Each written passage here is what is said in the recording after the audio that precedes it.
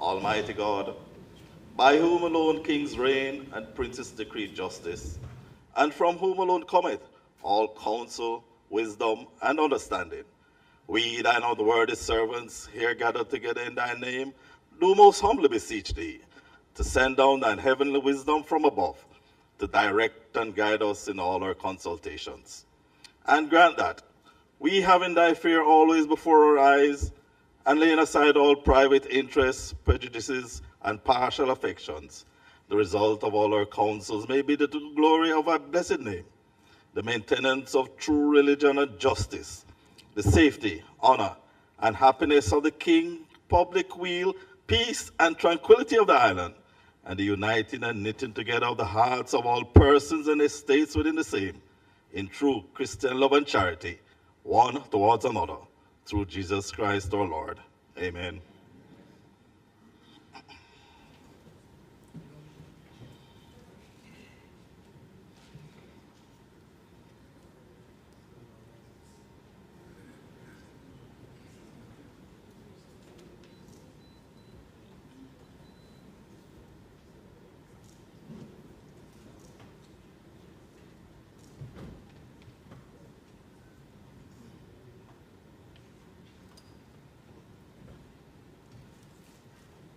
You may be seated.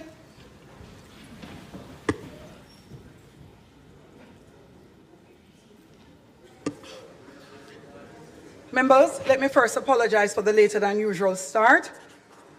I would like to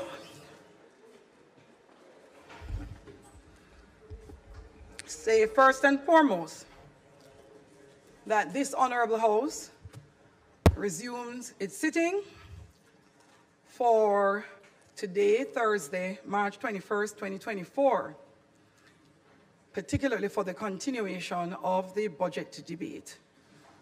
I would like to extend special welcome first to the mother of the Prime Minister, who is seated in the gallery.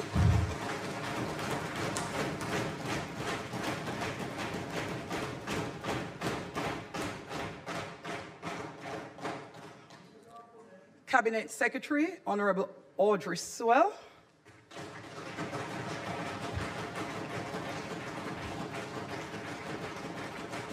Permanent Secretary in the Office of the Prime Minister, Ambassador Rocky Mead.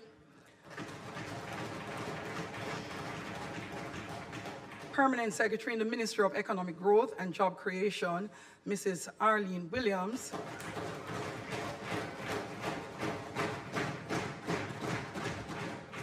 The many members of the Diplomatic Corps are seated in the gallery. Our own President of the Senate and other members of the Senate.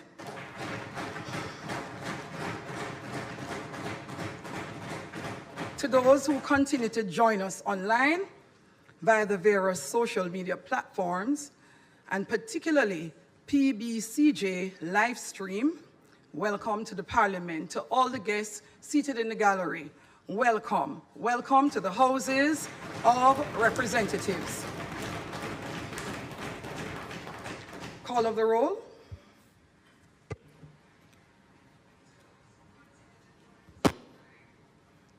Mr. Clark. Here. Mr. Bartlett. Mr. Holness. Here. Dr. Clark. Present. Dr. Chang. Present. Ms. Grange. Here. Present. Mrs. Williams. Mrs. Malawu Fort.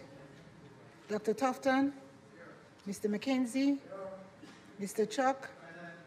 Mr. Vaz, Mr. Charles, Mr. Green, Mr. Morgan, here. Mr. Hutchinson, Mr. Terradon, Ms. Smith, Dr. Dunn, Mrs. Cuthbert Flynn, Mr. Main, Mr. Davis, Mr. Witter, Mr. Brown, Dr. Brown-Burke,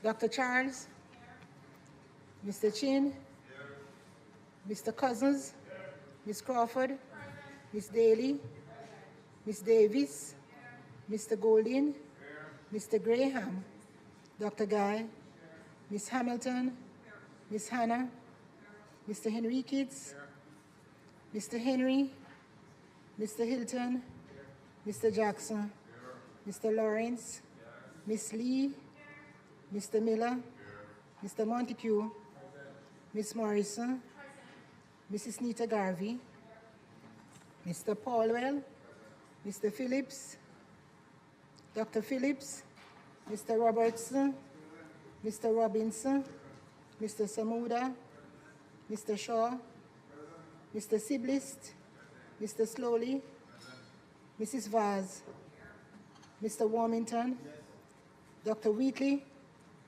Mr. Williams, Mr. Wilson, Mr. Wright.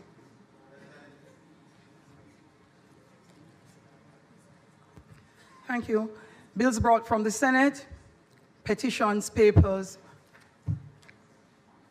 House Leader, I'm rushing along, I'm sure, because of our late start. Madam Speaker, Clark, could you please turn your mic We'd off? like to join you in welcoming the mother of our Prime Minister here to welcome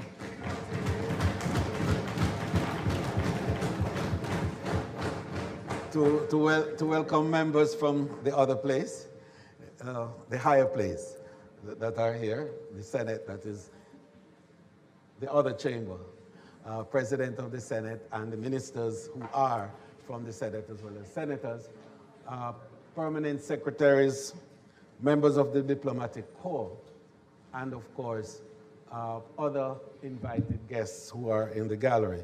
Today promises to be a very momentous day for all of Jamaica and definitely for this honorable House. Madam Speaker, the agenda as is put forward will flow as per stated.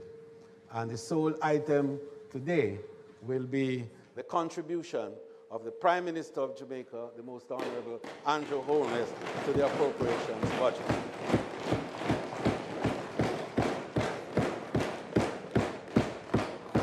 In that context, Madam Speaker, I invite you to proceed with the matters of business. Thank you, House Leader. Statement by ministers, bills brought from the Senate, petitions, papers, reports from committees, notices of motions given orally, questions and answers to questions, motions that may be made at the commencement of public business requiring notice, motions relating to the sitting of the House, motion for leave to introduce bills, presentation of bills without leave of the House first obtained. House Leader, I would like to go directly to public business as it relates to the budget, and if there are, in fact, any documents additionally to be tabled, then we will recommit announcements as required. Thank you, House Leader. I concur fully with that procedural approach, and may I invite you to ask the Prime Minister to make his contribution at this time.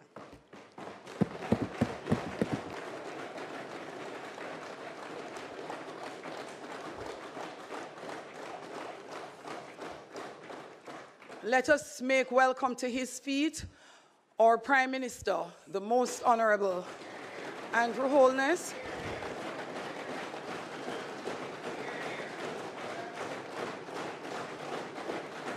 Minister of Defense,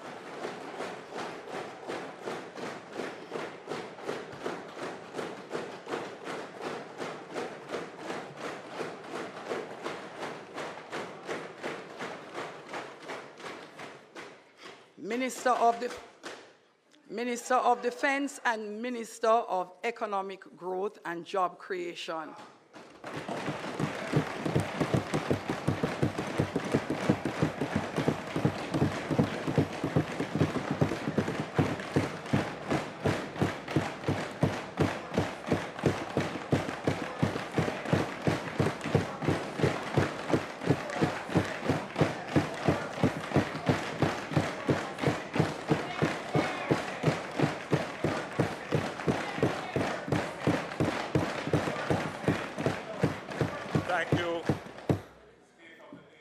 Thank you, Madam Speaker. Thank you, honorable members, senators, and former members seated in the well. excellencies in the diplomatic corps, Jamaicans here and in the diaspora, listening, watching, and following on various social media platforms, distinguished ladies and gentlemen in the gallery, I thank the Almighty God for sparing us to see another day. We rejoice and we are glad in it. We give thanks for His countless blessings in our lives individually and on Jamaica as a collective. I want to thank my family for their love and support. Every time. In particular, Juliet.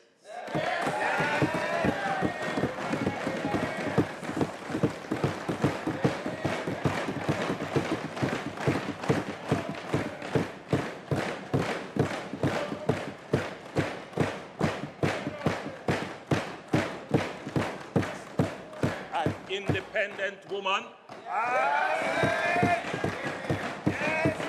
A self-made woman. Who has achieved all that she has on her own effort, in her own right.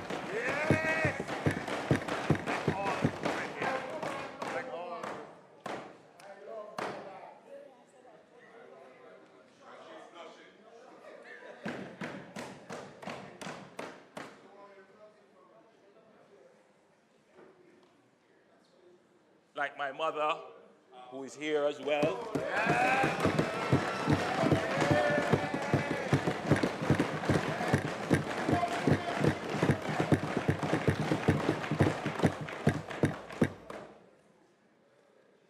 They know struggle.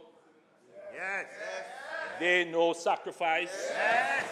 They know hard work. Yes. And they know achievement. Yes.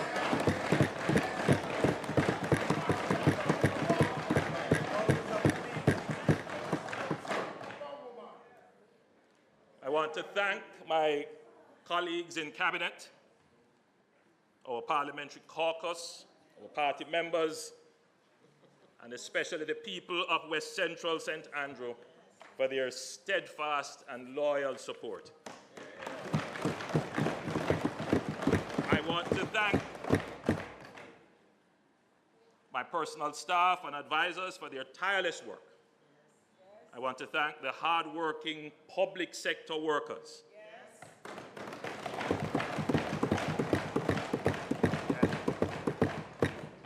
I want to make special mention of our board members who give voluntary service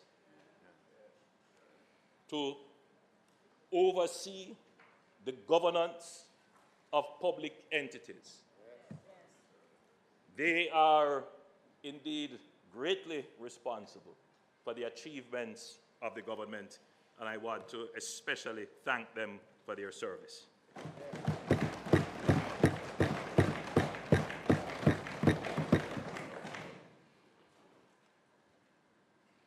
I want to thank my security detail.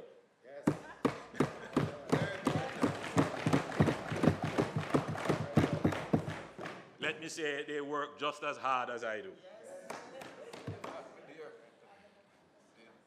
I also want to acknowledge all the people who follow and engage me on social media. I read some of your messages. I must tell you directly, I do. And I appreciate your support, your feedback, your critique and criticism. You know, there's one gentleman called Papa Nana. And there are many others, but I'll just call his name because he was very vocal in saying, I want to talk to the Prime Minister to alert me to the things that concerned him in the country. And I think Papa Nana may be very well here with us today in the gallery.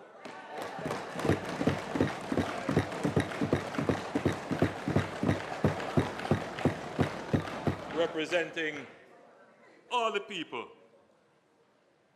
who give critical support to the policies of the government. Again, I want to thank them for their encouragement and their support. I say to you, keep on support, keep on making your critiques and your comments. I do appreciate them. It means a lot, and it makes me stronger.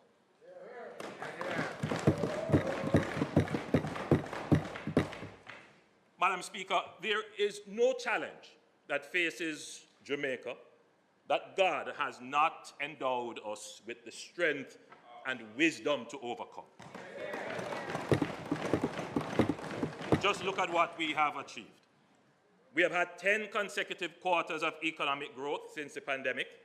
Prior to the pandemic, we had 20 consecutive quarters of economic growth. This is the longest unbroken period of economic expansion in the history of Jamaica. More Jamaicans have work today than any other time since independence. Unemployment is at a record low of 4.2%. And since 2016, 156,000 new jobs have been created. No other government has created that many jobs.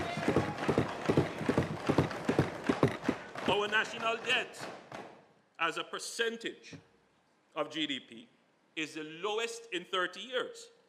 Just over a decade ago, it was the highest level in our history. All three major rating agencies, Standard & Poor's, Moody's, and Fitch, have upgraded their ratings to the highest levels in our history. 2 weeks ago, Fitch stated that robust fiscal management has contributed to a turnaround in creditworthiness following the 2013 distressed debt exchange that Fitch considered a default. Fitch went on to say that this represents the third largest decline in debt burden among all rated sovereigns over this period. Only Ireland and Iceland experienced a larger decline. There is no developing country that has achieved our rate of debt burden reduction over the last decade than what Jamaica has done. Jamaica is viewed as a shining star in this regard.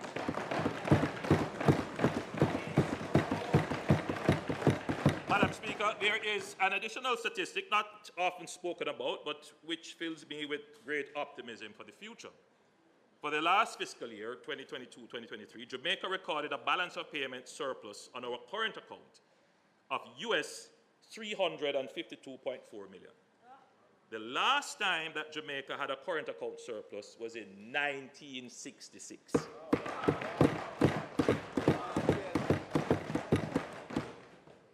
What this means is that for the first time since 1966, our exports plus net remittances exceeded imports. This is a good sign that we are heading in a sustainable direction of increasing exports relative to imports. For the period January to October 2023, Statin reported a 16.9% increase compared to 2022. So we're continuing the growth in our balance of payment. We have created a stable and robust macroeconomic environment of fiscal certainty, which supports employment and income generation, capital investment, and increased economic activity. This has allowed my administration, the Andrew Holness-led administration,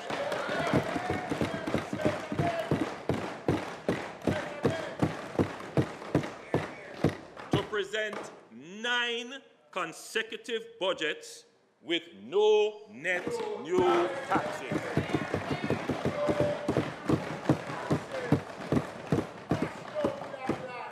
More than that, my administration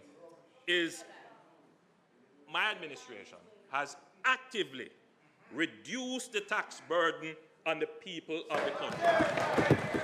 My administration has actively reduced the tax burden on the people of the country. In the 2016-2017 budget, we announced an increase in the income tax threshold from $592,800 to $1,272 effective July 1, 2016, and from $1,272 to $1.5 million effective April 1, 2017.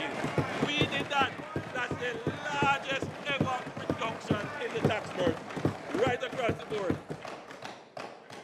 In the 2019-2020 budget, we increased the turnover threshold required for registration to pay general consumption tax. And we did that. We increased from $3 million to $10 million. Significant relief. We reduced the rate of transfer tax on property from 5% to 2% and replaced the ad valorem stamp duty with a flat rate of $5,000 per document. You think we did done? We increased the minimum estate value on which transfer tax is levied on a deceased person's estate from $100,000 to $10 million.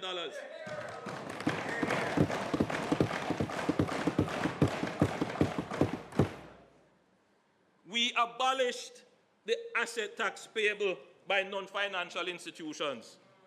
We abolished the minimum business tax of $60,000 per annum. In the 2020 to 2021 budget, we reduced GCT from 16.5% to 15%. A massive reduction. Facts. We reduced the rate of asset tax on financial institutions from 0.25% to 0.125%. In 2020-21 to the 2022 budget, we removed the custom administration fee, the CAF, on export declarations with an export value of less than $500. And in this budget, we have again increased the income tax threshold from 1.5 million to 1.7 million and increased the pension relief and age relief from $80,000 each to $250,000. We also increased the de minimis value of imported goods for custom purposes from US $50 to US $100 and the duty-free allowance for inbound passengers from $500 to $1,000 US dollars.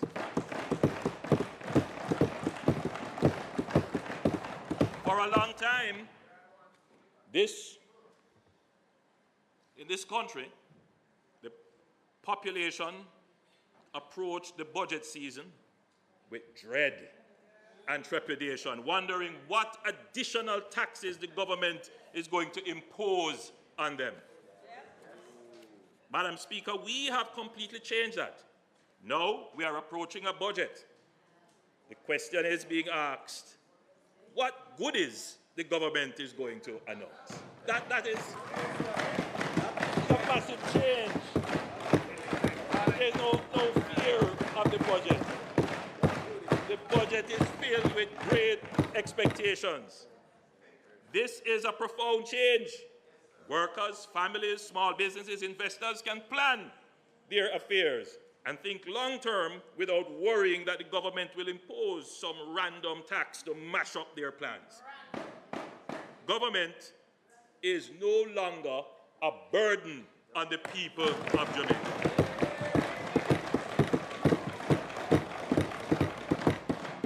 It puzzles. It is a puzzle to the opposition how a government can eliminate some taxes completely, relieve a significant number of persons from paying taxes, reduce the tax rate itself, and still have more tax revenue collected.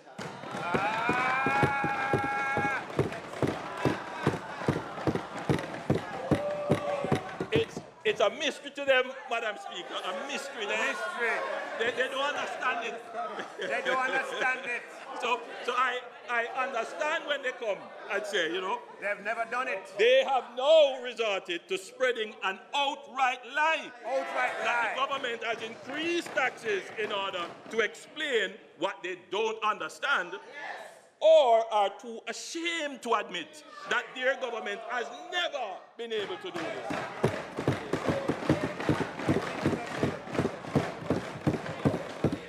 They cannot admit that more Jamaicans are employed now than at any other time in the country's history. So more Jamaicans have income and purchasing power. The new hotels that have been built, the new BPOs that have been constructed, the new real estate projects that are being constructed, the new small businesses that have opened up, all have been contributing to the tax revenue. Moreover, wage levels have increased, and more persons are seeing the benefit of joining the formal economy by being compliant and contributing to the tax pool. The government, in turn, takes these tax revenues and returns it to the citizens in ways that increase the quality of life. We have increased public sector wages. We have increased expenditure on national security, health, education, water, pensions, and social security. Moreover, we have used your taxes to bring down debt servicing, which creates more room to spend on the things that matter.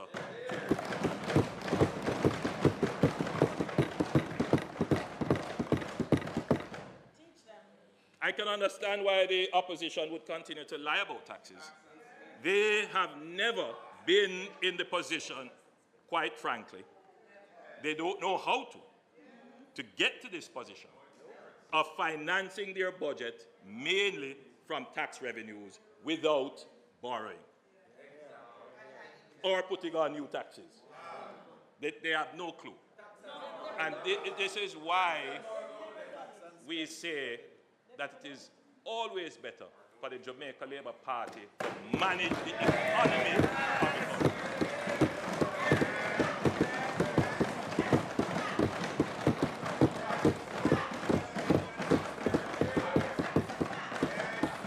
The debate has now moved on to how the dividends of good stewardship of the economy should be spent. Yes. That's where the debate is at now. They will never come and tell you how they will earn the revenue. What they will come and tell you is how to spend the revenue.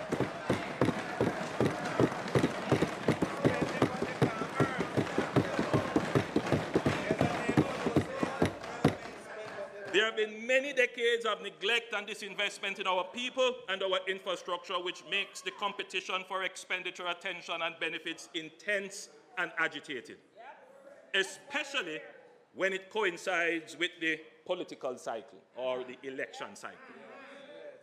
Everything is a priority now. Yes. In such an environment of expectation and frustration, it is easy for the opposition to make wild promises without considering cost, to want to spend the dividend of skillful stewardship of the economy that they did not create, to play upon the emotions of people and abandon reasonableness and fiscal prudence. That is what they want to do. The pressures to run with it are not limited to opposition parties. Internally, governments face the same pressures. In fact, even more.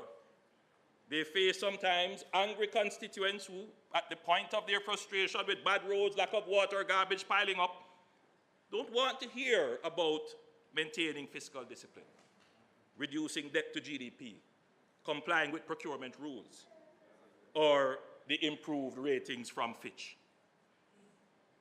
True. They put pressure on MPs No road, no vote. That's the reality. On this side and on that side, we face it. The pressure that existed in 2002 when the then finance minister made his now infamous statement of run with it, are the same pressures that exist today. Absolutely. In other words, the problems that we face didn't start in 2016. They have always been around. Yes. So the conversation which would want to make it seem as if problems have just started, it is unreasonable, it is unfair, indeed mischievous, and hypocritical. What should be clear to constituents and electors and to politicians is that the fundamental problem of a weak economy and slow government bureaucracy is not solved by running with it.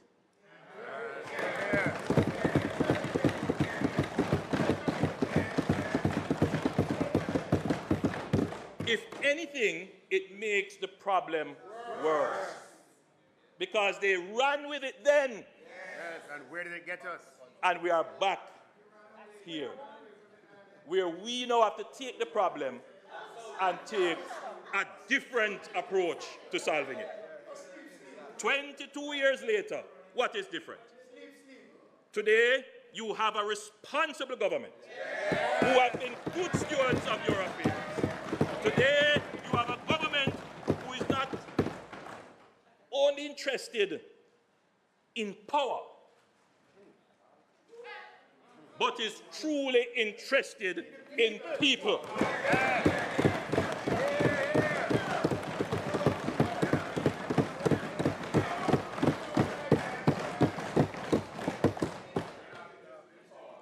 You have a government who will face the electorate Tell them the truth. with the truth about our difficult circumstances.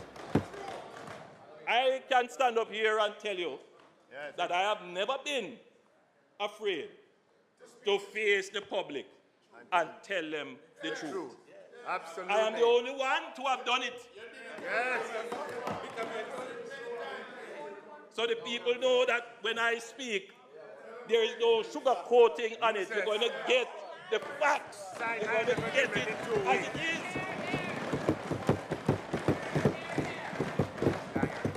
You're not going to hear any sweet words. Yes. You're going to get it as it is. You know why I do that? I do that because I respect you. Yes.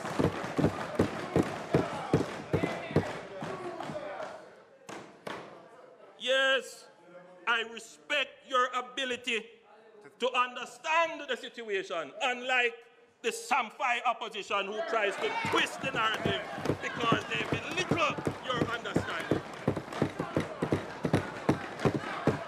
Samphire. Trickery. Deception. Today, Madam Speaker, Samphire.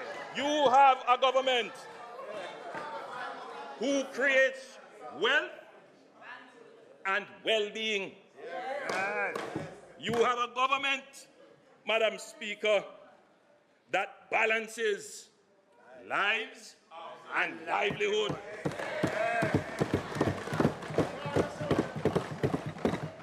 But I know you will like this one. You have a government that balances work and wages. Yes.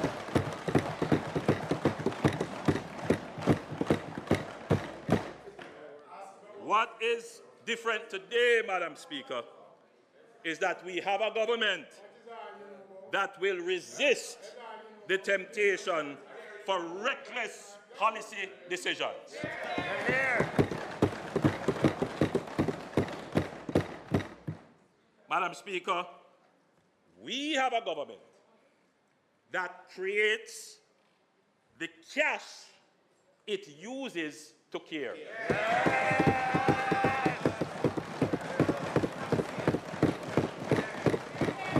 Today, we have a government that creates the cash it uses to care. Not a government that borrows the cash to care. Not a government that put on new taxes to show they care. No.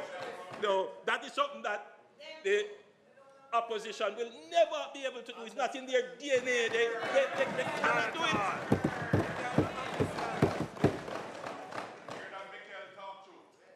This is high science for them.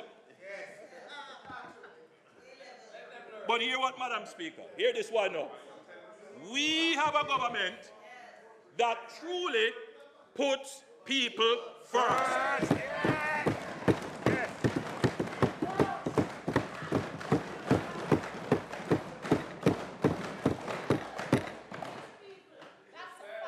Madam Speaker, the campaign for the recent local government elections was an opportunity for constituents and electors across the length and breadth of the country to express their frustrations, agitations, and grievances.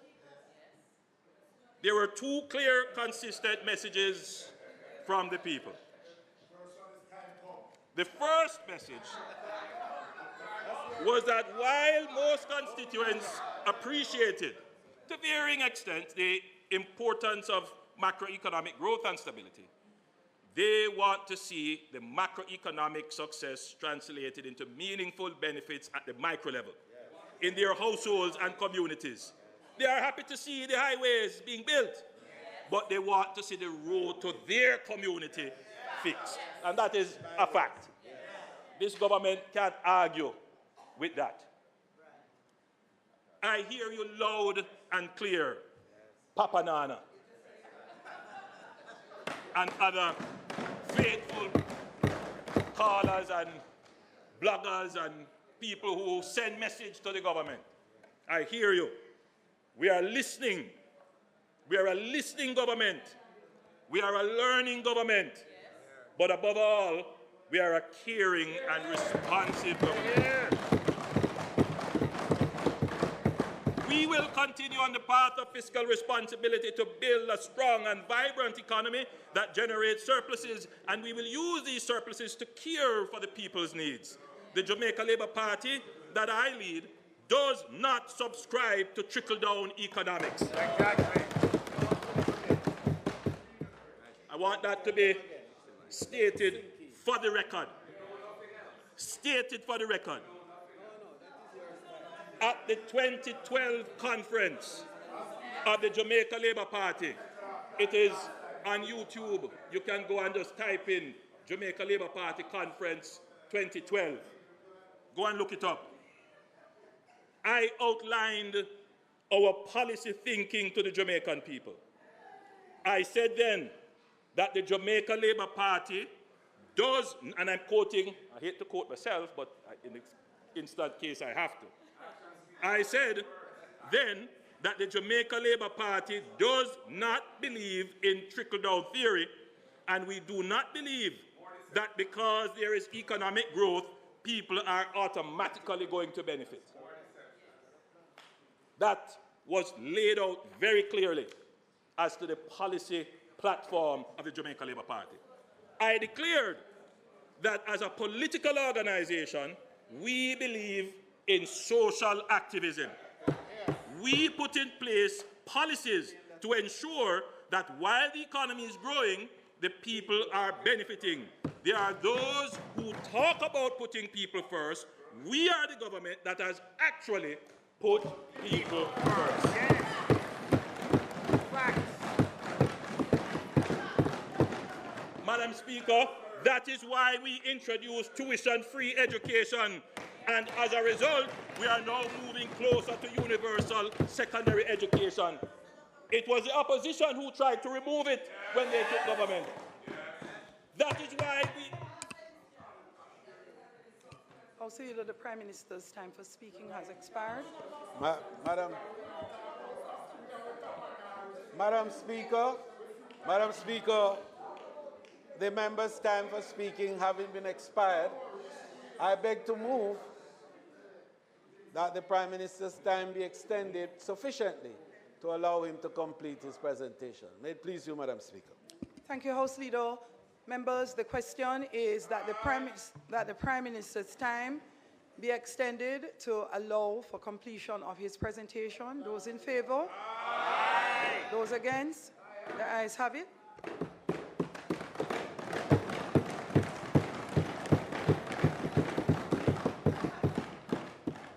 Madam Speaker, that is why we introduce free access to health care that improve the health-seeking behavior of Jamaicans.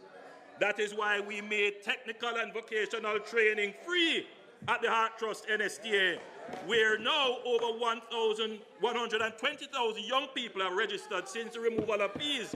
That is why we have consistently increased the various tax thresholds to free more Jamaicans from taxation. That is why we introduced a social pension for seniors over 75 who are not NIS contributors. That is why we are introducing unemployment insurance. That is why we have removed the guarantors from student loans. That is why we give a subsidy on bus fares to cushion the impact of inflation on commuting public.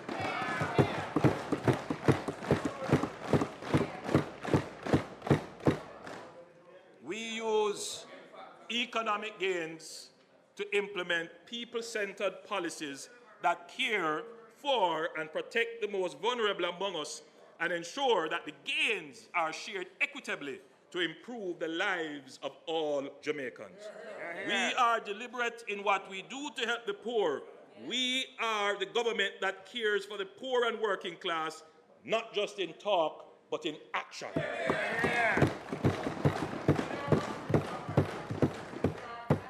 Madam Speaker, the second message from the people was that while they see progress, they have been waiting for a long time and want to know when it is going to be their turn. We all know that the pain points which frustrate the poor, garbage collection, bad roads, lack of water, they have existed for decades. They know that my administration is building the economy that provides the resources to address the pain points systematically and simultaneously. Because of our skillful management of the COVID-19 pandemic, some may have forgotten that some of our plans and programs were severely derailed, and the government was forced to redirect its efforts and over $70 billion for pandemic relief, including $40 billion in the CARE program. That is just forgotten in the conversation. I mean, when you hear, the opposite side speak, it's as if COVID didn't happen. Bring table to Parliament and leave out 2020. It's amazing. Take Jamaica for food. Come on, man. Come on. Better than that. There can be no greater testament to how far Jamaica has come 15, 16, than that we have withstood the worst global health and economic shock in 100 years and recovered stronger than we were before. To the point where today the pandemic is like a distant memory in the minds of Jamaicans. This administration has been the most resilient in Jamaica's history. Nevertheless, we understand that the people want their government to accelerate the speed of project implementation and the effectiveness of program delivery. Yes. In other words, the people want their government to increase its productivity. Yes. Here. And nobody can argue with that. Yeah. We must increase productivity. I have long recognized this, and I started the year with a mantra that Jamaica must focus on the twin path of building peace and increasing productivity to create a virtuous cycle of prosperity. Madam Speaker, despite the setback of the COVID pandemic and the ensuing economic fallout and the lingering inflation as a result, Jamaica is back on track. We are now entering a period of the largest and most sustained public investment in the history of Jamaica.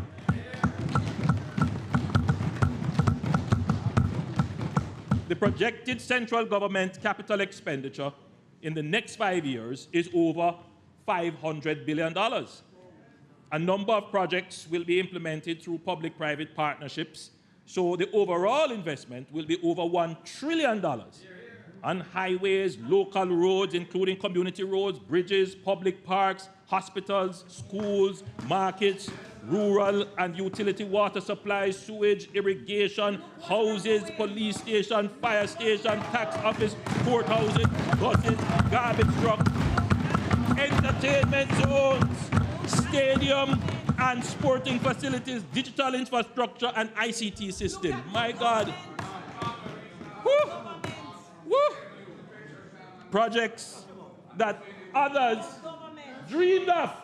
That is the bad mind, you know, Madam Speaker. That is the bad mind. Projects that others dreamed of. Look, listen, I always say, members, the brain is not all in one head. You can have great ideas. And if you have great ideas, I am a person that respects ideas. What I do, I give credit. But if you have a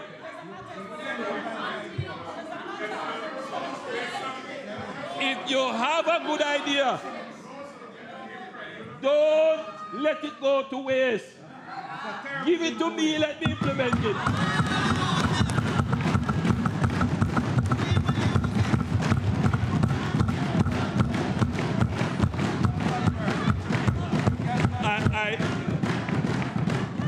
I thought about using an analogy, but let me try to see if it works. I am the best baby father for ideas.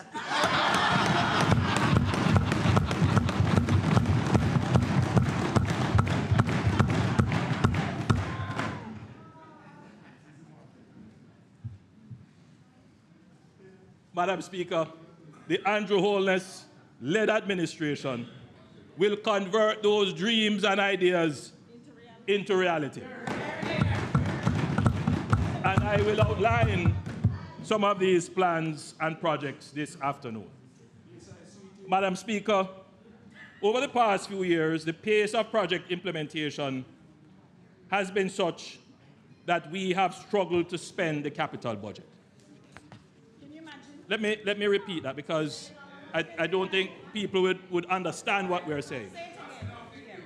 The pace of public sector implementation has been such that we can't spend quickly, efficiently, the amount that we allocate for capital expenditure. Two things are happening there, Madam Speaker. The first thing is that we have increased rapidly, this administration, we have increased rapidly the capital allocation. Secondly, we assume that the current state of the public sector would automatically adjust to this new pace. That is not the case. Government has to be instrumental in how it engages the public sector to move it to a new level of administration to match the capital expenditure that is coming. So I want to spend a little time here, Madam Speaker. We will not be able to implement all of these projects that we have mentioned at the pace required unless we increase public sector efficiency and productivity. Based on our long-term strategic planning of the economy, we saw on the horizon that low productivity, among other concerns such as shortage of skilled labor, would be a constraining factor for growth. With our existing level of productivity, our growth path can be defined as between 1% and 2% on average. If we were to secure a level of productivity to the point where we are able to spend the full capital budget and implement projects as scheduled, we could move our growth pathway to 3 to 4% conservatively over the next 5 years. This would mean a doubling of the rate of project delivery, which means getting better roads, water, hospitals, buses, garbage collection to the people than we are currently doing at the current rate. We knew that if we are to effectively deal with the productivity issue, we must address wages. Everyone knows that Jamaica has long been trapped in a vicious cycle of low wage, leading to low output, leading to low growth economy, which can only sustain low wages. You see that vicious cycle. Low wage, low output, low growth can only sustain low wages. The constant struggle of public sector workers is to bring their wages into reasonable alignment with market compensation and keep a pace with inflation. In the mid-90s, there was an agreement to move public sector workers to 80% of market. In the early 2000s, the government of the day implemented 2 tranches, that is in 2002, implemented 2 tranches of the salary increase for central government workers, including parliamentarians. 100% increase and another percentage at the time. But then had to suspend further increases and in fact implemented a wage freeze shortly thereafter in 2004. In 2008, the Bruce Golding administration brought teachers up to 80% of market and gave increases to some other sectors of workers. By 2010, a wage freeze had to be in effect. And by 2013, another wage freeze was put into effect, which lasted up to 2015, I believe. None of the attempts at aligning public sector wages to market treated with the entire public sector at once, and none of them were sustainable.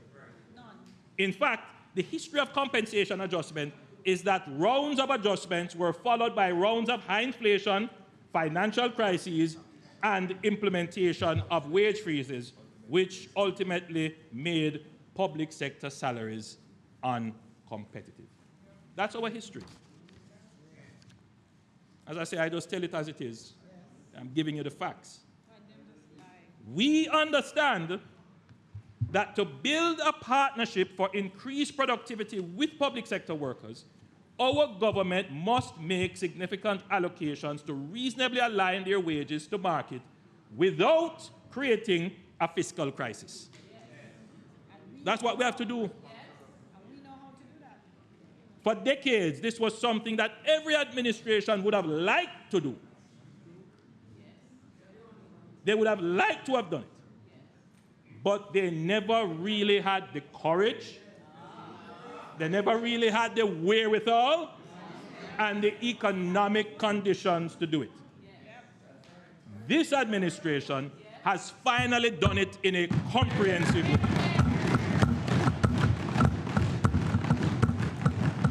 That is not to say that everything is now perfect. No, this is not what we're saying.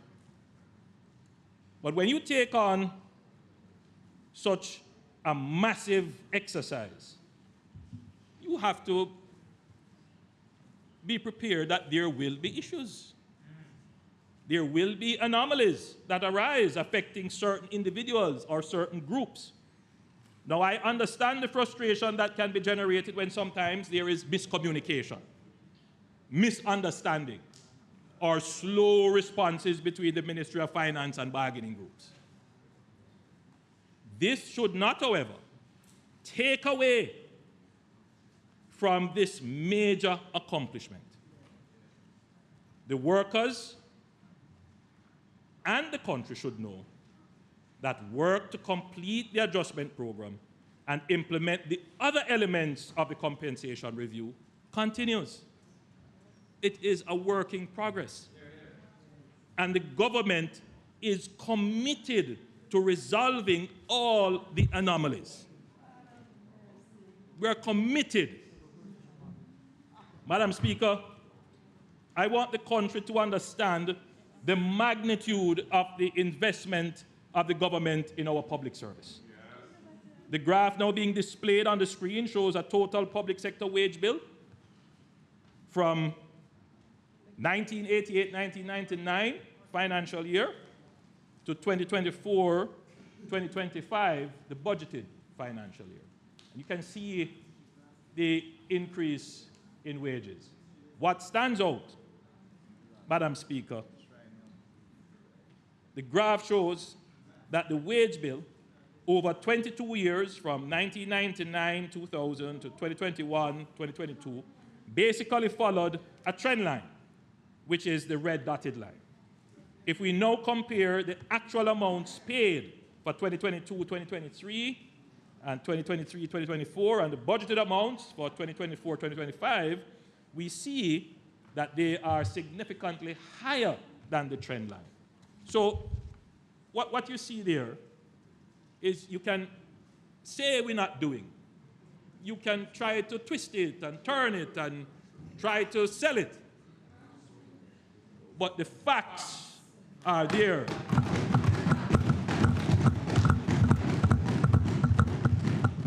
The compensation review was carried out over 3 years, 2022, 2023, 2023, 2024, and 2024, 2025. So the full impact of the restructuring is reflected in the budget for 2024, 2025. The total wage bill for 2021, 2022, which was before the restructuring exercise, was $241.75 billion. The total wage bill budgeted for 2024, 2025 is $442.05 billion. That is a significant increase of $200 billion, or 83% in favor of public sector workers. The effect of this is not only the immediate change in remuneration, but the restructured salaries create a larger base for pensions for public sector workers when they retire. The conversation currently going on doesn't take into account the better position that our public sector workers will be with a totally higher level of pension when they retire. Having increased the level of salaries, Madam Speaker, we must protect this new level from high inflation. Having made an adjustment, government policy must protect it. Because ultimately, that is what the public sector workers want. That's what every worker wants. They want their salary to be protected from inflation. It is a difficult balancing act because there are pressures that sometimes are forcing you to do things that could be inflationary. So government have to have, the discretion of Solomon, the wisdom of Solomon to manage this.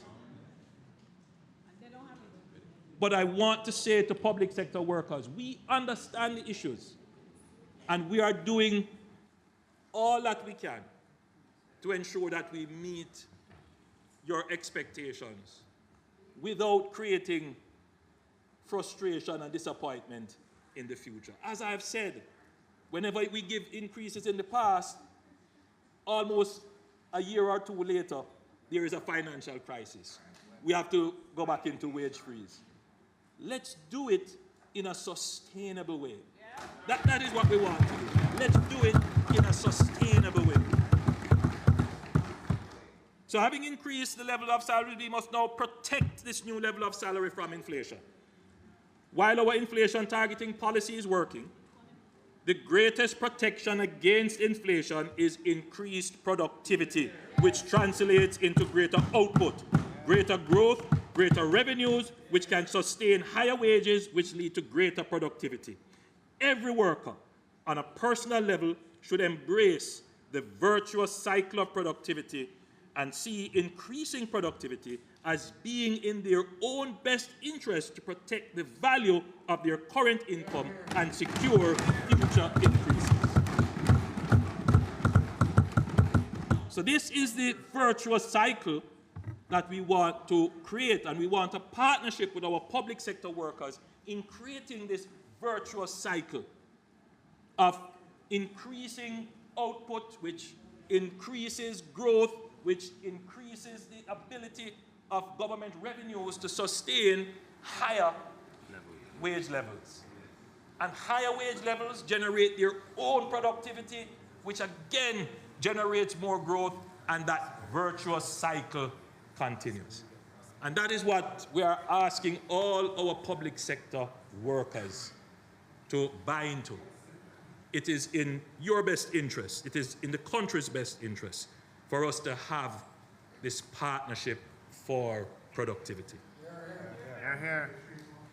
I know whenever the issue of productivity is raised, there is a tendency to want to blame or highlight shortcomings of the workers. Indeed, I'd raised the subject before, and somebody called me and said, Prime Minister, I don't want you to touch that subject because it's going to look like you blame the workers.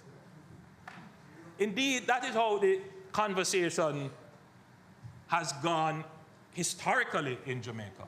When we talk about productivity, we never really talk about total factor productivity. We always talk about worker productivity. I want to change that, Madam Speaker. I want to shift Jamaica into a new mindset and a new consciousness around productivity. While there are issues, I know that when the Jamaican worker is motivated and the industrial relations atmosphere is copacetic, you will not find a more industrious and committed worker than our Jamaicans.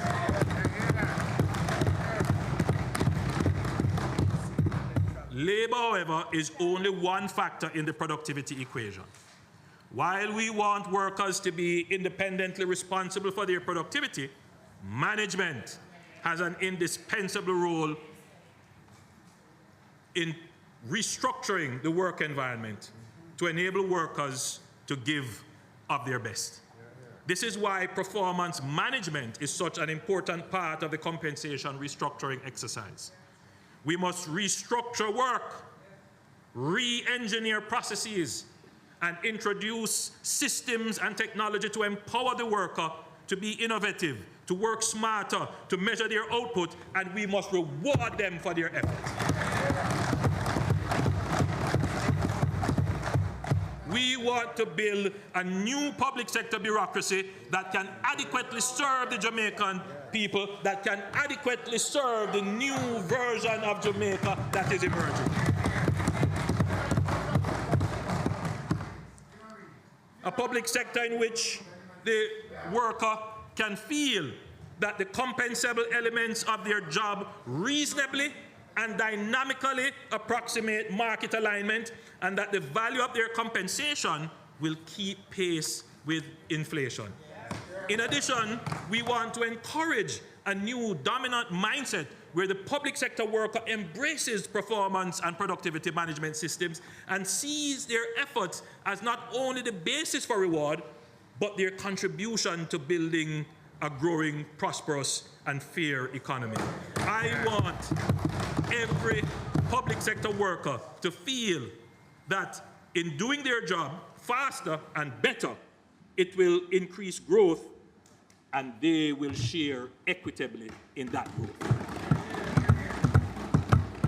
Madam Speaker, Jamaica is rapidly building out our rules-based institutions. This has created a complex web of laws, regulations, policies, circulars, and guidelines which can slow down, if not paralyze, the government. You know, Madam Speaker, several years ago, when I used to visit the lunchroom downstairs, a member from that side, who was then a minister, said this very thing to me. I have never forgotten it. I have written it down, and I've used it several times. In effect, these are not my words. These are words that were said to me by a member, a former member, not in the House anymore, a former member on that side. Because it is, there may be the belief that there is some political bias in the public sector. The issues for the public sector are structural. They are structural issues. And when we seek to correct them, you can't go with a political lens. We have to look at the real root causes of the problem, because the problem affects whoever is the government. Because I have heard that side complain as well about the structure of the public service. So we complain about it, but we are the ones with the authority to do something about it. And so if we have the authority, let's use it. And that is what I am doing. You can't quarrel with me that I'm not doing anything. You can quarrel about what I'm doing, but you can be sure that something is going to be done.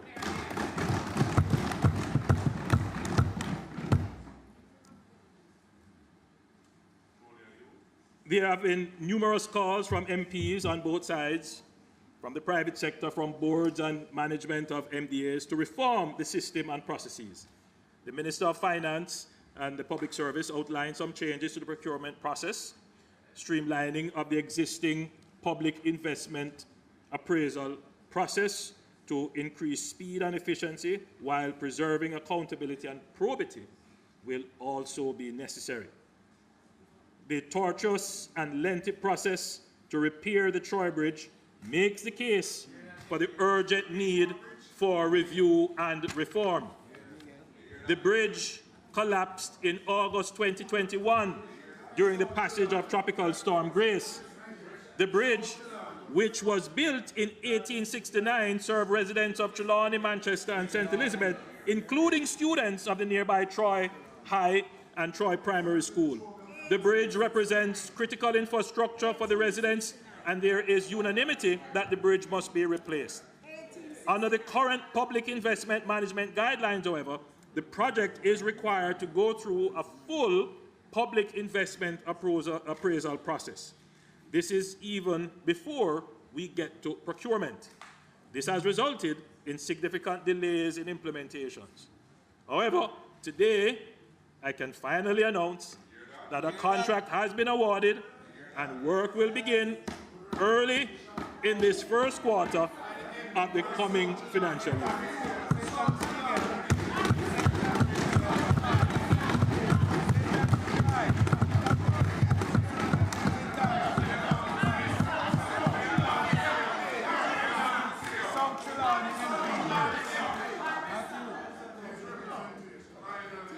Madam Speaker, this administration is pursuing productivity gains through digital transformation of government services. The National Identification System project has been very integral to building out the underlying public key infrastructure to support secure online services. The NIDS project has supported the rollout of the e-passport. Many people didn't know that. And the electronic immigration gates, which are now fully operational at the Sangster International Airport, and has assisted greatly in speeding up passenger flow through those airports. The e-gates are now being tested in the Norman Manley International Airport. The NIDS project made all of that possible.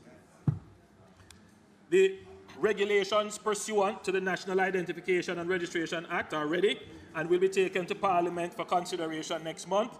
The Board of the National Identification and Registration Authority, NERA, chaired by the Honourable Custos Conrad Pitkin, is in place to oversee the operations of the National Identification System. So we are well now advanced in implementing NIDS. Madam Speaker, to roll out the National ID, 23 post offices across Jamaica will be renovated and used as NIDS enrollment sites. The procurement process for 8 of these, Montego Bay, Black River, Maypen, Santa Cruz, Falmouth, St. Anne's Bay, and Ocherius, and Mandeville, has been completed and work will begin shortly. The renovated post offices will double as digital service points, which will become dedicated areas for people to receive help and to have access to digital services free of charge. So,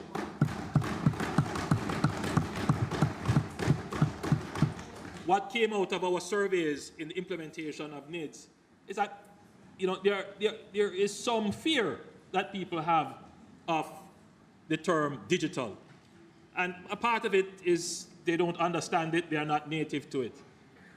But what we do find, and we saw this during COVID, is that once they get used to it, you can't get them off the phone. Particularly our elderly. Once they get accustomed to it, it is something that is fascinating to them, and they use it quite consistently.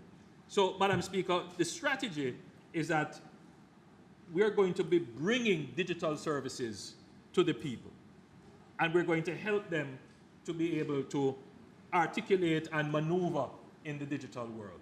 So, instead of having the post office being about paper, the post office will now become a digital service center. So you will go and register for this, but you will learn here about the digital world.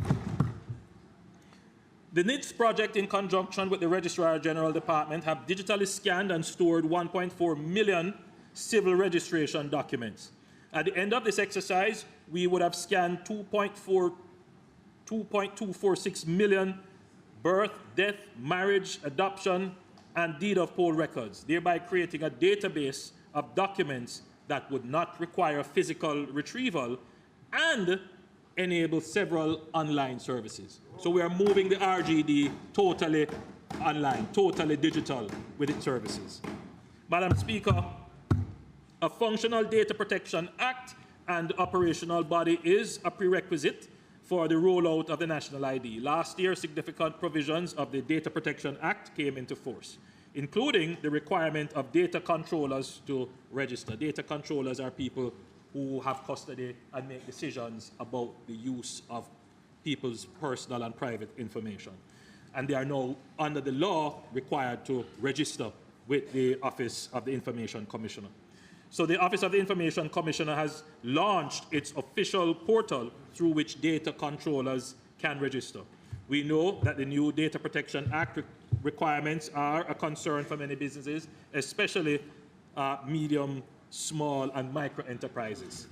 Last year, we granted a further 6 months extension for data controllers to prepare for compliance with the provisions of the Act. We are now actively exploring how we can provide further time, especially for MSMEs. To this end, the Office of the Information Commissioner will be following general international best practices for adopting a strategic approach to the implementation of the Data Protection Act. Upon the end of the grace period in June 2024, the Office of the Information Commissioner will only commence registration with controllers in the following categories: ministries, departments, and agencies of government, high-risk sectors such as financial, health, education, tourism, and ICT services, other businesses that conduct data processing on a large scale or that have a significant risk of prejudice to a large number of data subjects, and data controllers who are required to appoint a data protection officer. The Office of the Information Commissioner will publish the categories of controllers who will be required to be registered at the end of the extension, and persons can liaise with the Office of the Information Commissioner to clarify whether or not they need to register in June. Madam Speaker, we believe this approach balances the rights and interests of the people without placing an unnecessary regulatory burden on small businesses. We are a listening government, and we are doing what we can to address the concerns raised by implementing the Data Protection Act in a strategic and responsible manner.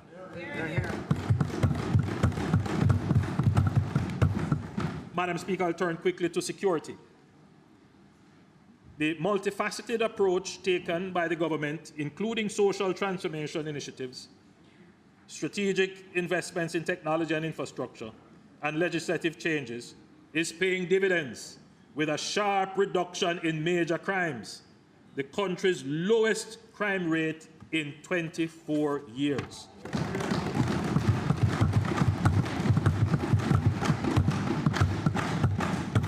Jamaica recorded a 10% reduction in major crimes, murders, shooting, rapes, robberies, aggravated assaults, and break-ins in 2023 when compared to 2022, and the downward trend has continued in 2024. Notably, the number of active gangs in Jamaica, this is very important, the number of active gangs in Jamaica decreased by approximately 36% in 2023 to an estimated 176 gangs, down from an estimated 276 known gangs in 2018. That is a massive reduction.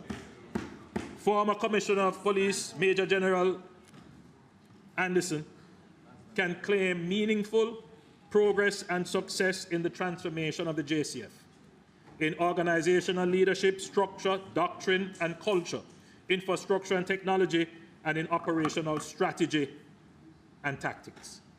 We are now beginning to see the positive impact of the transformed JCF as a force for good.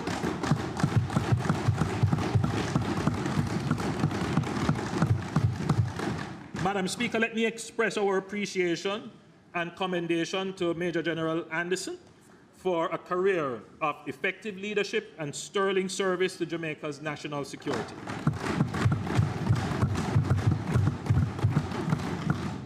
I also welcome Dr. Kevin Blake, our new commissioner, and task him to continue the transformation of the JCF. Madam Speaker, the government continues to invest significantly in the transformation of the JCF. We continue to build out the human resources of the force to keep ahead of attrition and to be commensurate with the law and order challenge through a robust program of recruitment and training of over 2,000 officers, which puts the force almost at its full establishment. That's the first time in a long time. We are procuring an additional 280 cameras to be installed in downtown Kingston under the Jamaica Eye program. That will create a security blanket in that area. We are investing approximately $650 million in the JCF's mobile network and microwave data network to improve its communication infrastructure, increasing island-wide coverage from 67% now to 90% by 2028. We continue to upgrade and renew the JCF's fleet with the procurement of over 1,600 motor vehicles to date.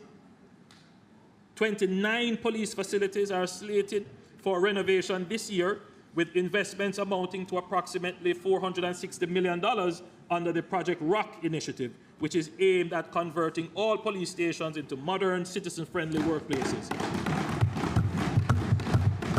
It has never happened before, you know. We intend to start construction of the St. Catherine Northern Police Station, and we broke ground for the Westmoreland Divisional Headquarters last Friday.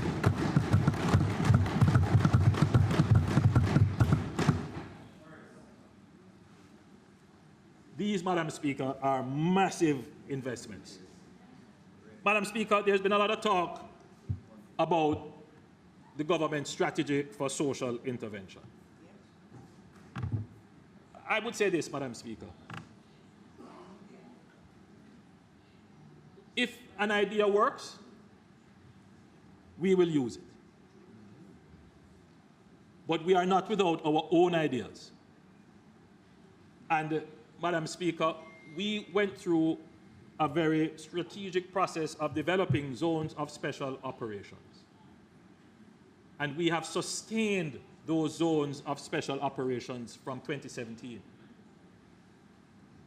I don't take away from the strategy that was employed by the opposition in their social intervention in crime-torn communities. You know, I actually did admire the citizen security strategy with the community. It's a basic, the community. Help me, Minister Chang. What was it? There's a basic needs. They had the inner city basic services. I thought that was a good strategy. I don't take away from the strategy.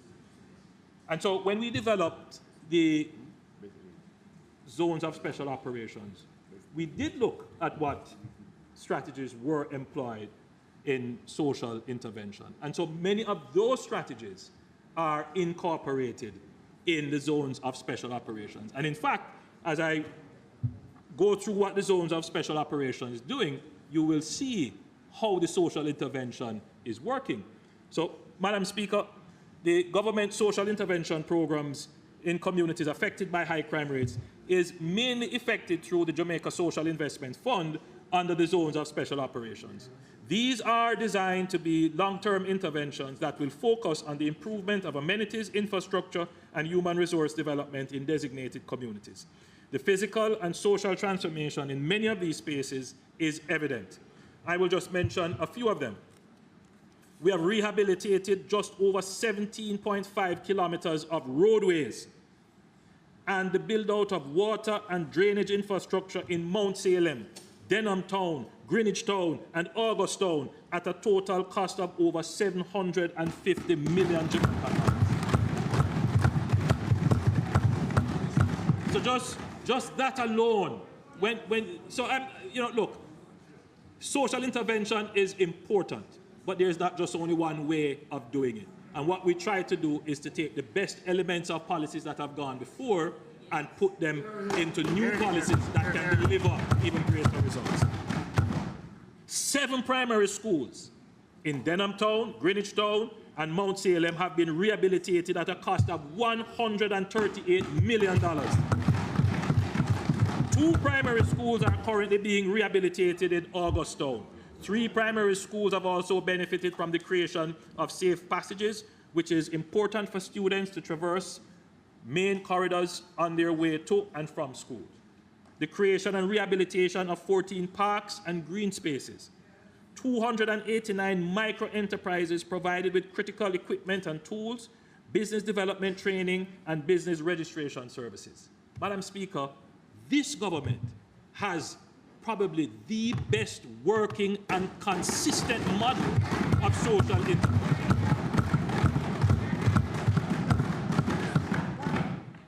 The zones of special operation have yielded success in the reduction of murders in 7 of the designated communities, namely Mount Salem, Denham Town, Greenwich Town, August Town, Norwood, Parade Gardens, and Savannah Mar.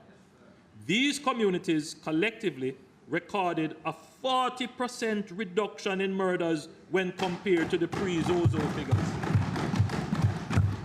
Not to mention reductions in all other major crimes in those areas. And in some communities, the reduction is as low as 20%. So the effect of the zones of special operation is significant. So I want to dispel this falsehood about government social intervention. Yep. Now, there is one thing that we have to address, where there is a policy difference between the government and the opposition, and that is the use of influential intervention. The proper term would be violence interrupters, right? Influential persons to interrupt violence. Now, I'm not closing the door on something like the Peace Management Initiative. I think it needs to be properly restructured, properly thought out. It has a place, and we will go back to the drawing board and see how we can bring it in. What we don't want is any legitimization of gang leaders to believe that they can pretend to be peacemakers, and then when they are in another space. So that's the only. So I think, Madam Speaker, if the opposition is strong on the point, we are willing to sit with them to work out how we can address that issue and restructure and reestablish the violence interrupters in a way that absolutely rejects criminals trying to parade as community leaders.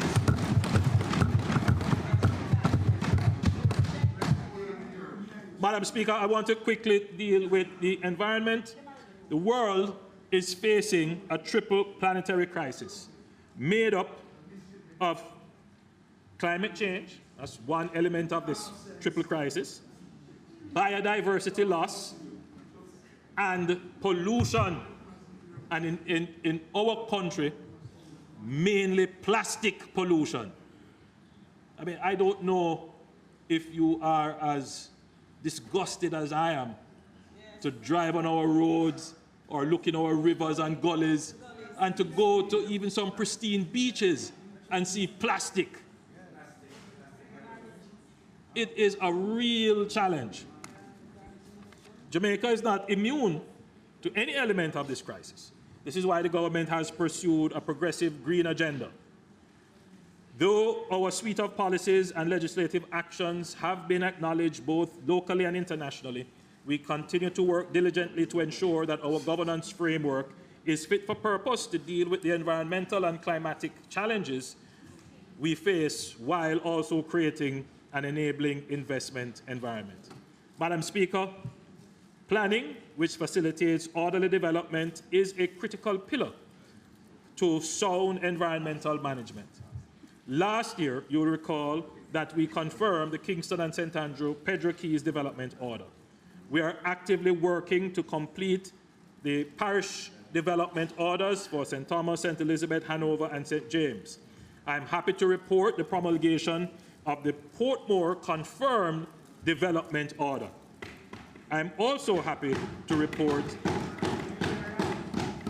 that NEPA has completed the master plans for Constant Spring, Halfway Tree, and Negril.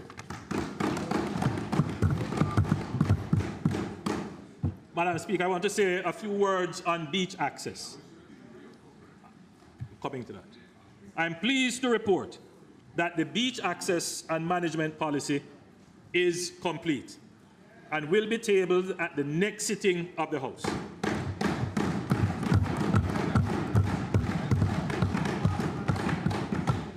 The policy seeks to ensure Jamaica's beaches are preserved and sustainably managed to present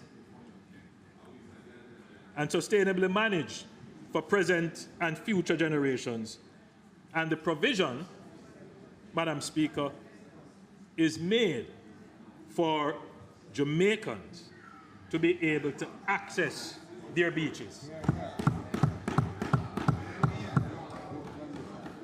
Madam Speaker, I'm happy to announce that the government will be upgrading a number of beaches across the island for public access.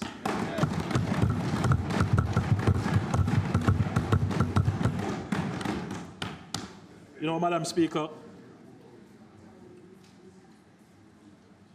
I've listened very carefully to the debate around beach access. I've had to do it because the policy falls under the Ministry of Economic Growth and Job Creation. And we have spent a lot of time going through the policy because the issues are fundamental. We are dealing with the rights of the people. We are dealing with people's prescriptive rights. We are dealing with property rights. We are dealing with people's right to enjoy their environment. and we have to go through all of them carefully. But one thing must be sure, we must be certain, and we must be unequivocal. Jamaicans are entitled to access their beaches. Absolutely.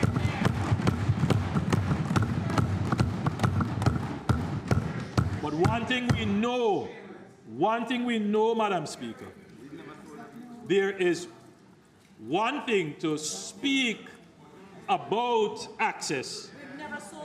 There is another thing, Madam Speaker, to actually Do it. enable access. So we believe everybody must have access, but we go a step further. Madam Speaker, I am happy to announce that the government will be upgrading a number of beaches across the island for public access.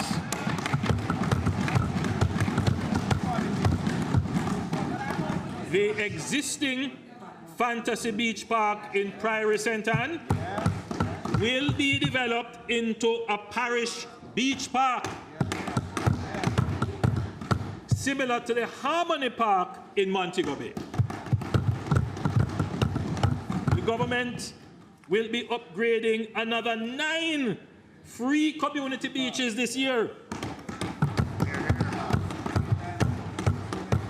Beyond 2024-2025 budget year, we will develop the Boston Beach Park in Portland.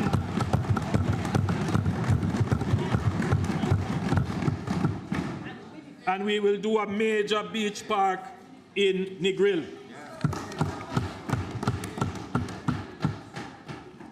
So others talk about beach access.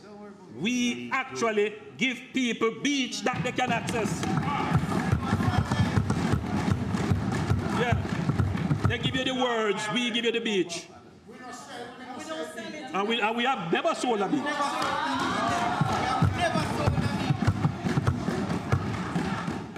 Where is Cornwall Beach? Madam Speaker, Jamaica is on the front line of the changing climate and shifting weather patterns. We have already seen the impacts of coastal communities with rising sea levels causing erosion, salt water intrusion in our water supply, and deteriorating soil quality.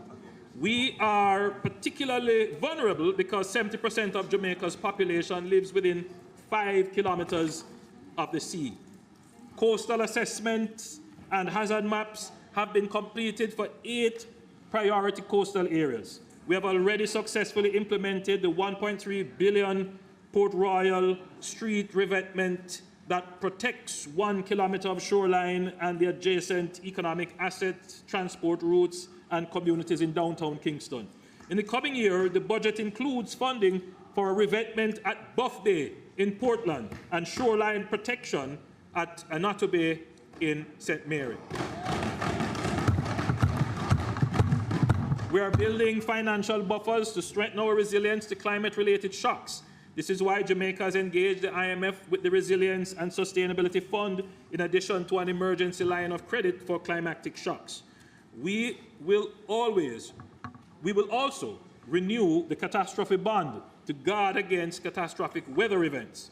Madam Speaker, this is an innovation that Jamaica is championing globally. Other countries are looking at Jamaica as the example of how to plan for shocks and make fiscal buffers and provisions.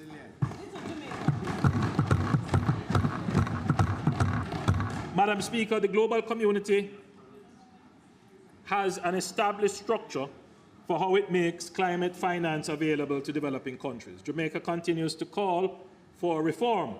However, it is using the existing structures to enable access to finance for decarbonization and adaptation. Madam Speaker, I'm proud to report that our Development Bank of Jamaica has been accredited by the Green Climate Fund as a national direct access entity that allows for application and implementation of large climate projects of over US $250 million. This accreditation is the largest received for any national entity within the Caribbean. Madam Speaker, that the Climate Fund can look at our little Jamaica, our little development bank, and say, you guys have done so well. We can put money with you. That's a big endorsement. As I said earlier, we are not all satisfied with the heavy bureaucratic process. But you know what, Madam Speaker? We have complied with it. We have demonstrated that we have the capacity to comply, and that is the reward for developing that capacity. So yes, it is a torturous process, but once you have developed that capacity, at the end of it, you will get the rewards. Madam Speaker, one of the most, and what it means is that we now need to actually develop the capacity to develop the projects to benefit from the funding. That's the next step now. Because the government will develop projects, and I'm sure other entities will develop projects, but these projects have to be at a very high standard. And so we have to develop that capacity now. And I'm sure that we will do it. So you're going to see more expenditure within our economy that is climate related. And that's a good thing. So excellent. Madam Speaker, one of the most significant steps that can be taken to halt the reverse of biodiversity loss, to halt and reverse biodiversity loss, is the protection of both 30% of our terrestrial landmass and territorial waters. The 30 by 30 target was established in the Kunming-Montreal Global Biodiversity Framework adopted in December 2022. Jamaica is well poised to complete declarations facilitating legal protection of more than 30% of our landmass by 2025, as we are currently at approximately 25%. This has been made possible by the declaration last year of the Black River and Pedro Keys protected areas, both declared under the NRCA Act. I'm happy to announce that today I will table Jamaica's Omnibus Protected Areas Green Policy Paper. Madam Speaker, and you have them there. Madam Speaker, in the coming fiscal year, we will complete declarations of protection under the NRCA Act for the following 5 areas. Canoe Valley, which borders Manchester and Clarendon, Montpelier in St. James, Long Mountain, St. Andrew, Industry Cove, Hanover, and Bengal, St. Anne. Madam Speaker, all of the areas identified were designated as ecologically sensitive areas during my last presentation in the budget debate. Additionally, your government will declare 23 parcels of Crown land as forest reserves or forest management areas under the Forestry Act in 2024-2025. Madam Speaker, it is also to be noted that we completed our protected areas regulations in this fiscal year, solidifying the framework to be used for management of these areas. Madam Speaker, the Ministry of Economic Growth and Job Creation will collaborate with the Ministry of Agriculture, Fisheries and Mining to increase the island's network of fish sanctuaries by expanding existing ones and establishing new sanctuaries under the Fisheries Act. We will also pursue amendment for the marine park regulations to simplify the administration of user fees.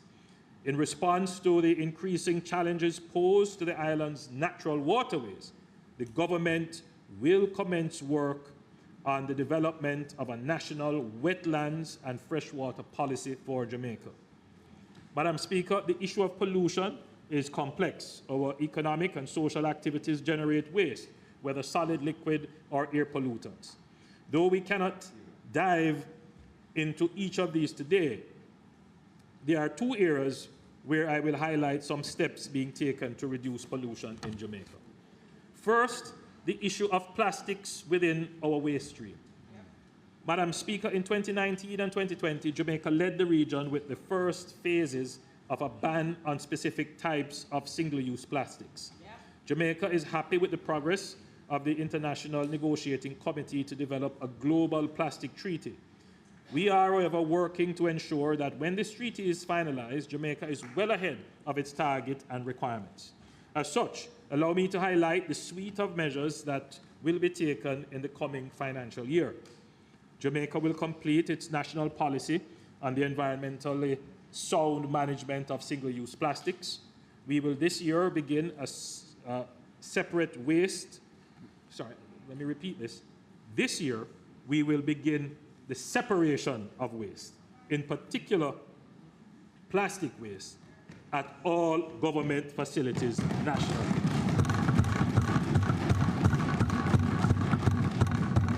Jamaica will also enter phase 4 of the ban on some plastic materials on June 1 of this year.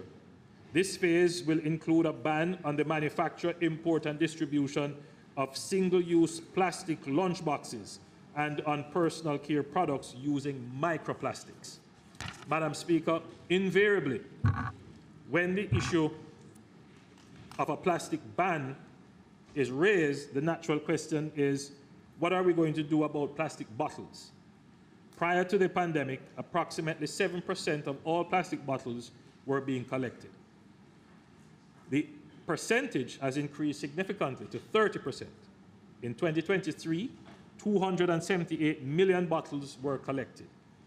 5 years ago, it was only 60 million. We will continue to work with the National Solid Waste Management Authority and recycling partners of Jamaica to ramp up collection for recycling. And later on in the presentation, I will make an announcement about another strategy which we will put in place to truly deal with plastics. Madam Speaker, it is well known that the fines in both the NRCA Act and the Wildlife Protection Act do not function as sufficient deterrent to polluters, and in some cases, rogue developers. This is why your government will be tabling for debate amendments to raise the fines in both pieces of legislation from a 50,000 ceiling under the NRCA Act and a 1.5 million ceiling under the Wildlife Protection Act to a 5 million ceiling in both pieces of legislation for individuals, but $10 million for corporate bodies. That's a substantial increase. Madam Speaker, the relationship between sound environmental management and the health and resilience of our water supply is obvious. So today, I'm happy to table Jamaica's new watershed policy, which you have here.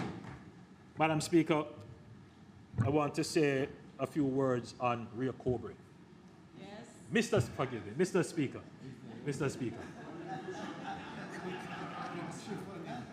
I want to say a few words on Rio Cobre. I've given instructions to NEPA to start developing a policy, that would see the banning of any waste or effluent being discharged into the Rio Cobre.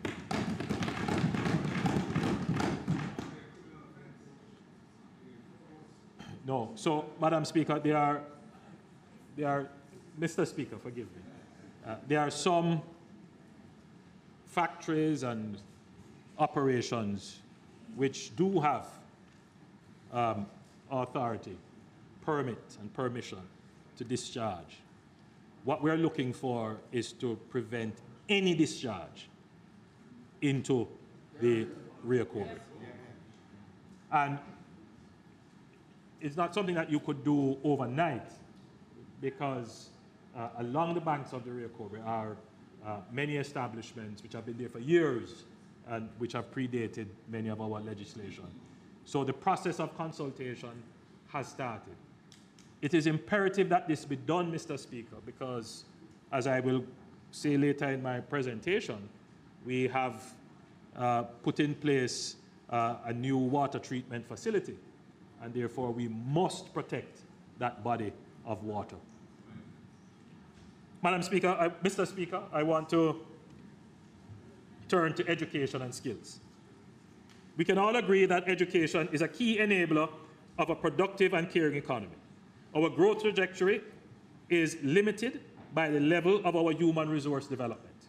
There is no doubt that our education system produces some of the brightest minds, pro-social, pro-growth, emotionally intelligent, and skilled citizens worker.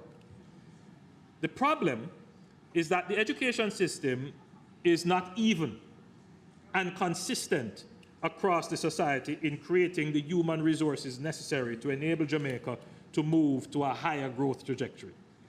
And the problem is exacerbated by a significant percentage of our best trained human resources migrating to build other economies. It is easy to make the observation that Jamaica has a low-wage economy. The more difficult question is, how do we attract higher-paying jobs? That's the real question. A part of the answer to this question is that we need to increase the level of socio-emotional intelligence throughout our society, and we must increase the level of market-aligned skills our workers possess. If every child leaving primary school was to be certified literate and numerate at the highest level, able to control their behavior, think critically and problem solve, and had a positive attitude towards society and authority, and if those children went on to secondary education and further enhanced those fundamental characteristics with functional skills and competencies in areas that support market demands, if they develop the confidence to be innovative and the freedom of thought to be creative, with a sense of social responsibility and good citizenship, Jamaica would have a different look and feel.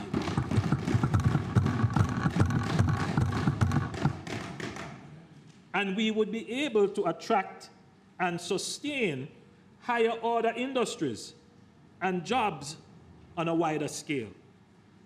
This is why we undertook a review of the education and training system to inform our plans to transform it. The transformation of the education system is underway.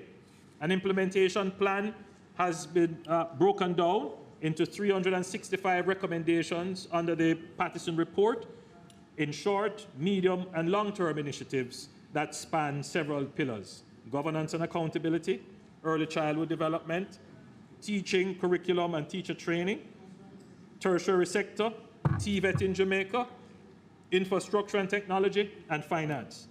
Madam Speaker, I want all stakeholders to appreciate that transformation of the education system is a massive undertaking. The system comprises 1,010 public schools, 2,400 early childhood institutions, 500 prep and private schools, 21 tertiary institutions, 600,000 students, 25,000 teachers, and more. There have been several attempts at transformation over the years with varying degrees of success. We have learned from these past efforts. The comprehensive transformation that we are all seeking is going to take time, and we are proceeding in a structured and sustainable way.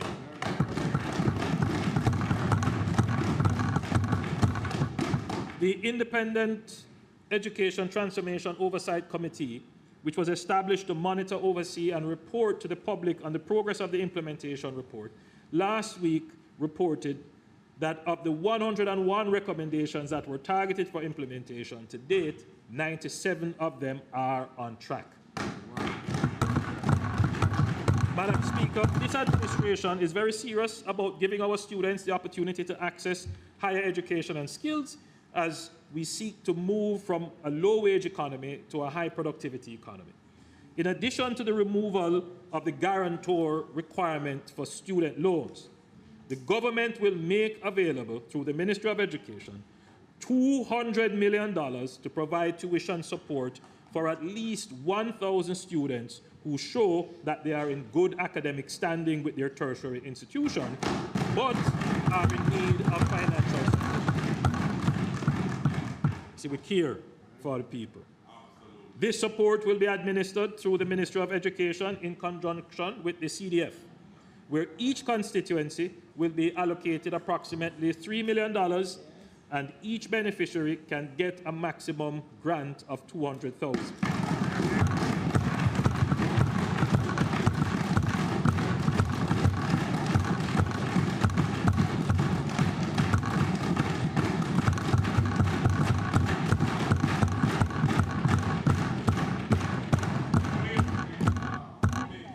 Madam Speaker, I now turn our focus on Heart Trust NSTA. The Heart Trust was conceptualized by the Most Honorable Edward Seaga in 1982 with the mission to reduce unemployment and create a dynamic and skilled labor force in Jamaica.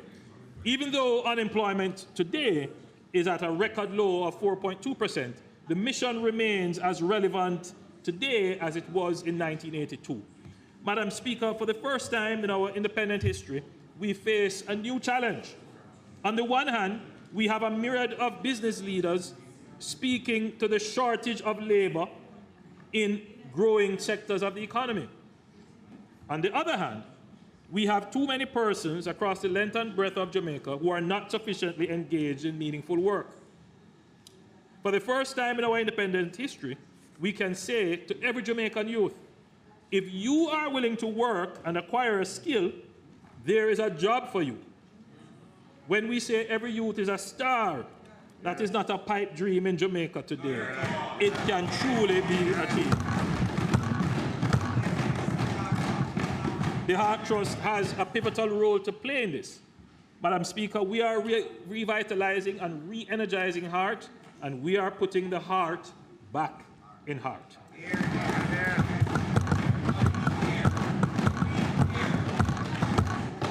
Madam Speaker, last year I announced the Learning and Investment for Transformation LIFT program designed to provide secondary school leavers with structured assimilation into the workplace.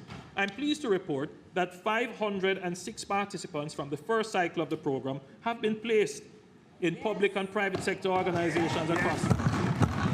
They are currently developing on-the-job skills while earning a monthly income of $85,000, with $15,000 reserved as compulsory saving that will be released at the end of year one of job placement. The trainees under the LIFT program come with a fairly high level of secondary level certification, but they lack work experience. The LIFT program is designed to improve their work readiness and prepare them for high-functioning jobs. Yep. An important component of the LIFT program is that the enrollees are assisted with social mobility documents. They will get their TRN, their passports, their NIS, and bank accounts will be open for them, and they get their driver's license.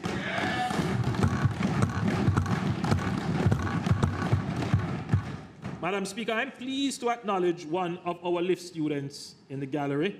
As you know, the LIFT participants are taken from all 63 constituencies, and the program was oversubscribed. With us today is Akila Simpson, who is from my constituency.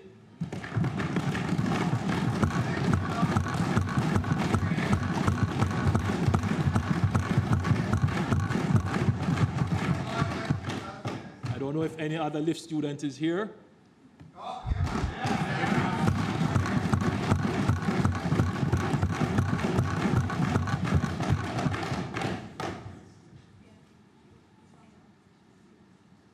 I gather that our LIFT student is from the constituency of the Leader of the Opposition.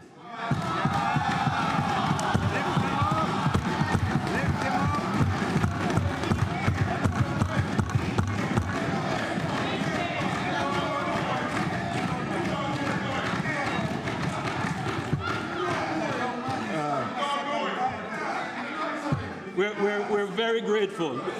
Yes, you would have submitted the name. Yes, yes. It's very important, and I just depart from my script here just for a minute, because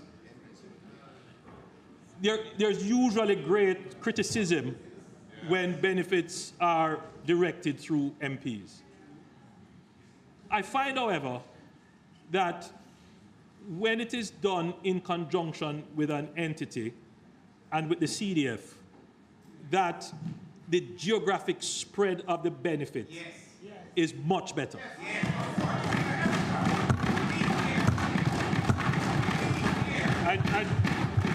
I don't want to in any way suggest that MPs can replace the central government in the distribution of welfare. But there are some projects where the MPs have a much better sense of what the need is. And so we have strategically done it in that way. And I find that sometimes the MPs are also very good motivators, because the entities oftentimes need somebody to intervene when there is a problem. So sometimes someone may apply for a benefit, they get the benefit, but then they stop coming. Who do you call to get them to come back? It's usually good when your member of parliament can get in touch and say, no man, I got you.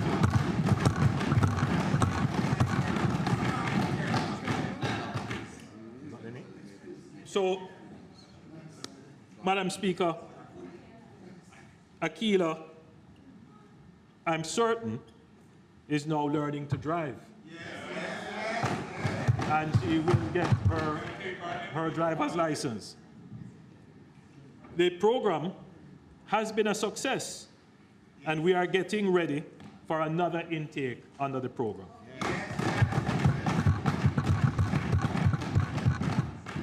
We empower our youth and let them know you can do it. Yes. You can do it. Yes.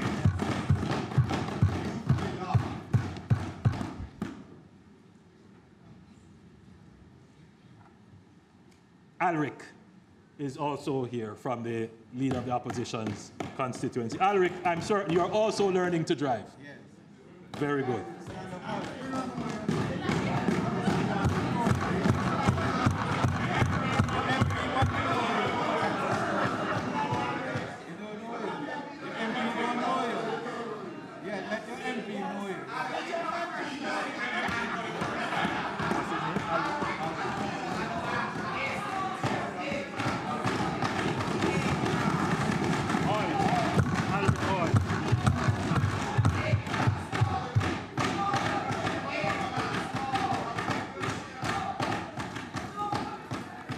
No, and so I just wanted to, I want to thank Alric and Akila for coming to the presentation today.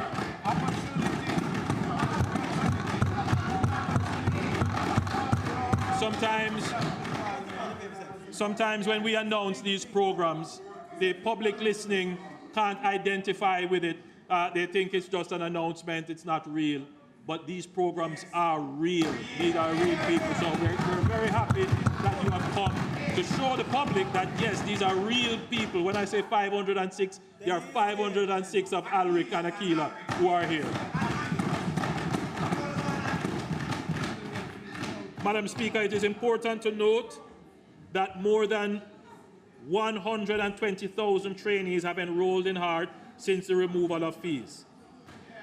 Using Statin's October 2023 figures, our labor force stands at 1,377,600 out of a working age population of 14 years or older of 2.1 million.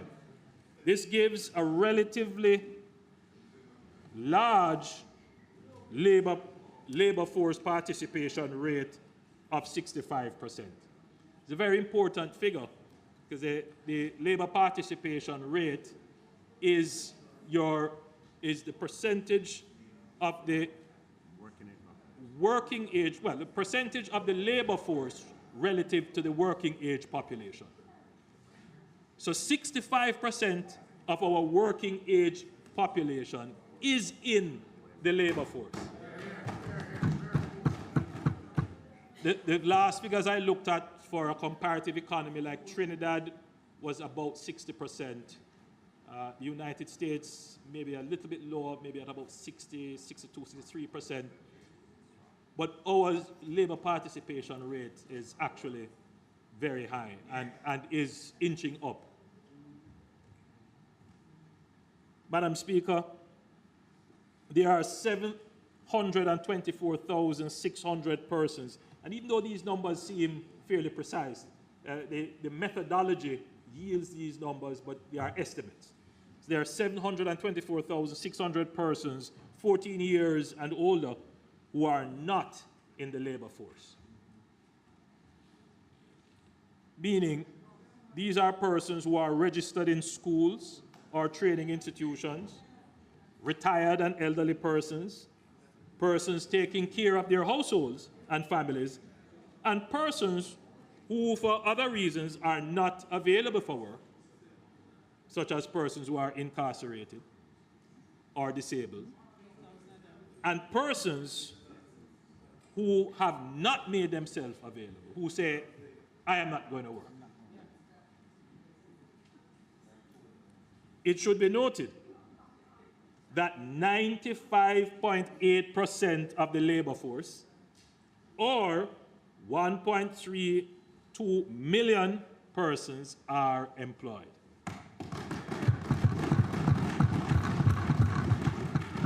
Think about it.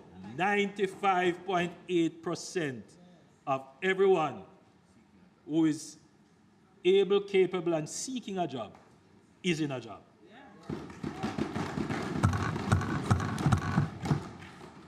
If you look at it from that perspective, you begin to understand the problem that the country faces. If the economy grows and job opportunities open up, where are we going to get the people from? So remember now, we have 724,000 persons outside the labor force. We have 4.2% who are unemployed, which represents 57,300 persons unemployed. Now, the member from St. Andrew South said, we must never contemplate importation of labor. Yeah, you said that, and I agree with you. I think we should do everything in our power right now to get all our youngsters, everyone who is available. We must get all of them, every one of them. We must get them into our labor force. We have too many of them. Too many. So, Madam Speaker,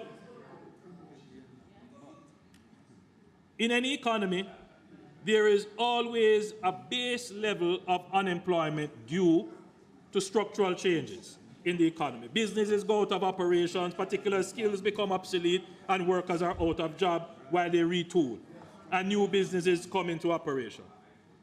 But there is also frictional unemployment, where the worker voluntarily changes job, and there is a lag between leaving one job and finding another. In addition to ensuring that labor is trained and constantly upskilled in relevant areas aligned to the market demand, in this era of virtual full employment, because that is where we are now. We don't say it, but technically that's where we are. Full employment. HEART must play the leading role in attracting persons into the workforce. As I travel across Jamaica, I come upon many young persons who should be working, who say they want to work. Some say they have certification. Some say they have skills, but they can't find a job. The youth that is 14 to 24, the youth unemployment rate in October 2023 was 12.6%, or 26,000 persons. So if you think about it strategically, if we're going to find new people to put in the labor force to get into jobs, we already have 26,000 persons that HEART needs to focus on to get them ready, to get them skilled, and to pair them with a job. So strategically, from a policy perspective, what we are going to do, right, is to focus on this area. We must find these young people and not so young people. We must find them where they are and we must develop programs to increase their employability. So in the short term, yes, we're going to try and really reduce this 26,000. Because they are the ones who say they are looking for jobs, but they can't find jobs. Because they are youthful, obviously they may not have skills and they don't have experience. And they may not have a work-ready attitude. And so we're going to target HEART into that area. So this year, the HEART NSTA Trust will introduce the Community Action for Rewarding Engagement initiative called, what does that spell? That's the CARE initiative. To reach every young man and woman who is not working and is not enrolled in a training program. HEART will be proactive in finding you and bringing you to the well of training.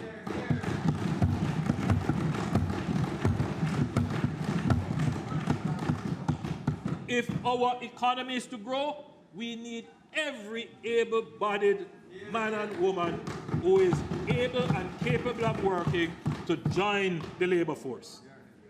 The CARE initiative will be activated in all 63 constituencies. Each member of parliament will be asked to identify 30 young persons from their constituency using predetermined selection parameters set by the program. A specialized team in HEART will go to their houses or meet them on the corner if necessary to engage with them and enroll them into the program that will enhance their employability.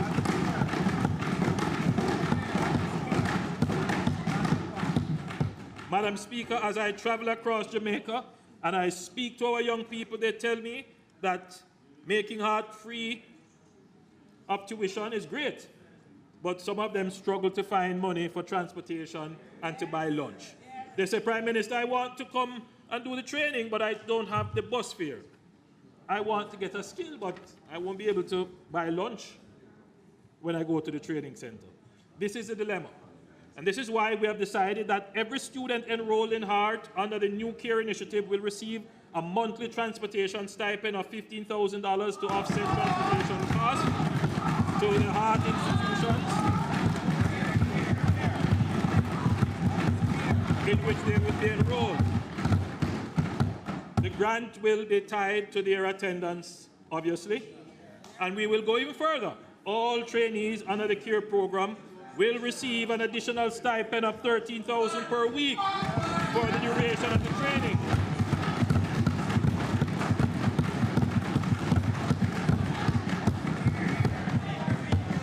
For some persons who will reach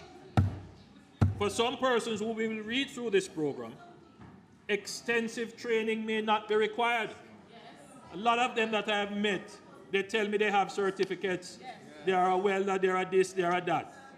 But you realize that in speaking to them, what may have been the challenge? Because I tell you, they go to interviews, there might be the challenge of the work ethic, the challenge of the interpersonal skills, the work readiness, and the workplace ethic skills. Those are things that we may have to work on. So the program may not necessarily have to cater to intensive training, but more work readiness skills. And if that is the case, this will also be done quite easily.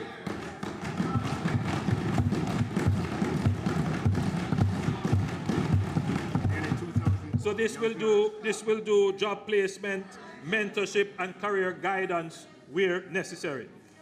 We recognize the urgent nature of the problem of shortage of skilled labor. I would go as far to say that it is now a national emergency. We need to do everything possible, including moral suasion and incentivization, to bring more Jamaicans back into the labor force. In this regard, though HEART must lead the effort, it cannot do it alone. HEART will partner with well-structured and accountable entities on initiatives to attract and train more Jamaicans to the workforce. HEART Trust is currently partnering with Project STAR. Let me repeat that.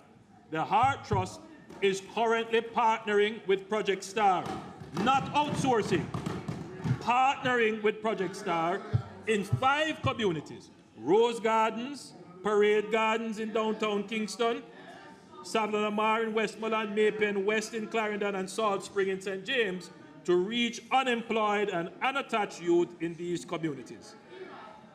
Last year, I announced that HEART will partner with the JDF to add a component to the Jamaica National Service Corps program to leverage the excellent training and character development capabilities of the JDF.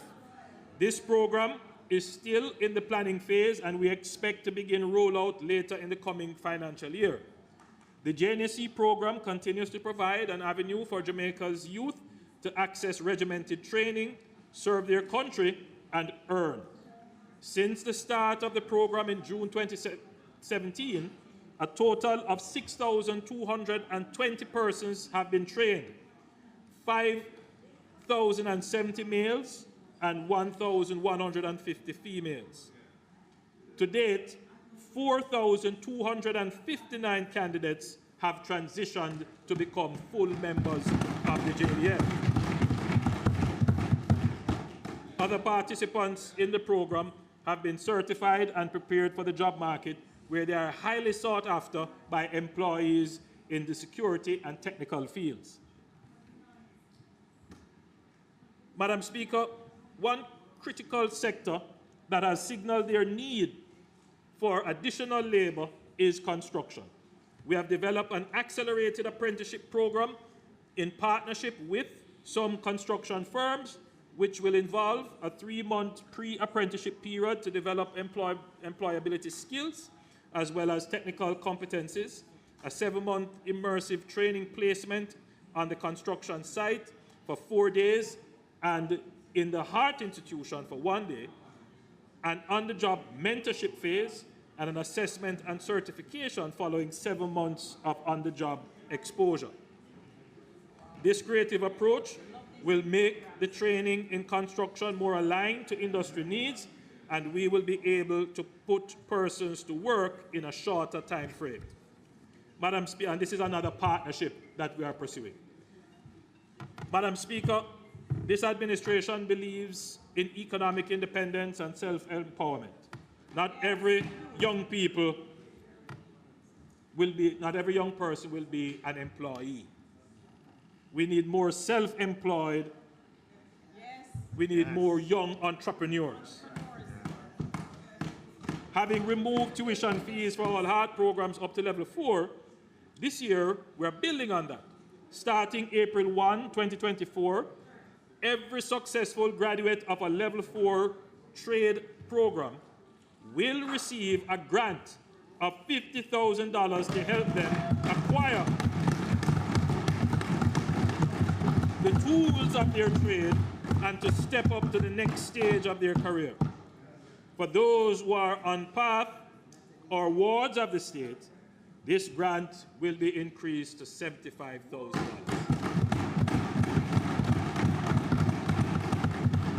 Additionally, starting next financial year, the HEART NSTA Trust will open a special grant facility of up to $100,000 for HEART certified trainees who have registered a trade or business that has been operating for more than a year.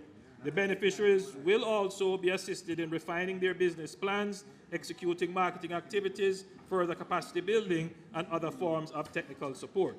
Madam Speaker, while we are on the subject of supporting graduate trainees, I would also like to mention that the Development Bank of Jamaica has introduced the trade person opportunity ownership loan. That spells tool.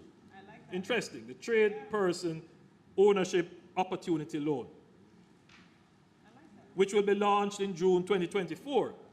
Under the tool program, loans will be offered to small contractors through the DBJ with partnership institutions at an interest rate of 9% for up to 24 months, and will provide up to $500,000 per applicant to assist with acquiring tools or upgrading tools of their trade. So technically, Madam Speaker, a graduate could get 50,000 grant and then go to DBJ and get another loan for 500,000 to buy the tools necessary to start off their business.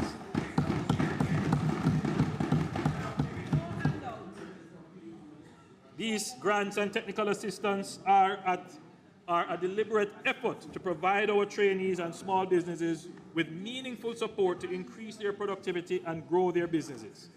Madam Speaker, this year the Heart Trust will launch the Skills on Demand portal, which will connect skilled professionals with potential employers and clients.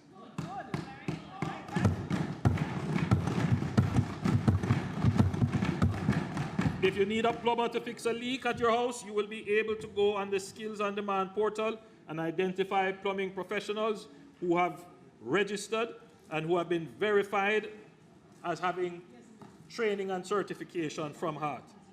Skilled professionals will be able to advertise their skills, their previous employers' ratings, and their current location to potential employers and clients. Potential employers and clients will benefit from access to an array of talent that has been verified, and they will have the ability to post specific job openings to individuals with required skills. Madam Speaker, we are a listening government, we are a learning government, and we are a caring and responsive government. We have listened to our young people, we have listened to businesses who are clamoring for trained workers, and we are responding. We believe that by training and upskilling our workforce, we can break the vicious cycle of the low-wage economy. A skilled workforce is an attraction in itself for investments and location of high productivity jobs. Labor will drive growth and create a virtuous cycle of productivity and prosperity. Labor will drive growth and create a virtuous cycle of productivity and prosperity. Madam Speaker, I now turn attention to the build-out of Jamaica's road infrastructure. The vision of a more seamless, connected Jamaica is taking place. The Southern Coastal Highway Improvement Project is the largest integrated road infrastructure project ever undertaken in Jamaica. The Harbour View to Yallah's Bridge leg of the highway was officially opened in February of this year. This impressive 17.4 kilometers of roadway has significantly reduced travel between Kingston and St. Thomas from 45 minutes to 15 minutes. Wow.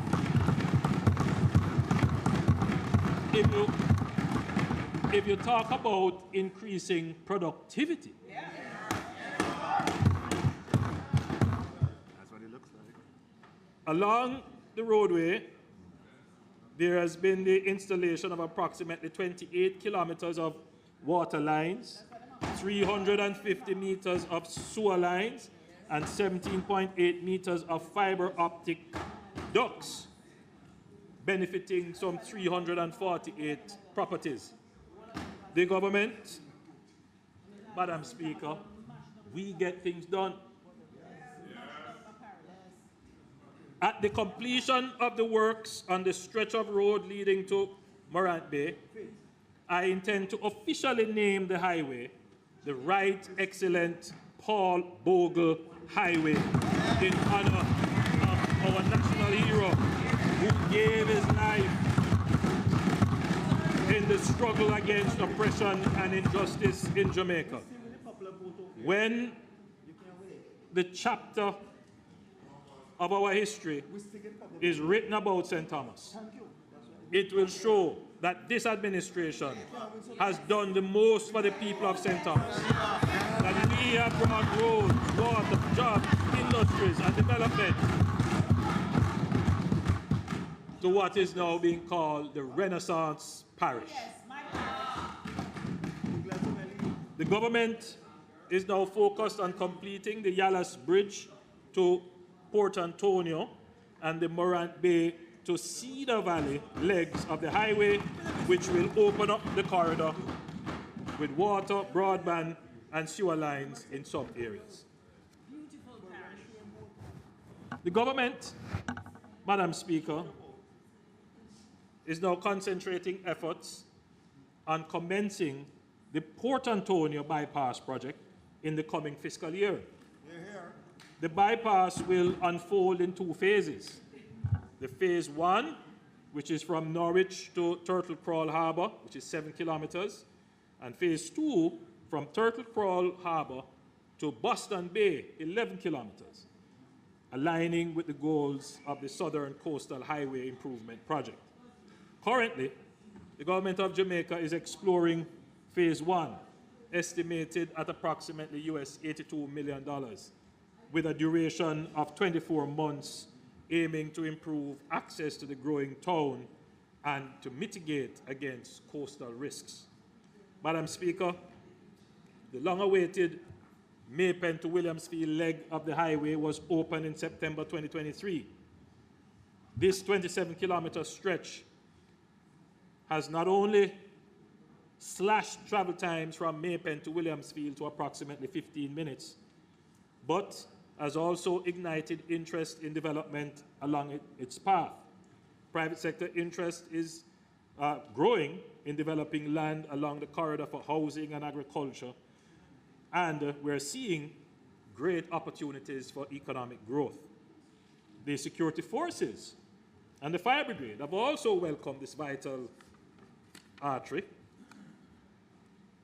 because it facilitates easier access to communities which were once difficult to police and give services. Moreover, the strengthened link between the Mandeville Regional Hospital and the University Hospital of the West Indies and the KPH in Kingston has reduced transportation times, saving precious lives. Madam Speaker, Trans-Jamaica Highway Limited, which operates the East-West Highway from Caymanas to Maypen under a concession agreement, has a right of first refusal to operate the new Maypen to Williamsfield Highway. The Trans-Jamaica Highway has exercised their right under the concession agreement by making an offer to the government of Jamaica. This offer is being evaluated by independent financial advisors, and negotiations are ongoing. In order to facilitate conclusion of these negotiations, the toll period is being extended until July 1, 2024.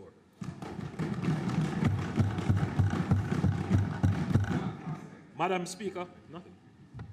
Madam Speaker, I noted last year that we would be moving further along the Williamsfield, Manchester to Hodges, St. Elizabeth corridor.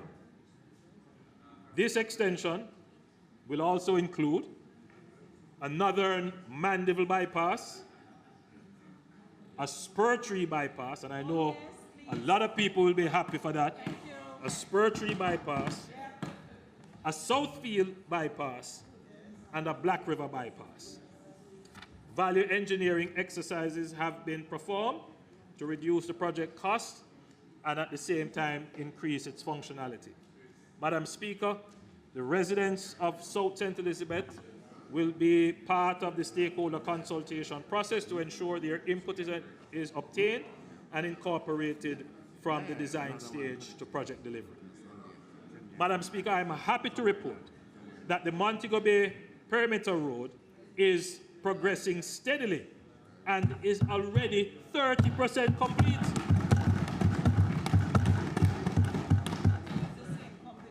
As a reminder, the project includes the Montego Bay bypass itself, which will be 15 kilometers. I keep saying bypass, the Montego Bay Perimeter Road, sorry, the Perimeter Road, because you can't really bypass Montego Bay. It's a perimeter road. The Long Hill bypass, 11 kilometers, and that is well needed. The current road is treacherous and in a really bad state.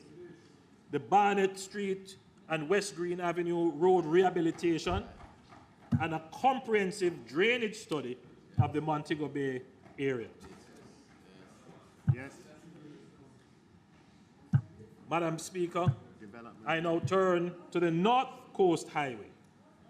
The North Coast Highway public-private partnership will see the expansion of the North Coast Highway from Sea Castles in St. James to Miami Bay in St. Anne from 2 lanes to 4 lanes. So that area of congestion which currently exists, the government is well advanced in its plans to deal with that area. As part of the due diligence process, a number of studies have been completed, including traffic studies, as well as environmental and social impact studies. The requisite documentation is now being compiled with an aim to launch the tender process in the 4th quarter of this calendar year.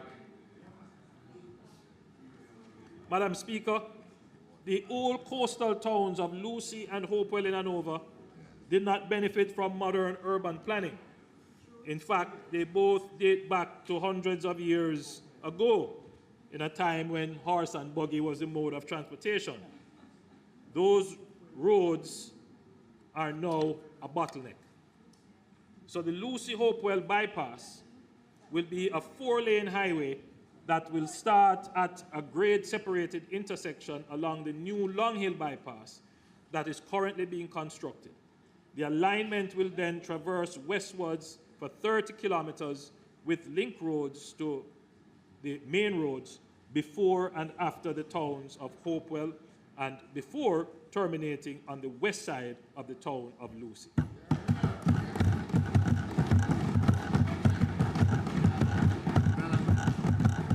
Madam Speaker, the KMA is an area of focus for the government. It's the area of largest population, it's the capital, it has the largest traffic flow. In 2024-2025,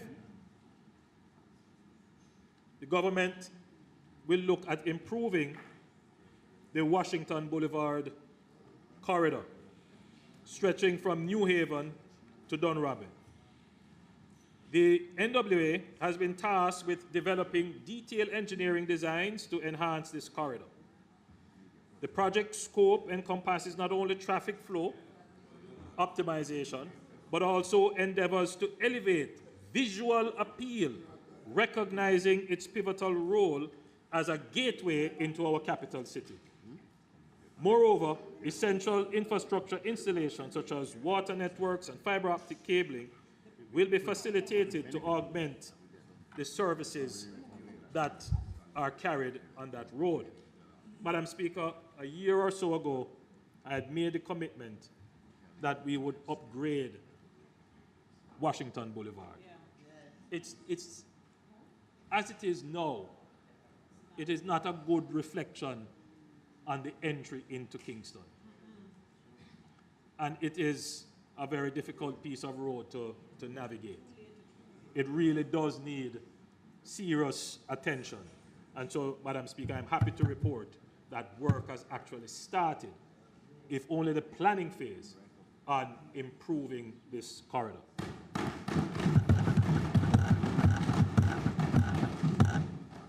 Madam Speaker, I know Jamaicans are listening to my presentation with concerns about their community roads. The issue of roads is often a pain point with complaints of dodging potholes and having to replace front ends. Over the past few weeks on the campaign trail, one of the most frequent questions asked was, Prime Minister, where are you about the road? The point must be made that the deplorable state of our roads has not happened since 2016, and I must repeat that over and over and over. It is the result of decades of neglect and inadequate maintenance even before our independence. Today, there are 22,000 kilometers of roadways in Jamaica, and we estimate that roughly half of them are in a state of disrepair. Many politicians over the years have promised the people to fix their roads. Lest we forget, in 2002, a former Minister of Government promised that Jamaica would be pothole-free by 2003. My administration is not merely promising that we will fix your roads, we are today coming to the people of Jamaica with a multifaceted plan to focus resources on improving the state of local roads over the next 10 years of Jamaica's development. This will be one of the largest investments in roads from our capital expenditure that the country has ever seen. The government's multi-billion-dollar road improvement plan to address the country's road transportation network will be executed through two programs, the Special Capital Expenditure Program and the new Shared Prosperity through Accelerated Improvement to our Road Network, SPARK program. And you can thank the Minister of Finance for that acronym. We have commenced the first 6 CAPEX projects targeting urban corridors in Kingston and Portmore. In December 2023, the dualization of Grange Lane, which connects Portmore to Spanish Town, commenced, and drainage and potable water pipeline works are underway. Yes. Madam Speaker, just to be clear, we are doing serious infrastructure work in Portmore, yes, to ensure that it has proper access and connectivity. Because, Madam Speaker, Portmore will become the 15th parish.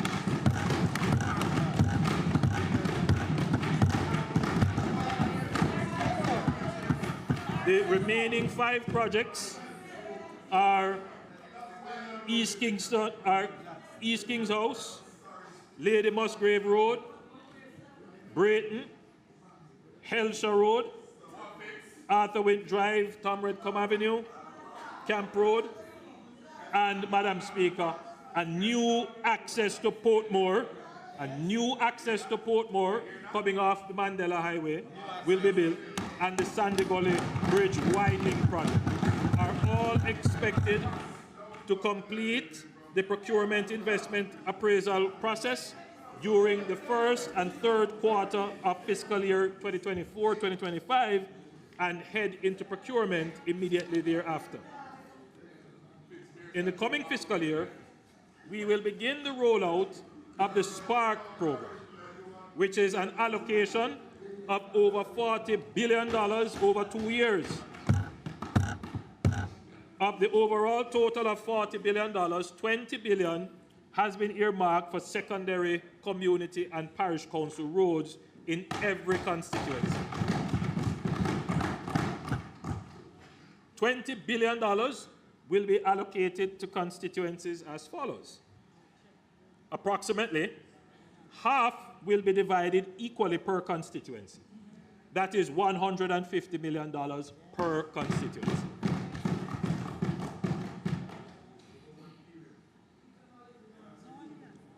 One year. The balance will be allocated to constituencies based on mileage of roads in each constituency, as well as the condition of the roads.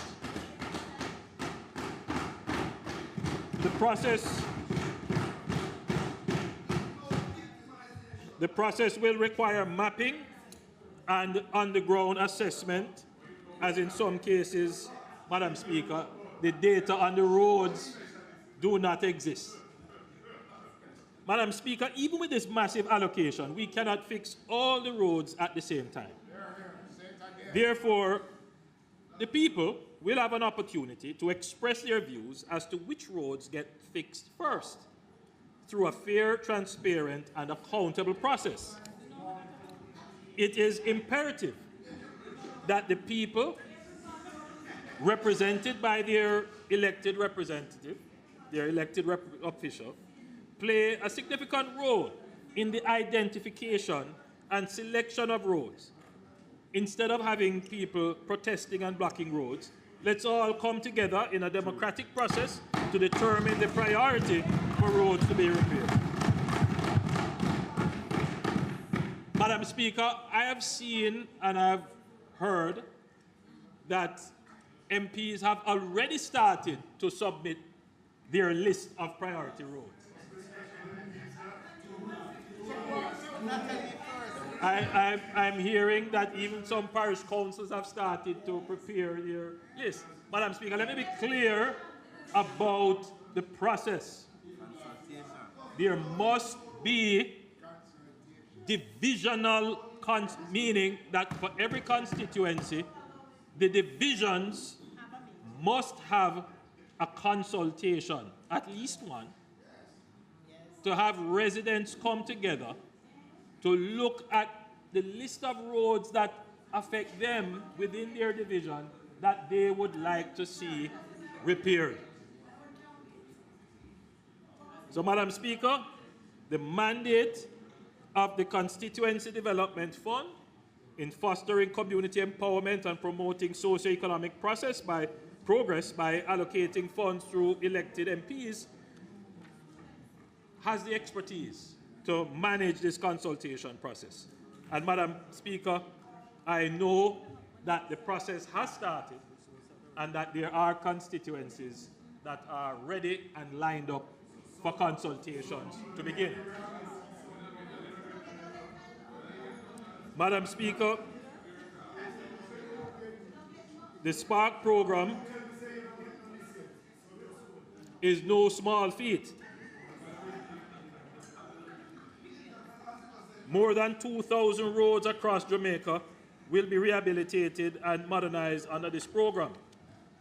This is a major operation that will see more than just road improvements in communities. This program will see pavement resurfacing and rehabilitation, intersection improvement and strategic locations, sidewalk rehabilitation in the capitals and towns, retaining wall construction along critical corridors, drainage improvements, water line improvements as needed, and the laying of fiber optic ducts. Additionally, let me note that this government will not be doing what was done in the past, where roads are repaired and then they are disturbed to repair pipes and address water issues. Instead, we will be allocating an additional $5 billion as a contingency in the next budget to address road infrastructure where water and sewage repair are critical to the wider community, and the cost of such repairs would significantly deplete the allocation to the constituency. So there are some areas, Madam Speaker, where when you are going to repair the road, you may have to scarify the road. You may have to put heavy equipment on the road. Inevitably, pipes are going to collapse. There are some roads that you will have to repair because the damage that was done to the road was done by a sewer main that was broken. So if we have to repair those roads, then it makes sense that at the same time we deal with the water issue and the sewer issue. However, Madam Speaker, we know that if you add water and sewer to it, it will substantially increase the cost of the road. And that is why we are making this additional allocation as a contingency in the next budget. So strategically, what you would want to do, members of parliament, is that those roads that you start the preparatory work on those, because those take much longer preparatory work in terms of engineering designs and all of that, and have those done in the next cycle. But do the other roads that don't require this kind of very extensive investment. So, Madam Speaker, the government will put to international tender. And I want members to monitor, to pay attention to this part carefully. Madam Speaker, the government will put to international tender for enterprise-level contractors to undertake the works, which will be divided into 4 packages: north, south, east, and west. Only way to do it. The relevant rate-based request for proposal documents have already been completed, and consultations with the Ministry of Finance and the Public Procurement Commission are ongoing to ensure the process, when launched, is seamless.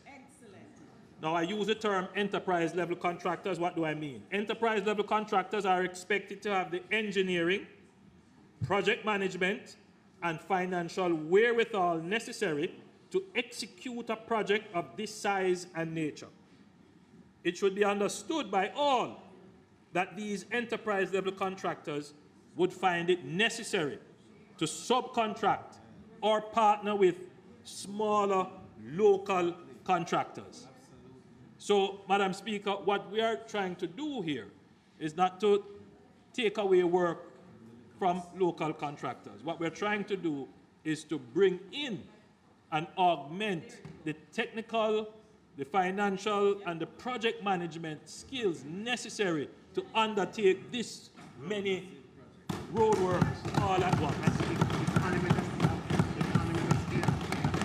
What I hope will happen is that our local contractors will be able to upskill and be able in the future to take on these projects by themselves.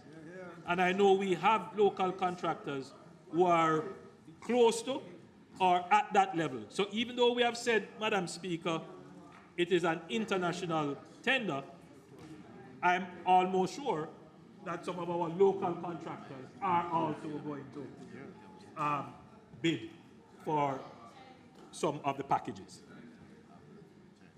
Now,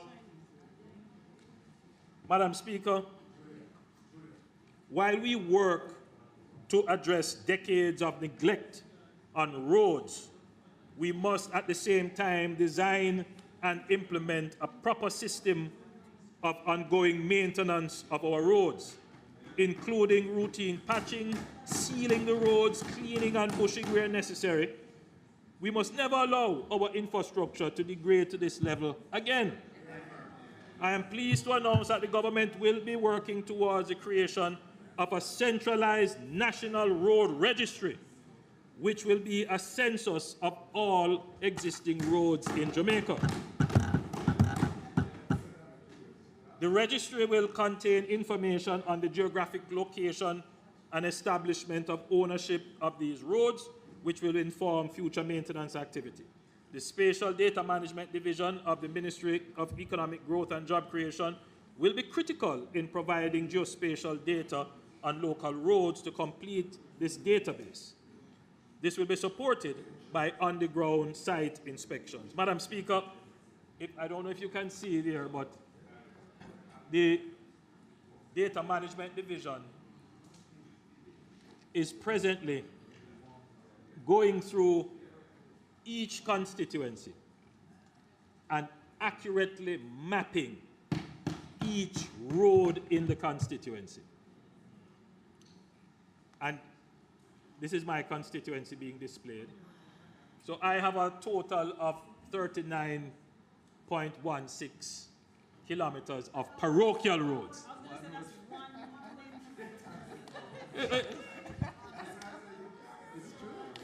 Which is why we have done it the way in which we have done it. We have done it in a fair way. So there's a base distribution where everybody gets equally, and then the balance is distributed by the relative kilometers of roads that you have. So it's fair. So Madam Speaker,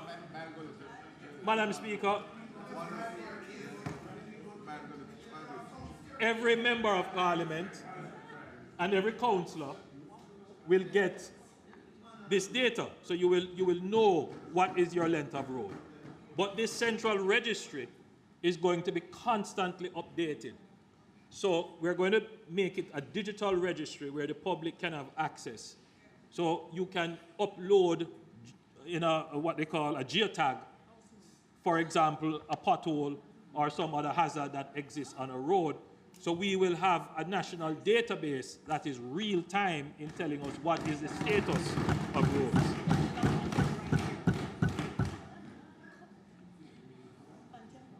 Madam Speaker, the public will be able to go on this central registry and they will see who is responsible for the road.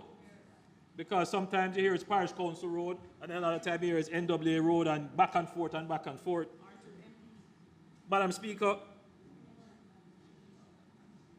under the Spark project, we're going to be spending $40 billion in 2 years. It is clear, however, that for the next decade, there must be an elevated allocation towards road rehabilitation and maintenance if we are to bring our roadways to a reasonable standard of repair. Having now properly audited all our roads, we can now prepare a comprehensive maintenance and repair schedule to realistically inform the budgetary allocation necessary to improve our roads in a reasonable time frame. Madam Speaker, as we seek to upgrade road corridors, we recognize the ongoing need for waste management, debushing, and maintenance throughout the year. Jamaica is a naturally beautiful place. But our country is being uglified by plastic and other forms of waste on our roadways, in our gullies and drains. Yes.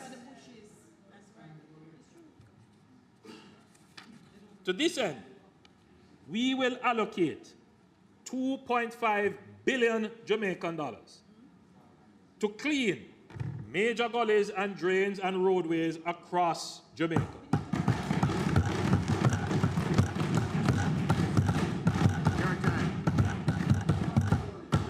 An important component of this project, however, is that the persons employed to do the cleaning up must collect the plastics for recycling, for which they will receive further payment when it is sold to the recycling entities.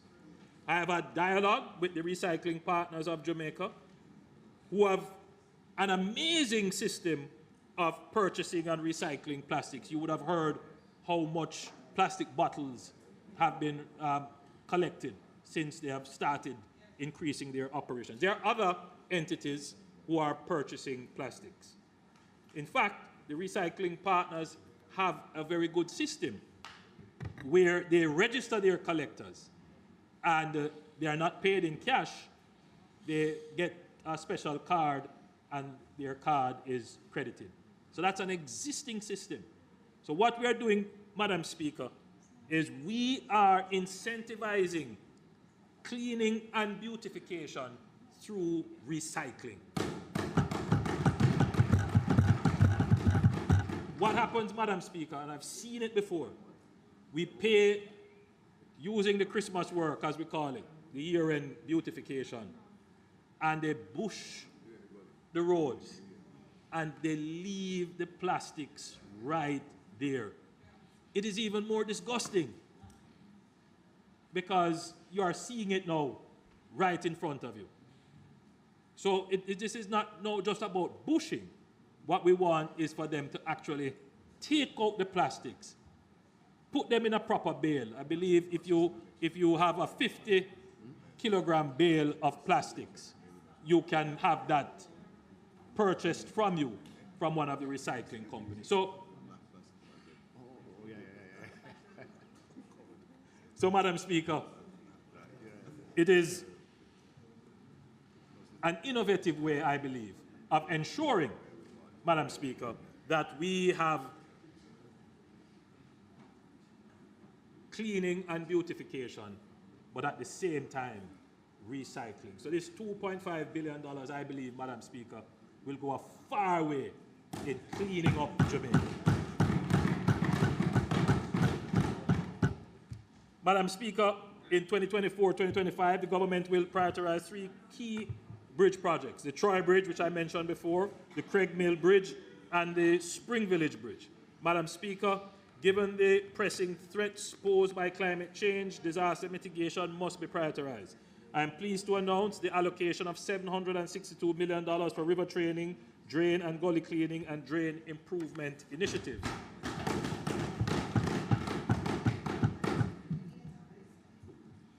Madam Speaker, a quick note on the government's KMA fiber optics project, and that, Madam Speaker, has reached a critical milestone with the completion of 31,179 meters of trenching, ducting, and cabling. In February 2024, the project has achieved practical completion with 94% progress. Notably, this effort has linked crucial government entities, including eGov, Jamaica Limited, the National Works Agency, the Ministry of Finance and Public Service, and the Jamaica Urban Transit Company. The project demonstrates Jamaica's commitment to improving connectivity and enhancing the delivery of online public services. Madam Speaker, we are getting things done for all Jamaicans. Madam Speaker, I want to now turn to water. And the water section, I must warn you, Madam Speaker, is extensive. Because there's a lot of talk about the water situation. But it's important, Madam Speaker, that the country knows that the government is doing quite a bit for water. But such is the problem. The problem is that the problem has been so long in making, it is so extensive, that even when we think we are doing a lot, it is still so much more to be done. Madam Speaker, Jamaica's ambition and commitment to providing all Jamaicans with potable water and sanitation are well articulated in Vision 2030. It is well known that Jamaica has underinvested in its water systems. Much of our infrastructure for potable water and sewage is either aged beyond its useful life or inadequate to serve communities which have grown beyond design capacity. This would also apply to our national irrigation systems. Your government has been investing at an unprecedented rate in these systems to reverse decades of neglect. I am happy to report that the National Water Commission, which was once considered a fiscal risk, will now, for the second year in a row, declare a surplus at the end of March 2024. Madam Speaker, this surplus should be thought of as growing water investment capacity instead of a profit. The sound fiscal management of the NWC has led to several major capital investments completed over the last 24 months. These projects have improved connectivity and reliability in our water distribution network, resulting in the improvement of service to over 350,000 Jamaicans. For the benefit of those in this Honourable House and for those listening, the list of major projects that have been undertaken and completed and benefiting over 179,000 Jamaicans at a cost of $2.6 billion include, in St. Catherine, the Jericho Pipeline at a cost of $75 million, benefiting 3,000 people. Helsha Phase 3 Booster Station at a cost of $50 million, benefiting 2,000 persons. The Greater Portmore Wastewater Treatment Plant at a cost of $200 million, benefiting 100,000 people. The Pear Tree Grove Pipeline and solar panel installation at a cost of $15 million, benefiting 200,000 persons. The Watermount Water Supply Line Replacement at a cost of $25 million, benefiting 1,000 persons. In St. Elizabeth, Hopewell to Fort Charles at a cost of $51 million, benefiting 3,000 persons. 3,000 persons, forgive me. Old Pepper Bolted Steel Tank at a cost of $50 million, benefiting 3,000 persons. In St. James, the Rhine Park Water Supply System, $230 million, benefiting 6,000 persons. The Tarada Heights Storage Tank and the Cedar Hill Storage Tank. In Trelawney, there is a Martha Brae Intake Project of $220 million, benefiting 100,000 persons. In Hanover, there is a Merlin Otti Pipeline, $100 million, benefiting 3,000 persons. In Clarendon, we have the Mineral Heights Pipeline Replacement, the Mitchelltown Pipeline Replacement, the Yorktown Storage Tank Replacement Project, the Portland Cottage Rocky Point and Salt River Supply System, the Darlow Catchment Tank Rehabilitation Project, which is benefiting 650 persons at a cost of $1.2 million, and the Bunkers Hill System in Northern Clarendon, benefiting 1,000 persons at a cost of $10 million. In the KSA, we have completed work on several capital projects, the Port Royal Bypass Pump Installation, as well as the relaying of the distribution main. The Hagley Park Road, Gretna Green Water the Gretna Green Avenue Water and Sewage Improvement Project, the Padmore and Sterling Castle Heights Pipeline Replacement Project, the Kencott Collector Sewers Project, the Mona Heights Bougainvillea Sewer Installation Project, and the Bay Farm Collector Sewer Project, Gardenia Sewers Projects, the Montgomery Replacement Well. And Madam Speaker, this is a major point to note because this is providing 2 million gallons of water daily to the corporate area and ultimately reduces the geographic area supplied by the Mona Reservoir. So this ultimately reduces dependence on the Mona Reservoir. In Manchester, the Mother Fleur water system benefiting 2,500 residents at a cost of $15 million. The Mile Gully Pipeline. Additionally, the Greater Mandeville Water Supply Improvement Project is approximately 60% complete. This is at a cost of $4.5 billion across 3 budget cycles.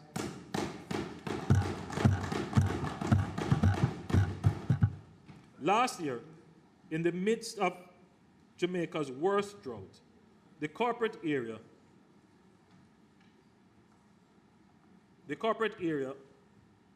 undersupplied potable water by just 12 million gallons daily.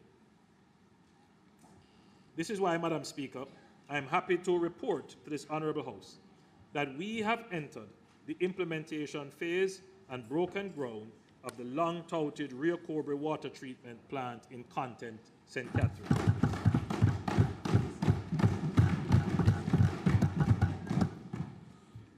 When completed, in 2 years, this plant will provide 15.5 million gallons daily, supporting distribution in the KSA, Portmore, and Spanish Town. This US $78 million PPP project will move us closer to our 2030 goal. Madam Speaker, this is a major project.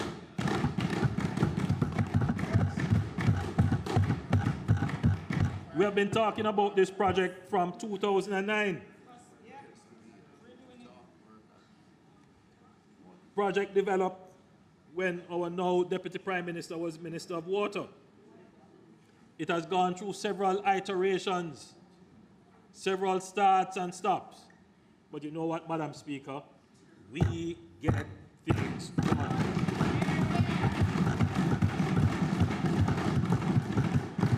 Madam Speaker, we will continue to make major investments in capital works in the coming fiscal year. Over $5 billion is expected to be spent this fiscal year, benefiting more than 165,000 Jamaicans. Additionally, more than $2.5 billion will be invested in sewage infrastructure work.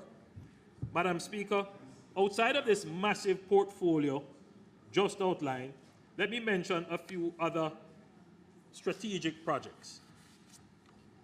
Madam Speaker, the CDB-funded projects, which have been long in coming, over 20 years in some cases, this project targets upgrading the water supply system in 5 parishes and has been added to the public sector investment program. This will benefit from a US $30 million loan from the CDB, with the government of Jamaica providing $6 million US. And this will be executed over 4 years. The projects include the Agualta Vale Jordan Run Water Scheme for Southeast St. Mary, the Mason Hall Scheme in Western St. Mary, Albert Town to Ulster Spring Scheme in Southern Trelawney, Union Balaclava Scheme in Northeastern St. Elizabeth, the Port Morant Erie Castle Scheme in Eastern St. Thomas, and the Green Park Higginstown Bamboo Scheme in Southeastern and Northwestern St. Anne. This year, the project management unit will be established and commence the project procurement phase at a cost of US 85 million Jamaican dollars. Land acquisition will also be covered this year.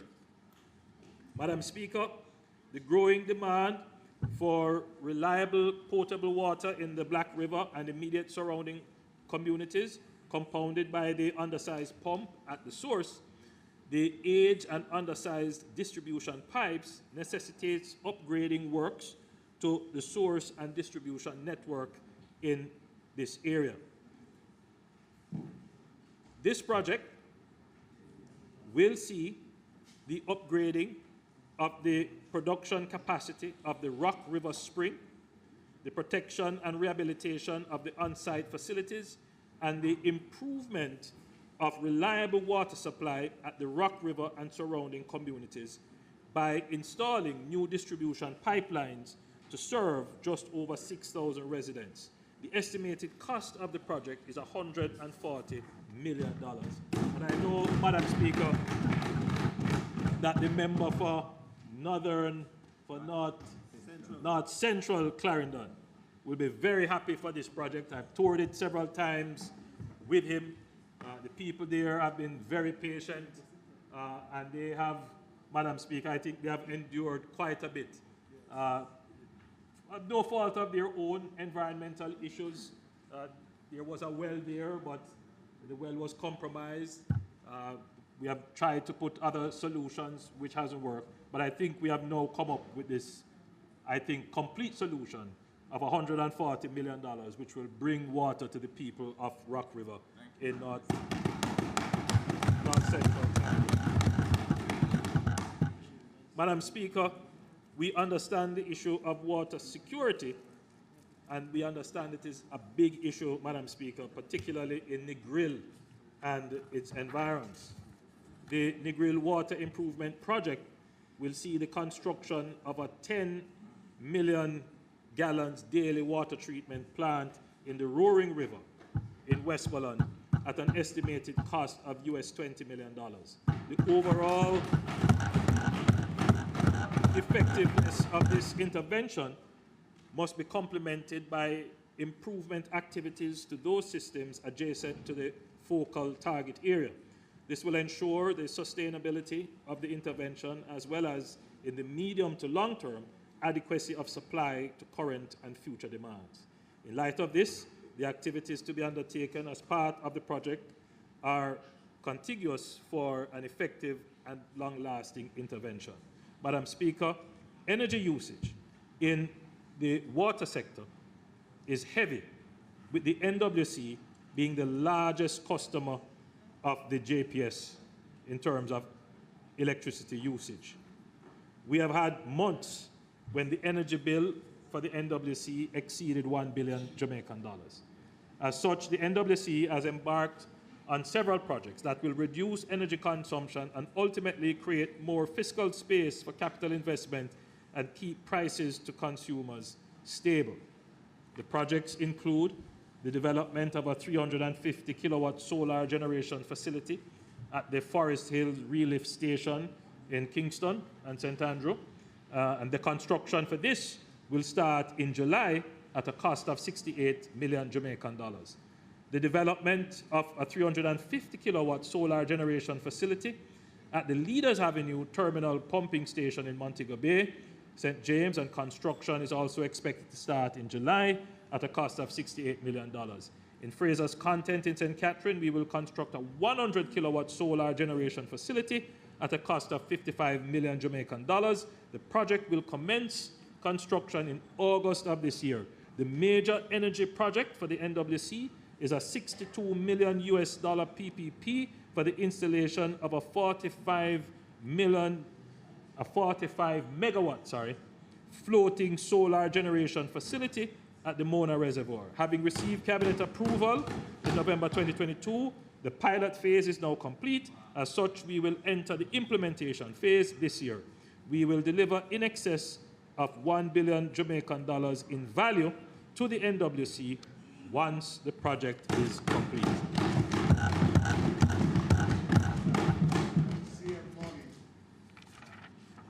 Madam Speaker, I'm skipping out some of the water projects because they're really a lot. But I want to go to rural water.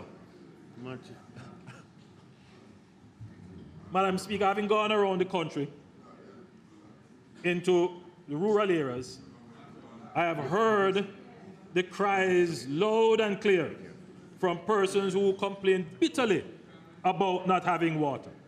To be clear, many of these communities are not NWC customers. they, Madam Speaker, are not part of the utility system. They rely on natural sources, springs and rivers, or local supply systems, such as catchment tanks and entombments. I want to announce, Madam Speaker, that the rural water supply, that rural water, will be investing $409 million into the following projects nationally. They will be doing Riversdale in northeastern St. Catherine for $53 million. They will be doing Spring Gardens in southern St. James, $19 million. They will be doing Maroon Town in southern St. James, $53.2 million. They will be doing Stepney. I hope that is how it is pronounced. Stepney. Stettin.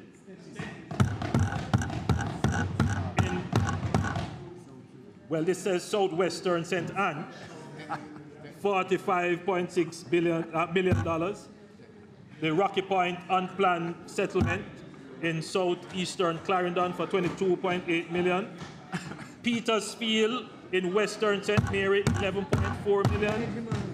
Fallen Spring in Brockway in western St. Mary, $7.6 million. Bamboo in eastern Hanover, $30.4 million. Orange Bay Crystal Spring in western Portland, $60.8 million. Cascade Section in western Portland, $19 million.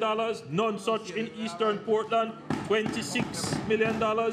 Low River Mendes Town in southern Trelawney, $20.37 million. And the purchasing of pipes to assist the NWC in doing all of this, $40 million. So this is all, Madam Speaker, that was programmed. But, Madam Speaker, as I've said, having gone around and seeing the complaints, it's very difficult, when, they're not part of a utility system, that their water source sometimes is non-existent, sometimes the water source dries up. They have no way of getting water. So, Madam Speaker, what we're going to do is to make an additional allocation of $1 billion to rural water.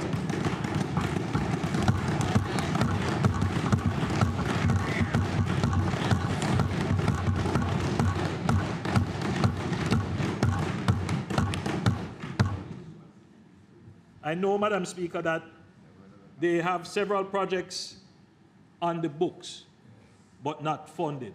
So they have developed projects, but because it's not financed, they have put it in File 13. What we're going to say to rural water now is bring out those projects. We have $1 billion which we're going to reserve under capital. Get those projects in and let's get water to the people. Madam Speaker, I'm thinking of a community called Chestnook in Cessnock in western Hanover, where a lady who is a returning resident tackled me about her water situation and how long she hasn't had water. And it really was touching, Madam Speaker. As the Prime Minister, I am in a position to make allocative decisions that are responsive to the people's needs. And, Madam Speaker, one thing is clear, is that we are doing the investments in water. There's no question about that. But when a 70-year-old lady says, Prime Minister, I can't carry water anymore, you have to respond to that. And so, Madam Speaker, we are responding.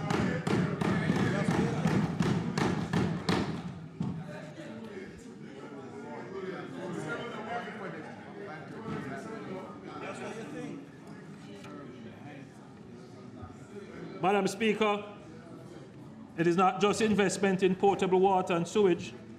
We are making massive investments in irrigation, and I just want to mention, Madam Speaker, what we are doing in Essex Valley. We are spending 1.9 billion Jamaican dollars to complete the installation of irrigation pipes, fittings, and meters to supply and install a renewable energy plant to power the irrigation system and to construct storage and distribution facilities. In addition, as part of the project, our farmers in the Essex Valley will benefit from 27 kilometers of roads which are now currently being rehabilitated.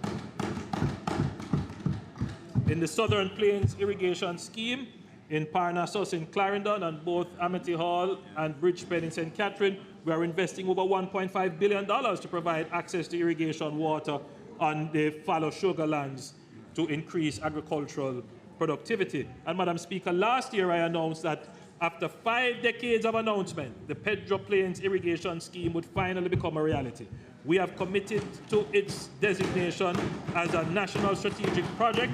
This life-changing initiative will use water from the Black River to irrigate the plains and farmlands in the parish. Thousands of farmers across communities such as Flagaman, Greenfield, Barbary Hall, Southfield, and Top Hill will benefit from the project. Madam Speaker, we have now entered the implementation phase. So this is not just announcements because it's been announced and announced and announced. We have started. Cadastral mapping of the parcels of land to be impacted by the distribution network is underway. A direct result of this work is that over 1,000 titles will be produced this year under the project. Madam Speaker, we are getting things done.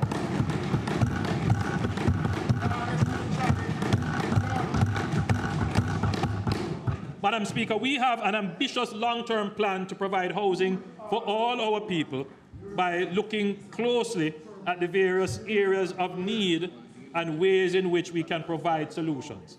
Let me remind this Honourable House of the different agencies through which government is working to provide affordable housing solutions to people. The new social housing program under the Ministry of Economic Growth and Job Creation. I heard some disparaging remarks about the social housing program. Shame. Someone like you. Shame. Madam Speaker, the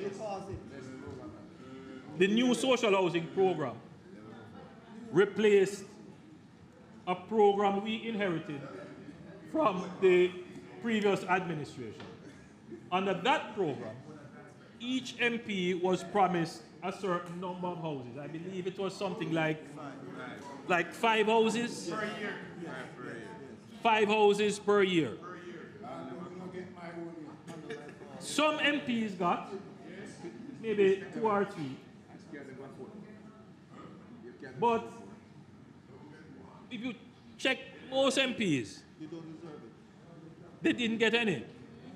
I believe the project would have been under JEEP. My recollection is that it was a JEEP project. I may be mistaken.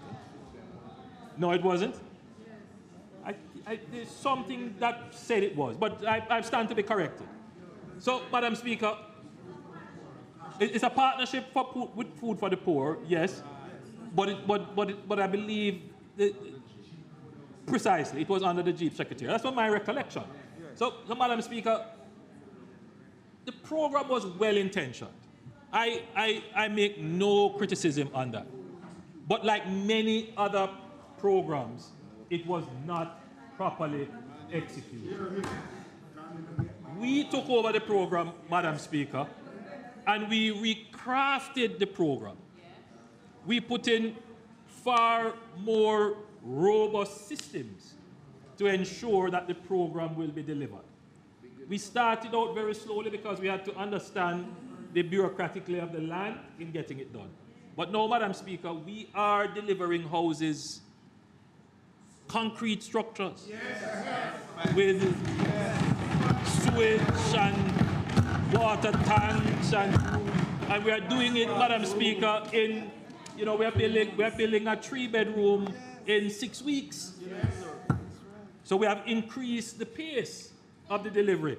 Madam Speaker, almost every week for the past 6 months, I'm delivering 1, 2, 3, 4 houses. So we have reached now just over 200 houses under the new social housing program. There is no other social housing program like this which has had this pace of delivery. And what will happen Madam Speaker, is that the pace of delivery is going to increase rapidly. So, Madam Speaker, the program was developed to improve the housing condition of the country's poorest and most disadvantaged population, and to provide quality housing for them. The implementation modalities are, we have an indigent housing, which is across 63 constituencies. We have a relocation of vulnerable communities as a modality, and we have the upgrade of tenement yards, 1 per constituency, up to a maximum of 30 units in the upgrade. As at March 5th, 2024, 213 housing units benefited, 213 housing units benefiting almost 800 individuals across 55 constituencies have been completed. And currently, there are 51 active construction sites across 25 constituencies. In addition, the Tourism Enhancement Fund will, in partnership with the new social housing program, provide 500 million Jamaican dollars to fund housing for tourism workers who live in substandard conditions. Madam Speaker, this is a big deal. Big deal.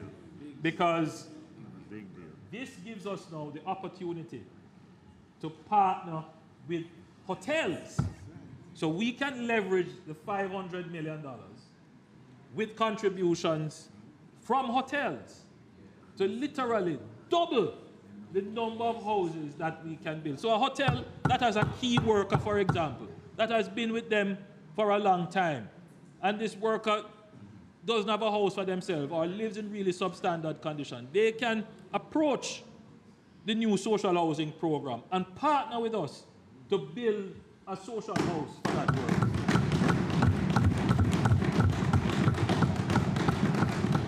So don't worry when you kind of disparage 200 houses.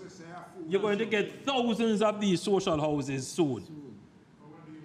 So only go uptown, that's why. When you want downtown, people get a house.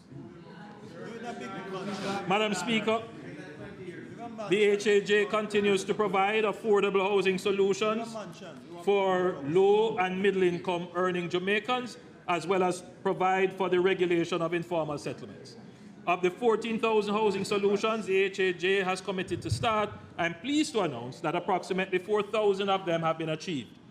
Over the next 4 years, the HAJ is projecting approximately 10,000 housing starts and just over 6,000 deliveries. In 2024-2025, construction will commence at the Bay Farm Road project, where 72 housing solutions will be built. Madam Speaker, again, Clarkstown in Trelawney was disparaged when I said, Madam Speaker, that we're going to turn Clarkstown into a modern township. And there are persons who, look down on some years and say, "Chow, it can't happen." That's him. But Madam Speaker, 721 housing solutions are slated for Clarkstown.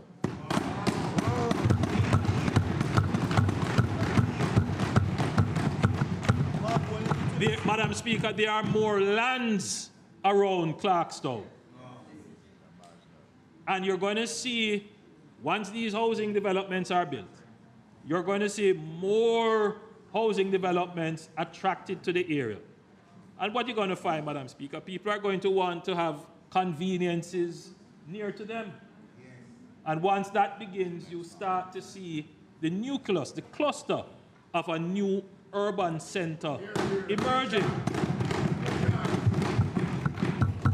So some people look at it and say, "Oh, a rural abandoned area will never come to anything." No, no, no. We look at it and we see opportunity for prosperity. We see opportunity for development. So watch out for Clarkstown.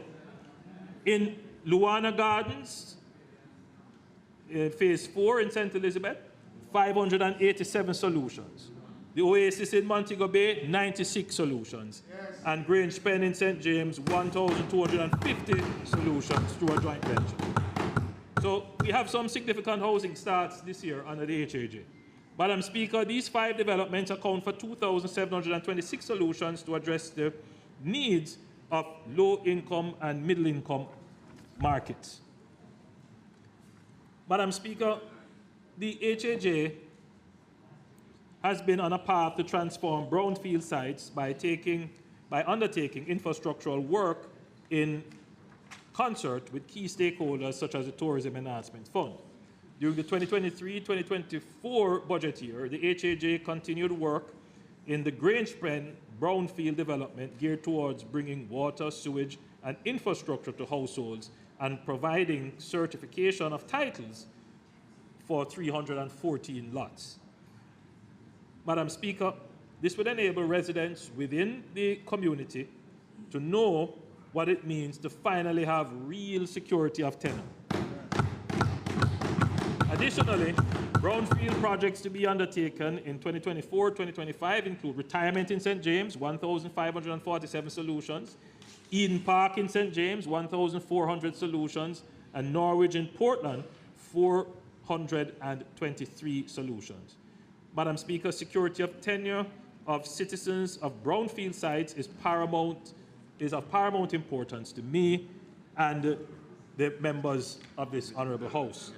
Over the 4-year period, the HAJ will be intensifying title issuance and the projection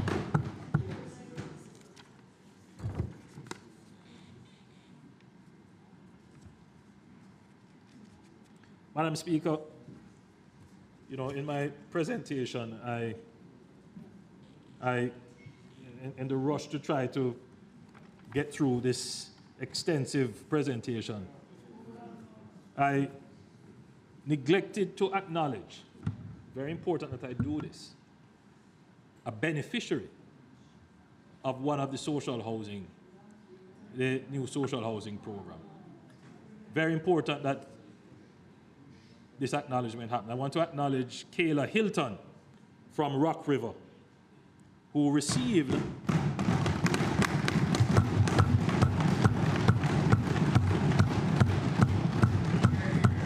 again, Madam Speaker, when we explain what we're doing, persons hearing, listening may not be able to identify with it because it's not in proximity to them.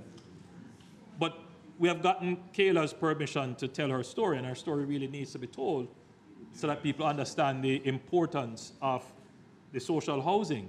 Kayla resided in a small, you could only describe it as a storeroom, which is less than a 10 by 10, with her 2 children, one of whom was stung by a scorpion, which left him paralyzed and speechless for a period of time. And Madam Speaker, it is, you know, cases like these that benefit from the social housing program.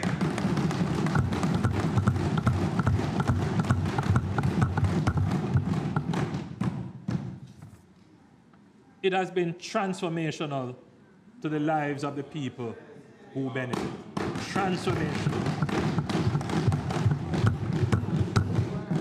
It comes from a place, Madam Speaker, of social equity. That's what it is.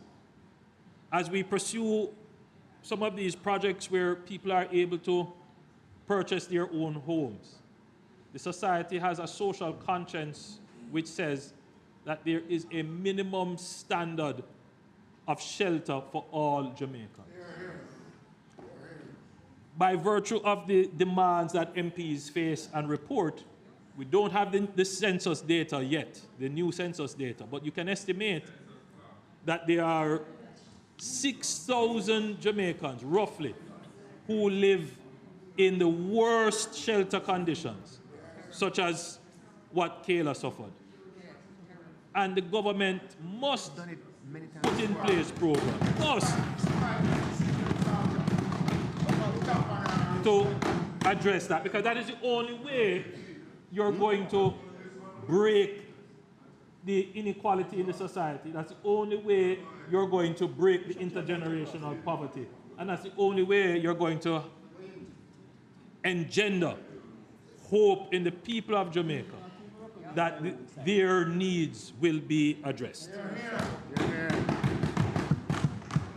Madam Speaker, in my presentation last year, I introduced the development of the St. Paul's Lane project in West Central St. Andrew, in my constituency, comprising 24 units to benefit families who live in that area and whose houses were devastated by fire.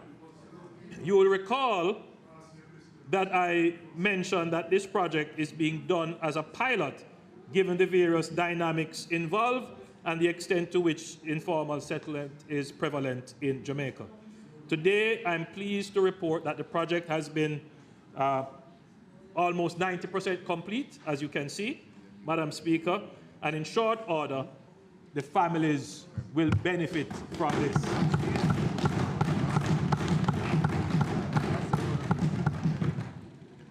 Madam Speaker,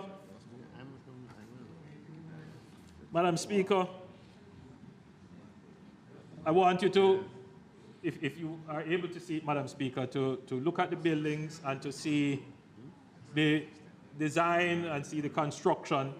And it's a pity we don't have what existed before.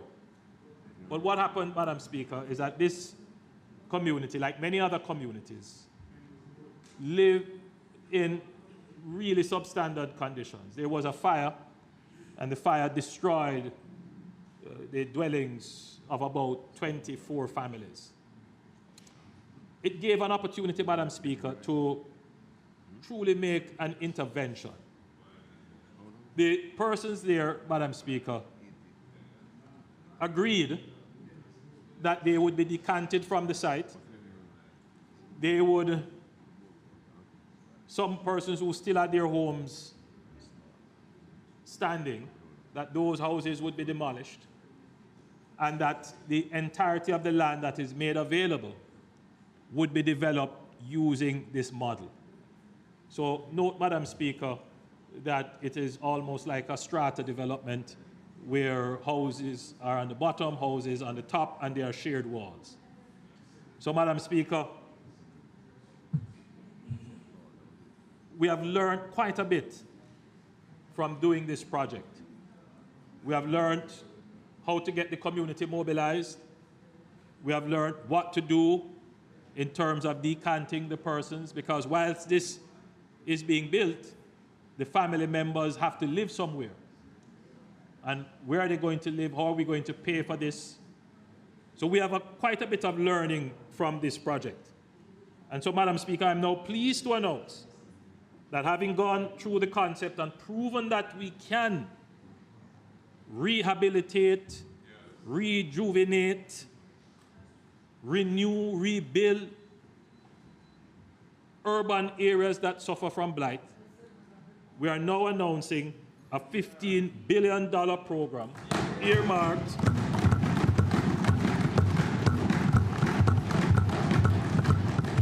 over the next 3 years that will focus, 3 years, 15 billion over 3 years, that will focus on the renewal, redevelopment, reconstruction, whatever term you want to use, of small inner city communities.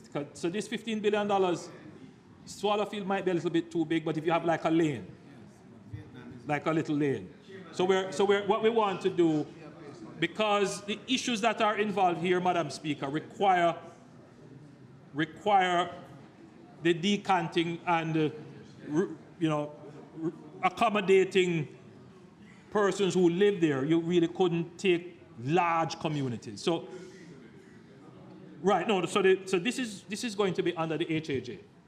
So what would happen is, the way in which we intend it to work is that you would apply to the HAJ, MPs, it's because it'll be MP driven. So you bring the small project to the HAJ.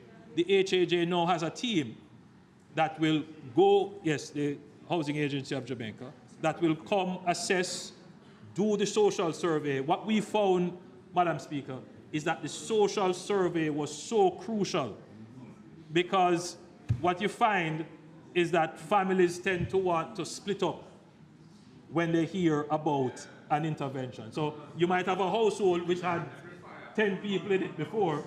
All of a sudden now everybody wants. And so all of these complexities that go into making sure that the project doesn't become unmanageable so that you don't do it. So there is a proper social intervention learning that has taken place in St. Paul's Lane, which will be applied to projects that fit into the criteria of this $15 billion over 5 years. So there are some small communities. I know there's a community in the Minister of Finance's constituency. I know one in the member from in Barbican. Madam Speaker, if there's one community that I know, one area that we have to make some intervention would be in central Westmoreland, in communities there that need real intervention. Madam Speaker, Spanish Town, Central Kingston, they're all over. So they're constantly, Madam Speaker, in the constituency of the leader of the opposition, in the constituency of my adjoining neighbor for Southwest. I mean, you can, in southern, in your Southeast St. Andrew, there are small communities. They pop up, Madam Speaker. Madam Speaker, we toured a community in Portmore. What's the name of it? Land. In Land. And these are communities that fit that criteria. So we now have this program of intervention slated for that. Madam Speaker, Spanish Town, definitely.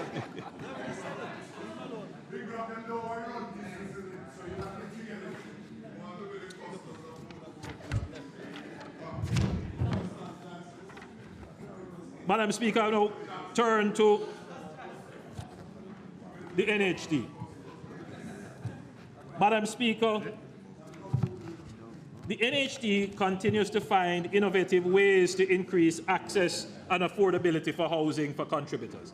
In 2024-2025, the NHD is projecting to commence construction of 15,000 housing solutions, with more than 96% of these housing solutions geared towards lower middle income to low income contributors. I want to make a point here, Madam Speaker. I want to make a point here. It is said from the opposition that the NHD is not concentrating on producing housing for low income and middle income contributors. That is not the case. The government 3 years ago gave a policy directive to the board of the NHD for the NHD to redirect its resources to focus on lower middle income to low income earners who are NHD contributors. And therefore, Madam Speaker, for the houses that the NHD is involved in its development, we are not taking on houses, Madam Speaker, where the price point is in middle and high.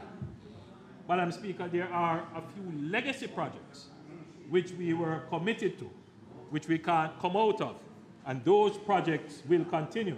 But we are not taking on any new project that is outside of the policy guideline for low income to lower middle income.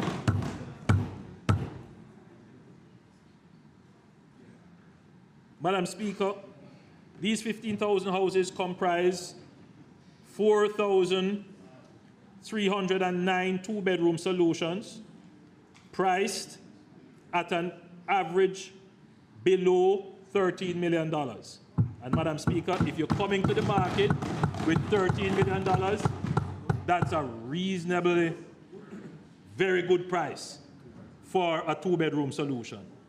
7,600 one-bedroom units priced at an average of $10 million. Madam Speaker, that is for the price And Madam Speaker, we will provide 3,100 service lots priced below $4 million. Madam Speaker, I want to just read out the housing starts by parish and project for 2024-2025. For Kingston, we have JDF Housing, Rasta City, now Royal Estates, and Bay Farm Road, that's 9,666 housing solutions. Madam Speaker, for Rasta City, I am overjoyed. That's the only word I can. This is being done. Madam Speaker, this housing development was promised over and over and over again. 966. So this is the JDF Housing, the Rasta City, and Bay Farm Road. So those projects will start and they total 966 solutions. In St. Andrew, Ruthven Road 2, 400 units. In St. Catherine, Brampton and Colbeck, phases 5 and 6, 2,842. In Clarendon, Longville Park, Penn and Carlsberg, that's 2,277. In Manchester, Mount Nelson, 1,464 units. In St. Elizabeth, Friendship 2 and Brampton Manor 2, that's 543 units. In Westmoreland, we have Negril Spot and Chantilly, making up 1,175 units. In Hanover, we have Point, 365 units. In Trelawney, we have Dry Valley, 1,040 units. In St. James, there is Barrett Hall and Spot Valley, 1,983. In St. Mary, we have Galena, Highgate and Industry Pen, 580. In St. Thomas, there is Roselle, 660. And in all parishes, which includes build and own land, construction loan and homeowners projects, 710. So that is, Madam Speaker, when we talk about building houses, yes, it's good to have houses concentrated in one area. We are building houses all over Jamaica, all over Jamaica.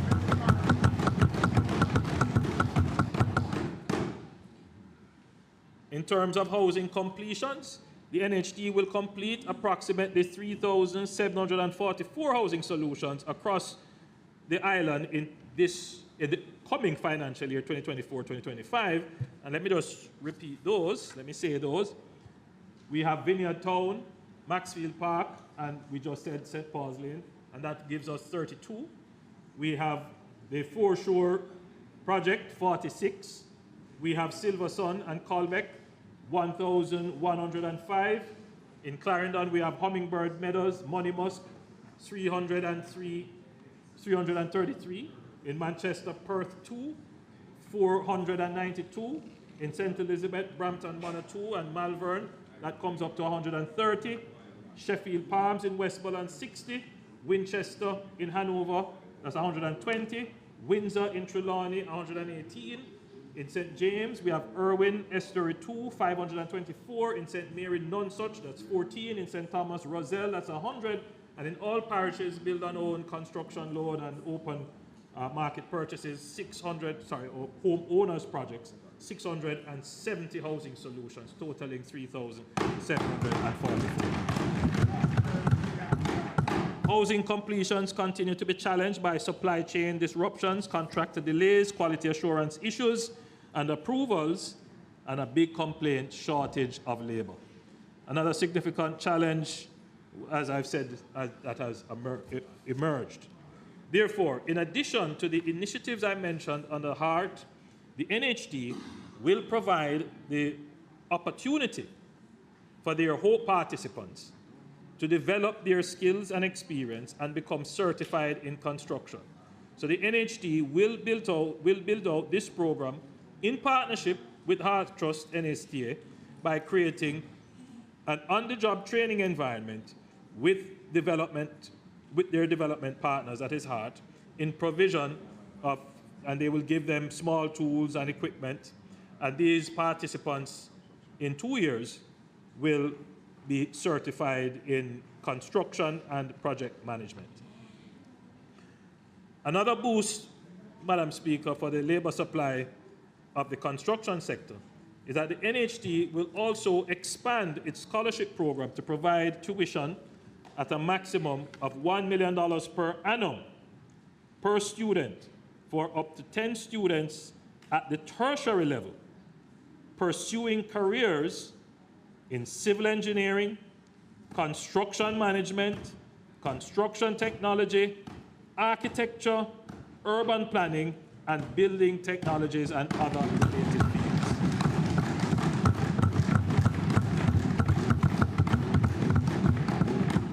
Madam Speaker, this is a significant program because the challenge is real, Madam Speaker, when it comes to finding the technical skills and finding the labor in construction. So, Madam Speaker, I'm very happy that the NHT is making this significant contribution to the training and education of people in the construction field. Madam Speaker, since the 2019 announcement of the scheme upgrade program for the improvement of the physical and social infrastructure of housing schemes developed by the NHT in its first 10 years of existence, the Trust has expanded the program to include government-built housing developments and schemes built after the first 10 years on a needs basis. Additionally, the inadequacy of important social infrastructure, such as early childhood facilities and health centers, has been highlighted and will be considered for support as appropriate. The funding available for the program was $4 billion. In 2023, a further $2 billion was committed to the program. To date, projects have been identified and scope of works agreed with relevant stakeholders for 99 communities.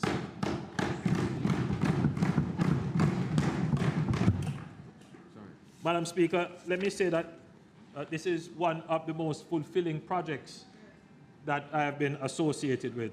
I announced this project, Madam Speaker, because, well, Madam Speaker, as you would know, I grew up in an NHT house, in a housing scheme, and I'm well aware of which was built in the first 10 years of the NHT's inception.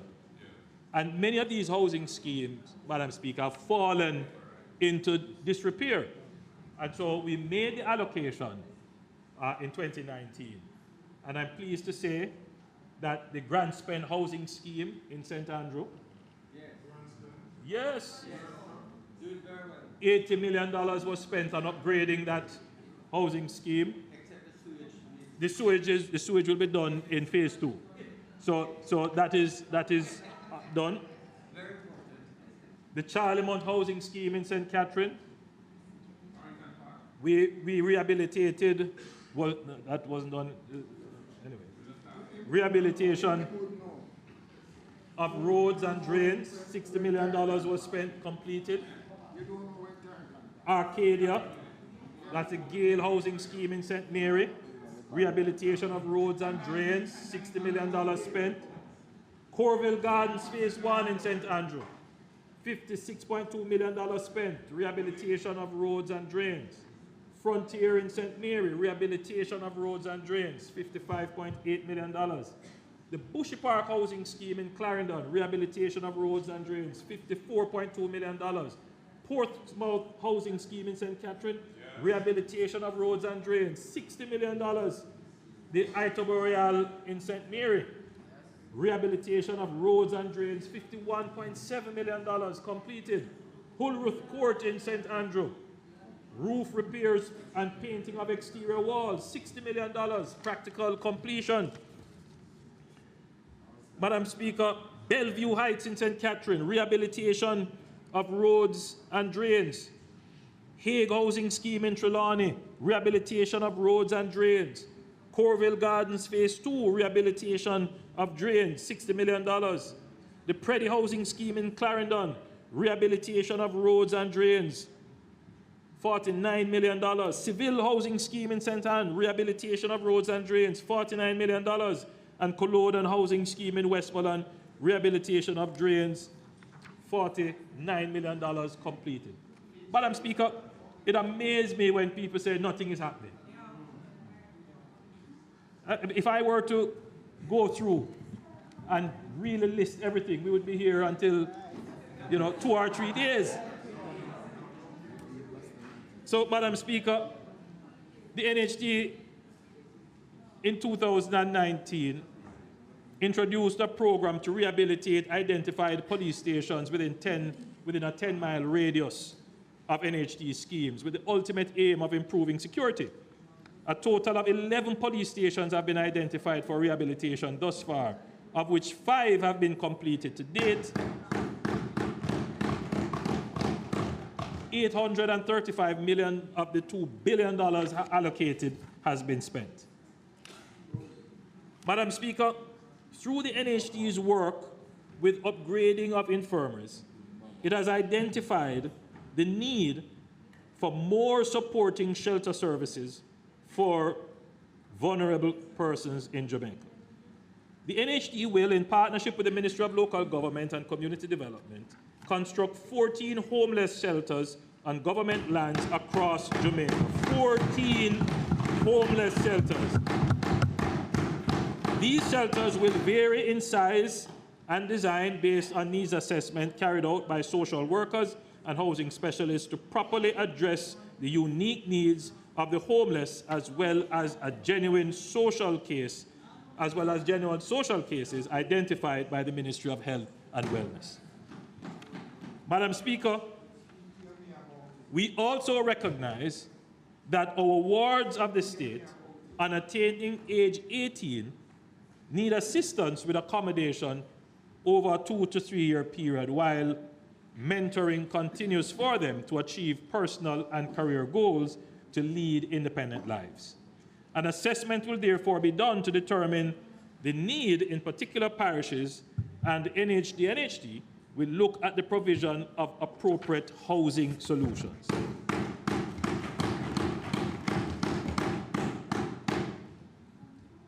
Madam Speaker, currently, public sector workers enjoy a special benefit which allows for access to a home improvement loan from the NHT 10 years after the initial mortgage. For non-public sector workers, these contributors, the time to access the loan is 15 years. As more Jamaicans become homeowners, there has been an increased demand for home improvement financing. As a result, effective July 1st, 2024, the NHT will revise its home improvement loan policy to allow all contributors to access the home improvement loans up to $3.5 million after 10 years.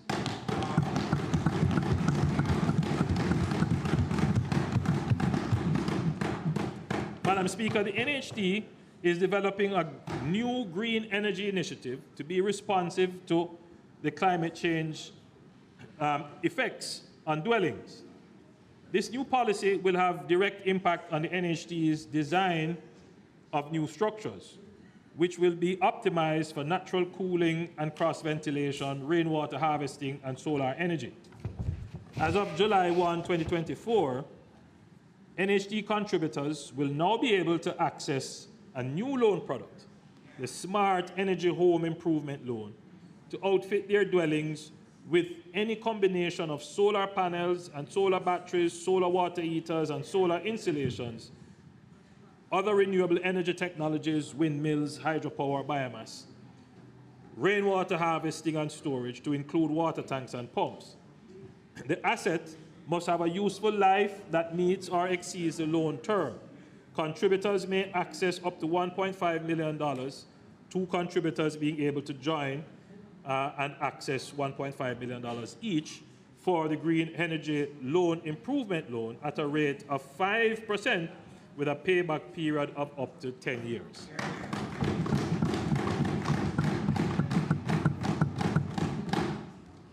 Madam Speaker, in the coming year, 2024 to 2025, the NHT will expand its home grants to include the installation of solar panel systems on the houses of public sector pensioners at a maximum of $1.5 million each. The program will target 30 of these pensioners per parish each year for the next 3 years.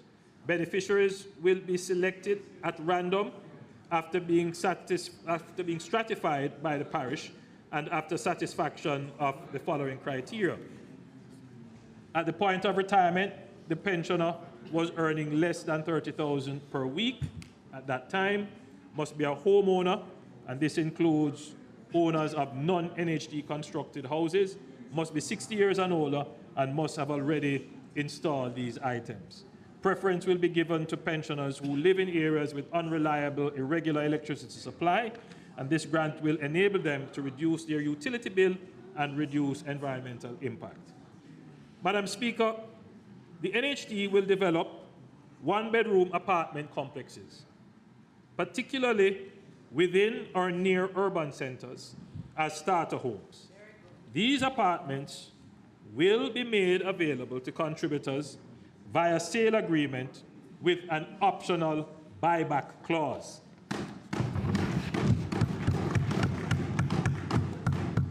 The buyback clause will give mortgagors the option to sell the property back to the NHT after a determined time. The trust may repurchase the unit for sale to its contributors. The mortgagors who sell their unit to the NHT under this arrangement will be allowed to access a new benefit from the NHT in full towards the acquisition of a new home.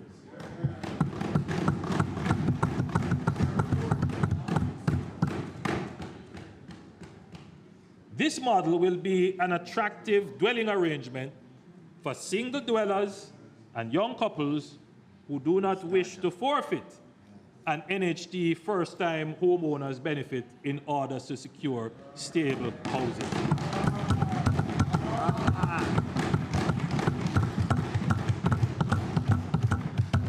Units that are currently under construction at Vineyard Town and Howard Avenue in St. Andrew, that is 264 one-bedroom units, will be sold. There's a construction there, I'll tell you.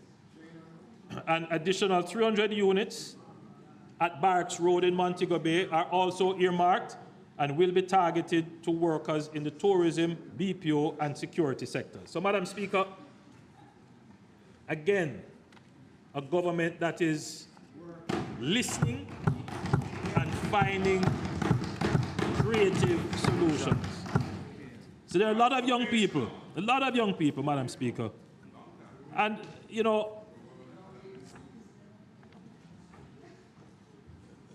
Madam Speaker, I went to open a BPO facility in Montego Bay, and a young lady came to me and raised this issue that, she can't afford housing. And she doesn't want to stretch herself to buy a house for which she would then be deprived of her future benefit when she's really in a position to do it. What this does, Madam Speaker, it allows younger persons to enter the housing market at an early stage, enter the housing market, acquire a property, and then when they are at a better stage in life, they can sell the property back to the NHT and still get access to their full benefit.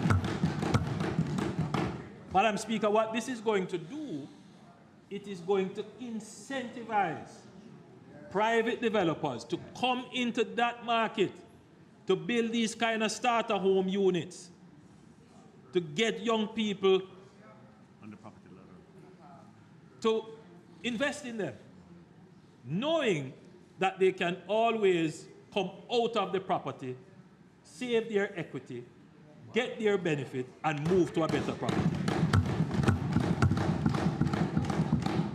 So we are targeting those young people who are just starting out. A lot of young people getting work in the BPO sector, they are straddled with rent. They would really want to be able, instead of paying rent, to make that investment in a mortgage towards the equity in a property that they can then use to further improve their equity holding in another property. So, Madam Speaker, this is, I believe, a big move for home ownership for young people. It is a big move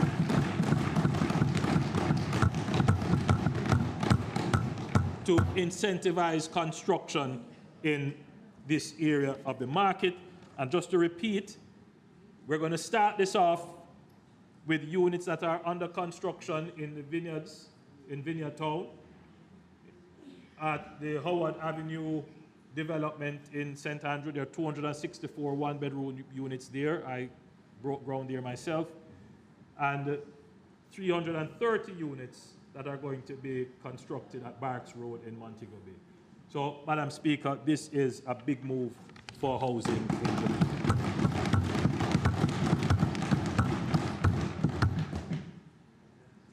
Madam Speaker, the program model and types of solutions under the NHD's Urban Renewal Program have evolved from its predecessor, the Inner City Housing Program. The Trust is now producing mainly low-rise, single and multi-family units with open space, a design change, Madam Speaker, that has addressed some of the issues identified with the previous program. Madam Speaker, the NHD is now in a position to increase the output of low-income housing solutions under the Urban Renewal Program and will commit an initial $9 billion in 2024-2025 with an additional annual allocation going forward.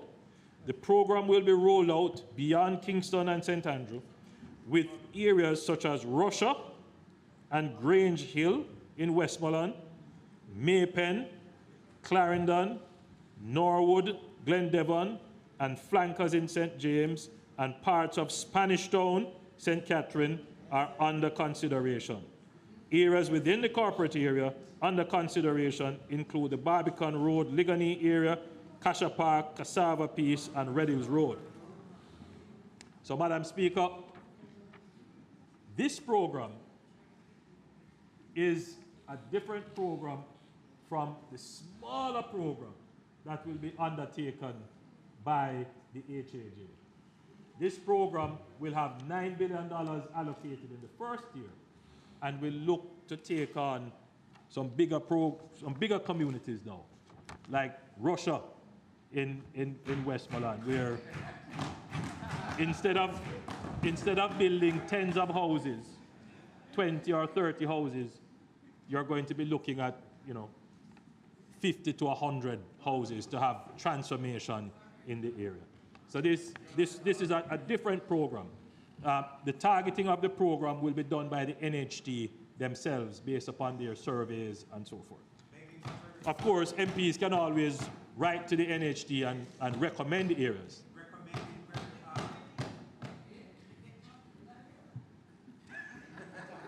Madam Speaker, in recognition of the housing needs of various workers and to support national efforts to attract and retain talent in strategic fields, the NHD will develop housing targeted to workers in strategic areas in health, security, education, and tourism, where employers and companies in these sectors own lands in close proximity to their place of employment.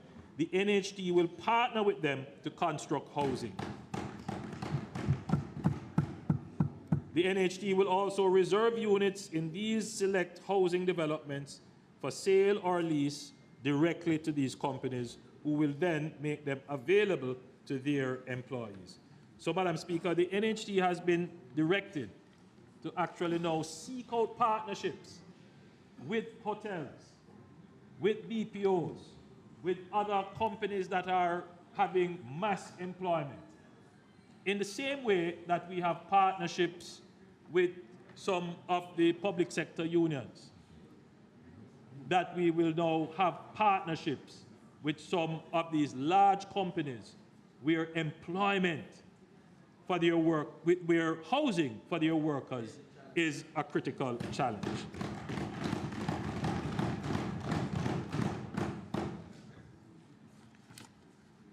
Madam Speaker, based on the NHT's selection system, the longer you contribute, the greater your chance of selection for a scheme unit. Consequently, older contributors are the ones mainly selected for NHT units. The Trust is cognizant of some of the indirect consequences of this policy and its direct impact on specific groups, particularly contributors below the age of 35. The Trust's data suggests that this group is underrepresented in a scheme selection, even when factoring for other affordability and accessibility levers such as intergenerational and parent-assisted mortgages, which take into account the points of the older applicants. To address this, the NHT will reserve up to 10% of the housing solutions in the current housing plan for under 35-year-old contributors. 10% of our current housing plans will go to under 35-year-old contributors. Over the next 5 years, this will result in approximately 4,300 housing solutions being available at 100% financing up to $15 million subject to affordability levels.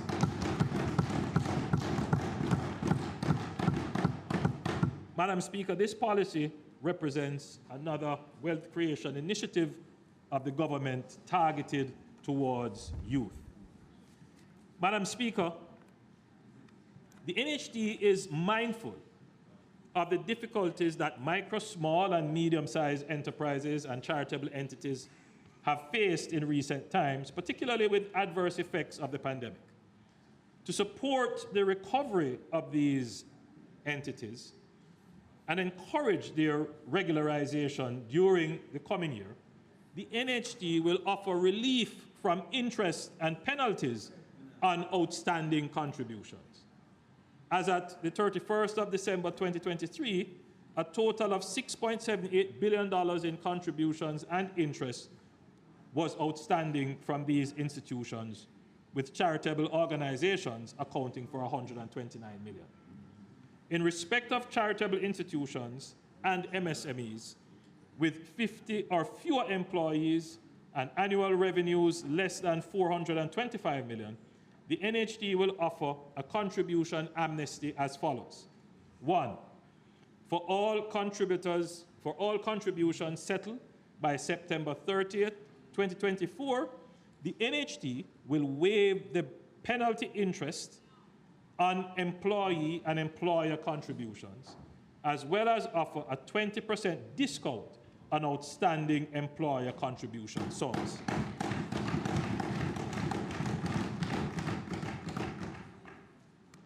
For all contributions settled between October 1 and December 31st, 2024, the NHT will waive all penalty interest on employee and employer's contribution. And for all contributions settled between January and March 2025, the NHT will only waive penalty interest on employer contributions only.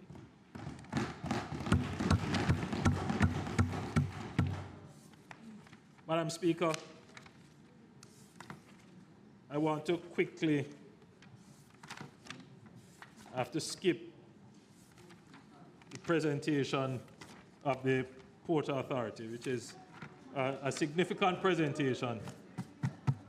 And I'm afraid I will also have to do the same for the Factories Corporation, whose chairman is here, because we are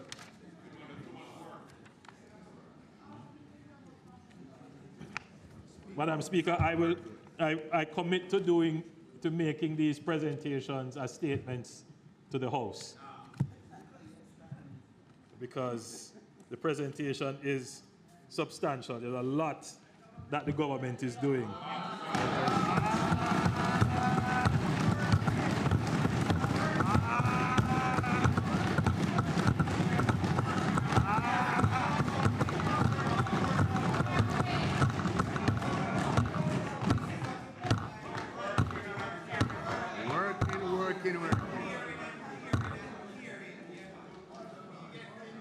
Working and caring.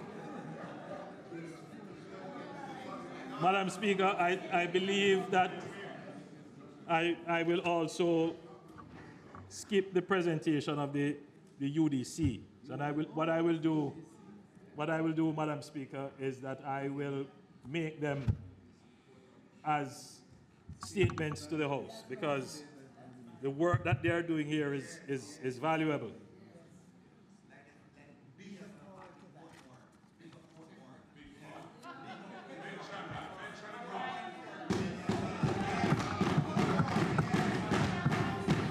Madam Speaker,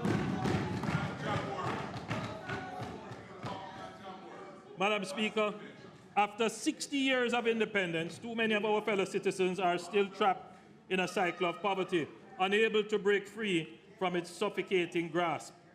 For far too long, generations have endured the hardships of economic deprivation with little hope for improvement. The stark reality is that without intervention, this cycle will persist, condemning countless individuals and families to a life of struggle and despair. Madam Speaker, the globally used measure of inequality is the Gini index, or the Gini coefficient, which measures income distribution across a population. The coefficient ranges from 0% to 1 or 100%, with 0 representing perfect equality and 1 representing absolute inequality. The higher the GNI coefficient, the greater the gap between incomes of our country's richest and poorest people. The Jamaica Survey of Living Condition uses consumption expenditure to estimate the Gini coefficient. In 2021, the Gini coefficient was 0.3991, an increase from 0.3671 in 2009. For comparison, South Africa has the highest Gini coefficient globally of 0.63, while Norway has the lowest at 0.22. The last available figure for Trinidad was 0.43, and for Barbados, 0.47. So, Madam Speaker, step by step, this administration is creating a social safety net to protect the vulnerable, but also to create a more equal society.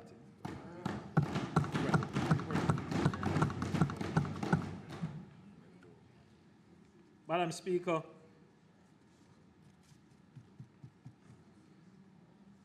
today,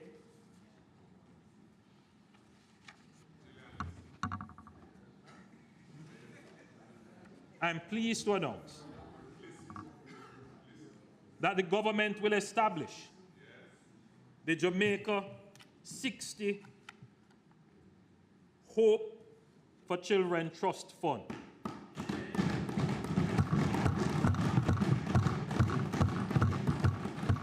Madam Speaker, the purpose of the fund is to help to close the wealth gap and address the issue of intergenerational poverty by creating a trust account specifically catered to vulnerable children. The Hope for Children Trust Fund will provide each eligible child with a long-term savings account funded through annual contributions from the government. Parents, guardians, and other donors will also be able to make deposits into the account for the future benefit of any specific child. The accumulated funds, including interest, will be accessible on or after the child's 18th birthday for specific purposes such as education, to purchase a home or commercial property, or invest in business. Madam Speaker, any child in Jamaica born on or after the 60th anniversary of our independence, that is August 6, 2022, who is part of the PATH program, meaning that they are born into a PATH household, or they are a ward of the state, will be eligible for this.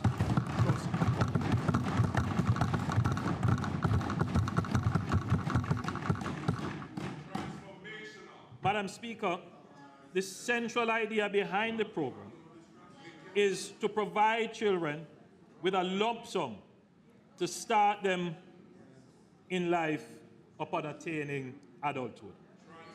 Our initial target is a lump sum of between $600,000 and $800,000 to be available on the 18th birthday of any eligible child.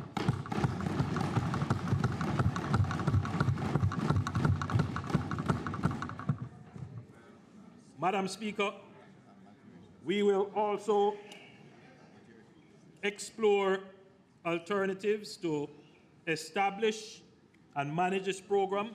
It could be part of the National Insurance Fund, or we may consider having private insurance companies administer the fund. Madam Speaker, this is, I believe, a groundbreaking initiative.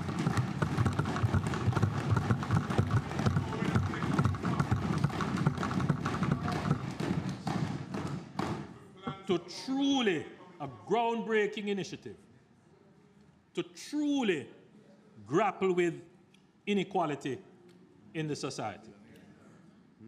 Madam Speaker, from a historical perspective,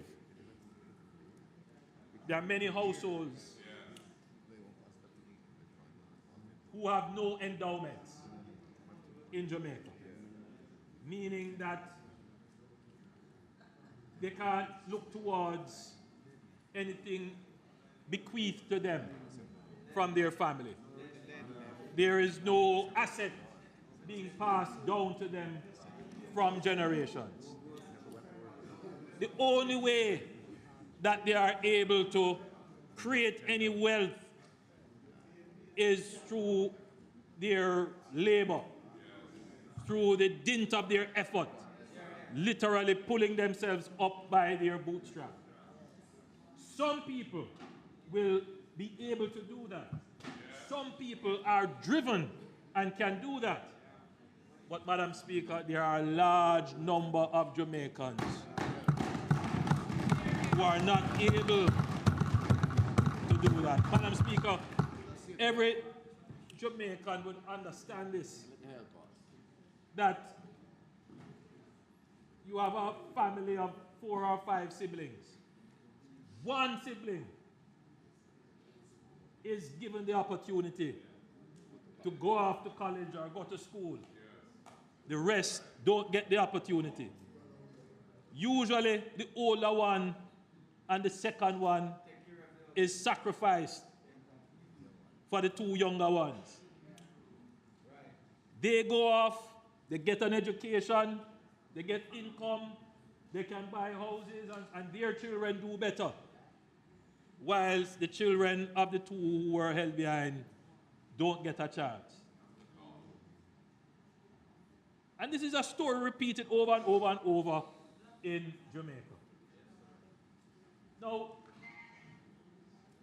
the government has a duty, a responsibility, that as we grow, as our economy grows, we take instrumental and decisive steps to break intergenerational poverty, to correct structural inequalities,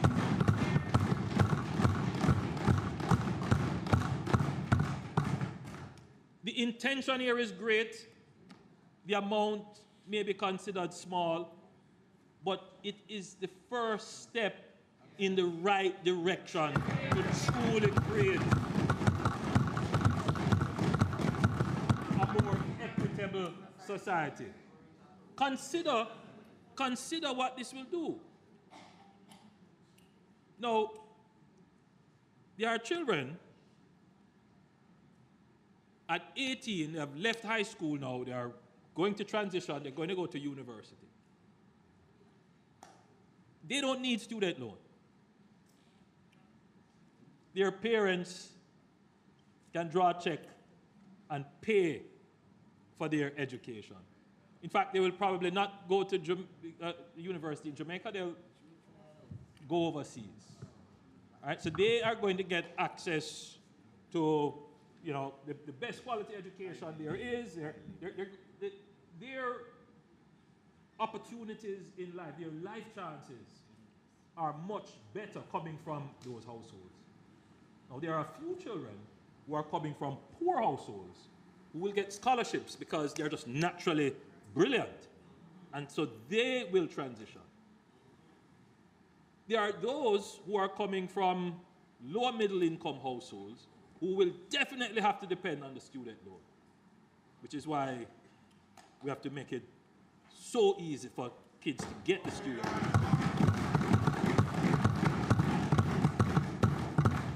Their life chances will improve, but they will step into the world of work with some burden, student loan burden. But they're likely to do well in school, they will get a good job, and over time they will be able to clear that burden.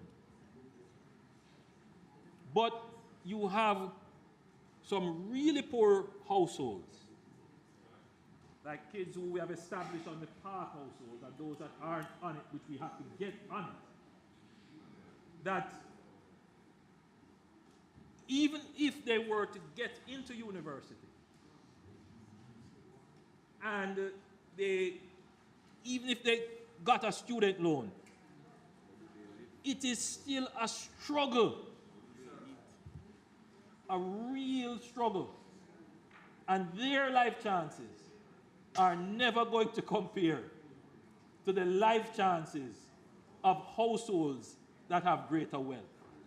And if this is allowed to continue, in Jamaica, you will always have the two Jamaicas. You will have some who will just transition, a few transition. You will never create a middle class, right? And you will have a society where you have a few people up here who feel they are entitled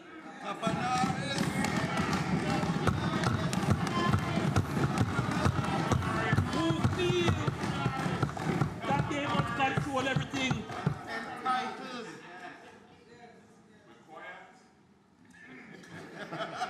So, Madam Speaker, I couldn't come from the circumstance of a single mother where she struggled to send me to school. He's privileged. He's privileged. Struggled to go through university. Understand the issues of the society. And not do something to correct.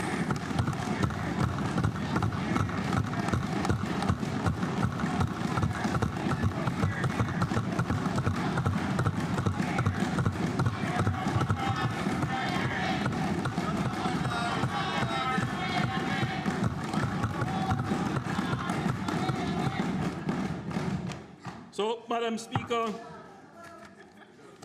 to use a football analogy,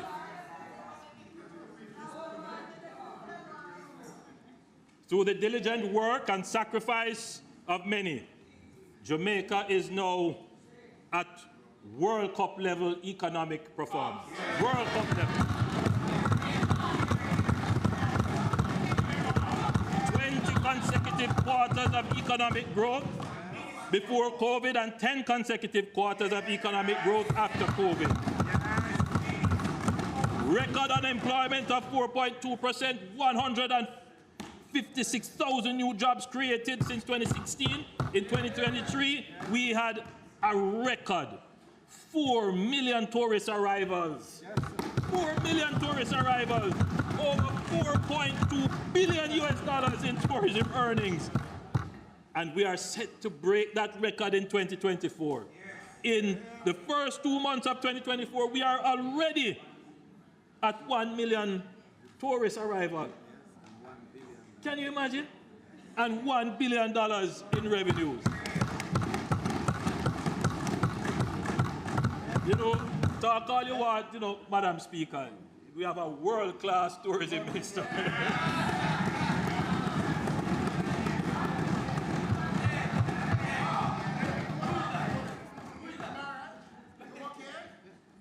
All three global rating agencies, Standard & Poor, Moody's, and Fitch, have upgraded Jamaica's credit rating to the highest level in our history.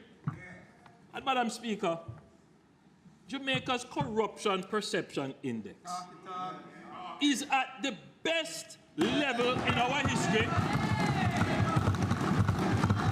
and certainly better than under the former PNP administration. And me say so is Transparency International say so.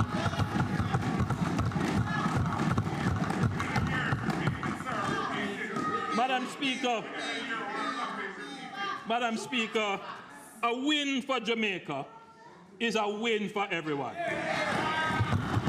So, Madam Speaker, when Jamaica is winning, don't bad mind our victory.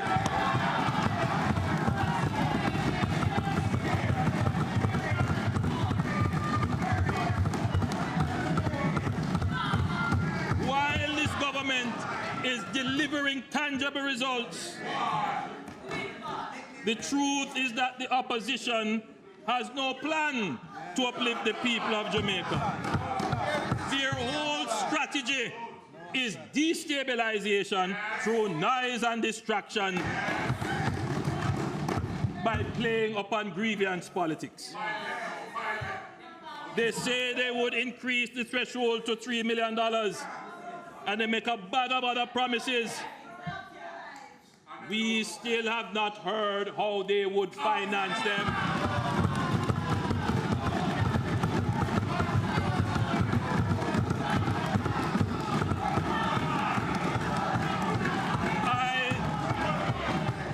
I say to all Jamaicans, take the budget speeches, go through them line by line. You all know there is nothing free. Everything that is promised, somebody's going to pay for it. So you read through them and ask yourself, who is going to pay for them? How much will it cost? When you see our budget, we tell you, we're going to do this, this is what it costs. Here is where it comes from.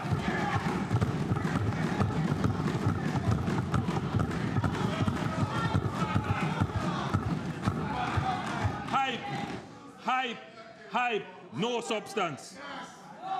Madam Speaker, I know that members on that side feel left out. It is a rough position to be in. I have been there, but they shouldn't allow bad mind and carry feelings to lead to desperation for power.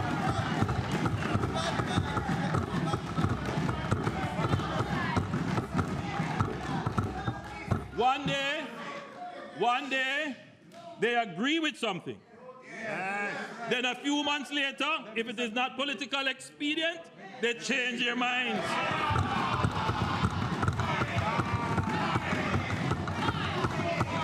That is not leadership. We call that flip-flopping. The opposition supported and seconded the Speaker's nomination. Then they switched flip-floppers. The opposition initially proposed, and supported salary increases for politicians. Then they switched flip-floppers. They all took their pay increases anyway, every single one of them. Just for the record, as Prime Minister, I did not take any salary increase. Madam Speaker, and I want it to be absolutely clear. Because when I stand up and say to the public sector workers and to other workers, listen, we must have a partnership for productivity. I can stand with a free conscience and say that I held strain As a leader of the country, I understand the issues, and I lead by example. I have to hold it. That is what leaders have to do. Some will say, I will take it, and then I will decide how to.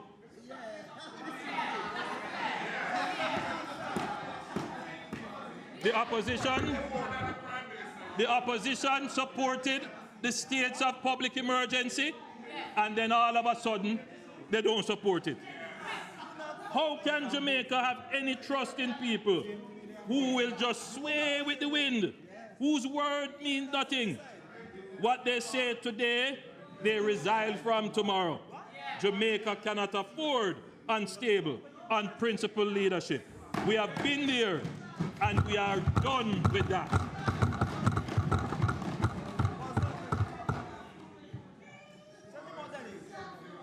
Madam Speaker, Jamaicans want better lives. They need a team that has been winning for Jamaica. A team that is tried, tested, and has delivered tangible results. Madam Speaker, I think you would like to hear this one. Madam Speaker, a former Prime Minister of Jamaica said it takes cash to care. Another Prime Minister said, we put people first. For decades, the country has debated and oscillated between these two competing philosophies. As a student of history, I believe both philosophies have merit, but neither by themselves is complete. The people of Jamaica want us to put these two philosophies together, and that is what my administration is doing.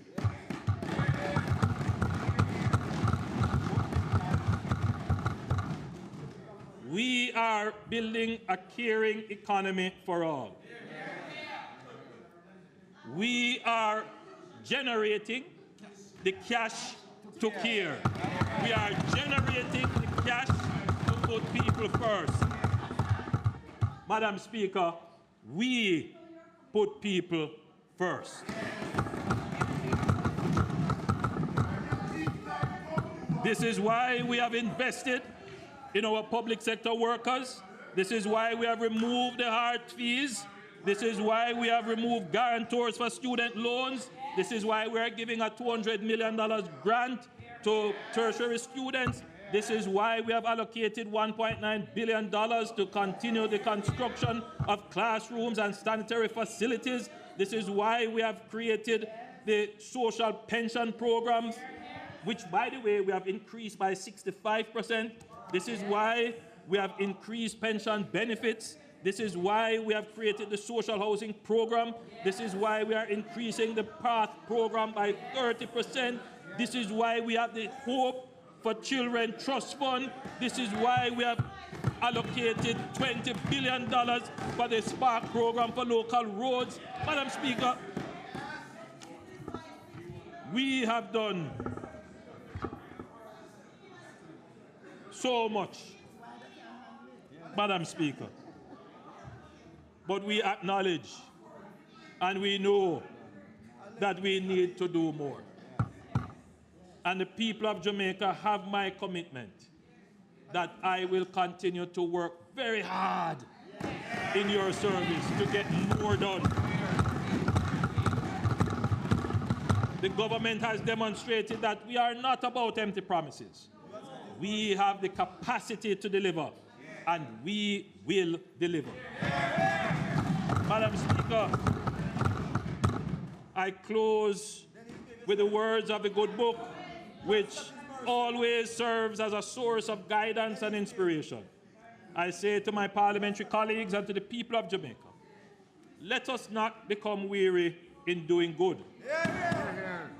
For at the proper time, we will reap a harvest if we do not give up.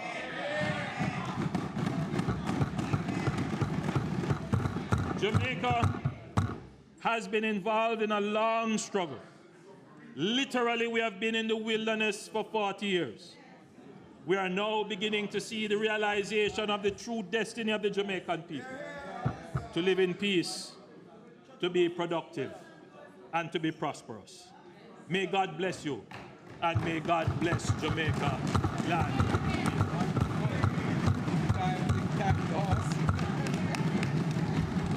Yes. Big time. Brilliant. My friend.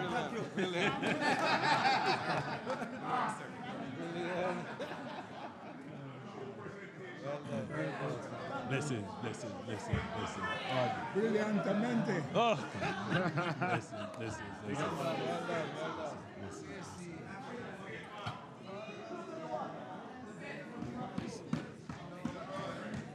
Madam Speaker.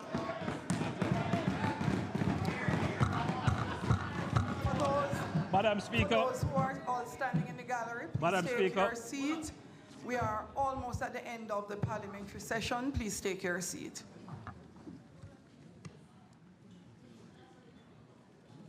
Madam Speaker, as I was trying to move expeditiously through my presentation, there is a very important part of the speech, Madam Speaker, which I neglected to present.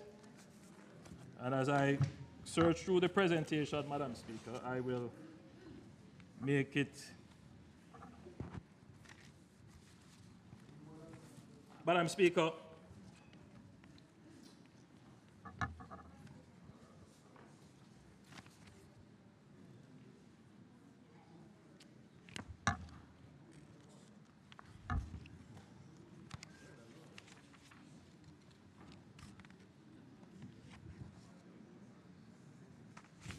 Madam Speaker, we have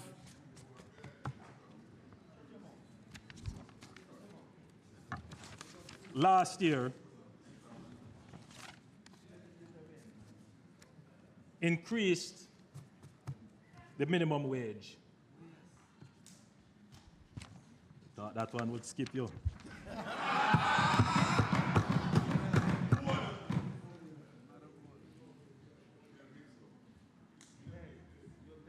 Madam Speaker, I'm pleased to announce a further increase to the minimum wage.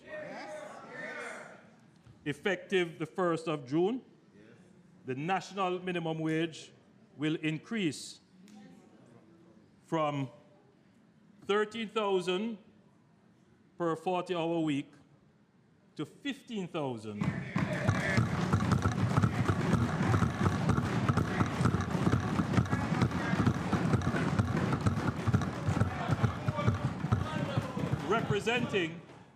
representing a 15% increase.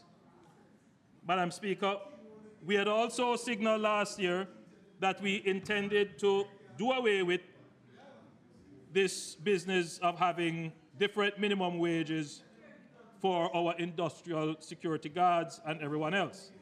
The minimum wage for the industrial security guard will move from 14 per week to 15,000 per week, and this will take effect from June 1, 2024.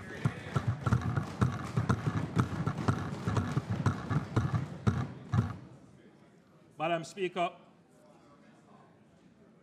the increase in the minimum wage represents a 15% adjustment. We thought about it very carefully and thought it was necessary to do to keep the working class and our poorest abreast with inflation. Madam Speaker, we have to look out for the poor and most vulnerable in the society. And you know, Madam Speaker, as we campaigned and we moved around the island, it was clear that many of our working poor were having it really difficult a young lady during the campaign, she stopped me. We were in Rosetown, and she said, Prime Minister, you can't increase the minimum wage. And I said to her, but we just increased the minimum wage. By nearly 40%, 50%. And she said to me, Prime Minister, when I get my pay, it just can't manage. So there is, and we must acknowledge it, certainly at the lower ends of the society, in terms of the working poor, real challenges with making ends meet. So as we present this national budget, we look at how we can support every sector of the society. And I believe, Madam Speaker, that the budget presented has touched almost every sector of the society. We have touched pensioners, we have touched public sector workers, we have touched people who want to own homes, we have touched the poor, we have touched the vulnerable. Madam Speaker, we have done as best as we could without being fiscally reckless. I believe we have presented to the people of Jamaica a good budget.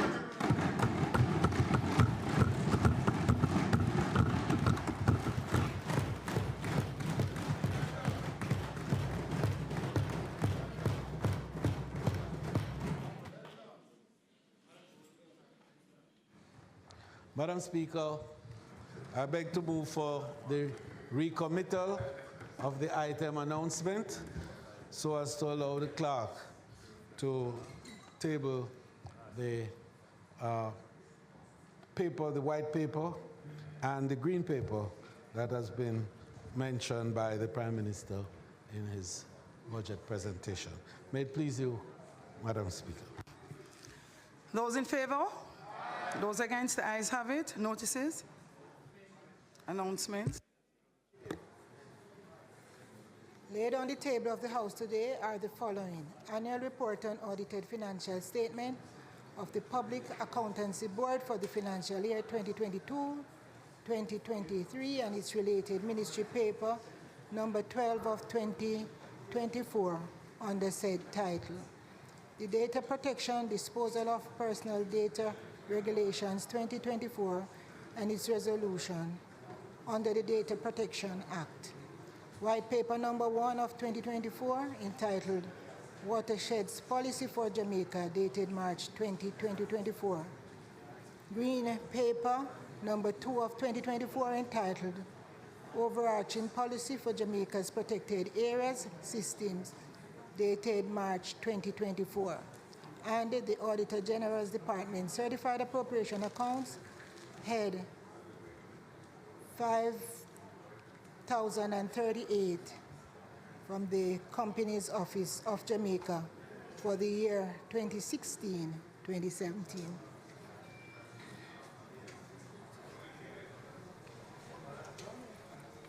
Madam House Speaker, Leader. Madam Speaker, I beg to move that the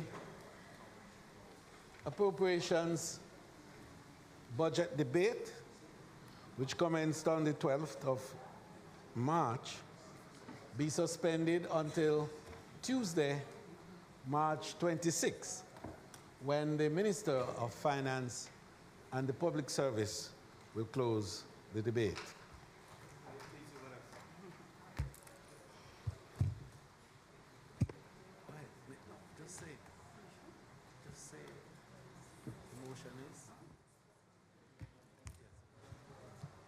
I know the House Leader was cut off a little bit prematurely. Clerk, could you turn off your mic, please? Right, so, Madam Speaker, I beg to move that the appropriations budget debate, which began on the 12th, be suspended until Tuesday, the 26th of March, when the Speaker then will be the Minister of Finance and the Public Service, who will close the debate. May it please you, Madam Speaker. Thanks, House Leader. Those in favor?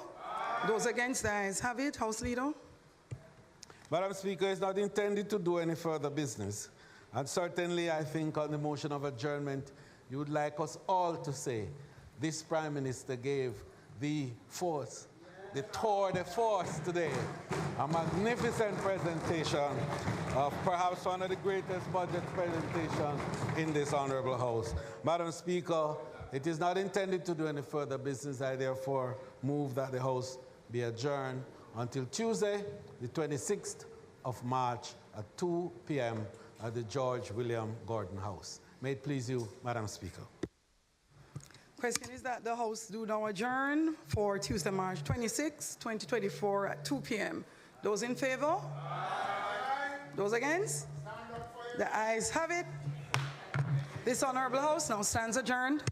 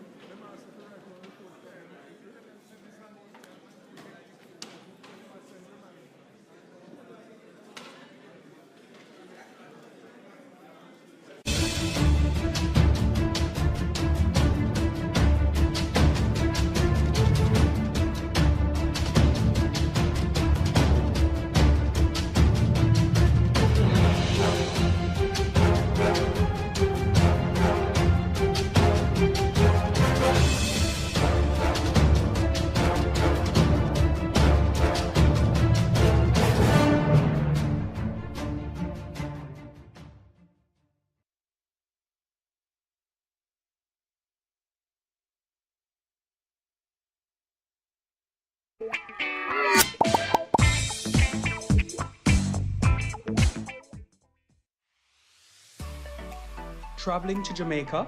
Submit your customs and immigration declaration online for faster processing. Visit the enterjamaica.com portal, complete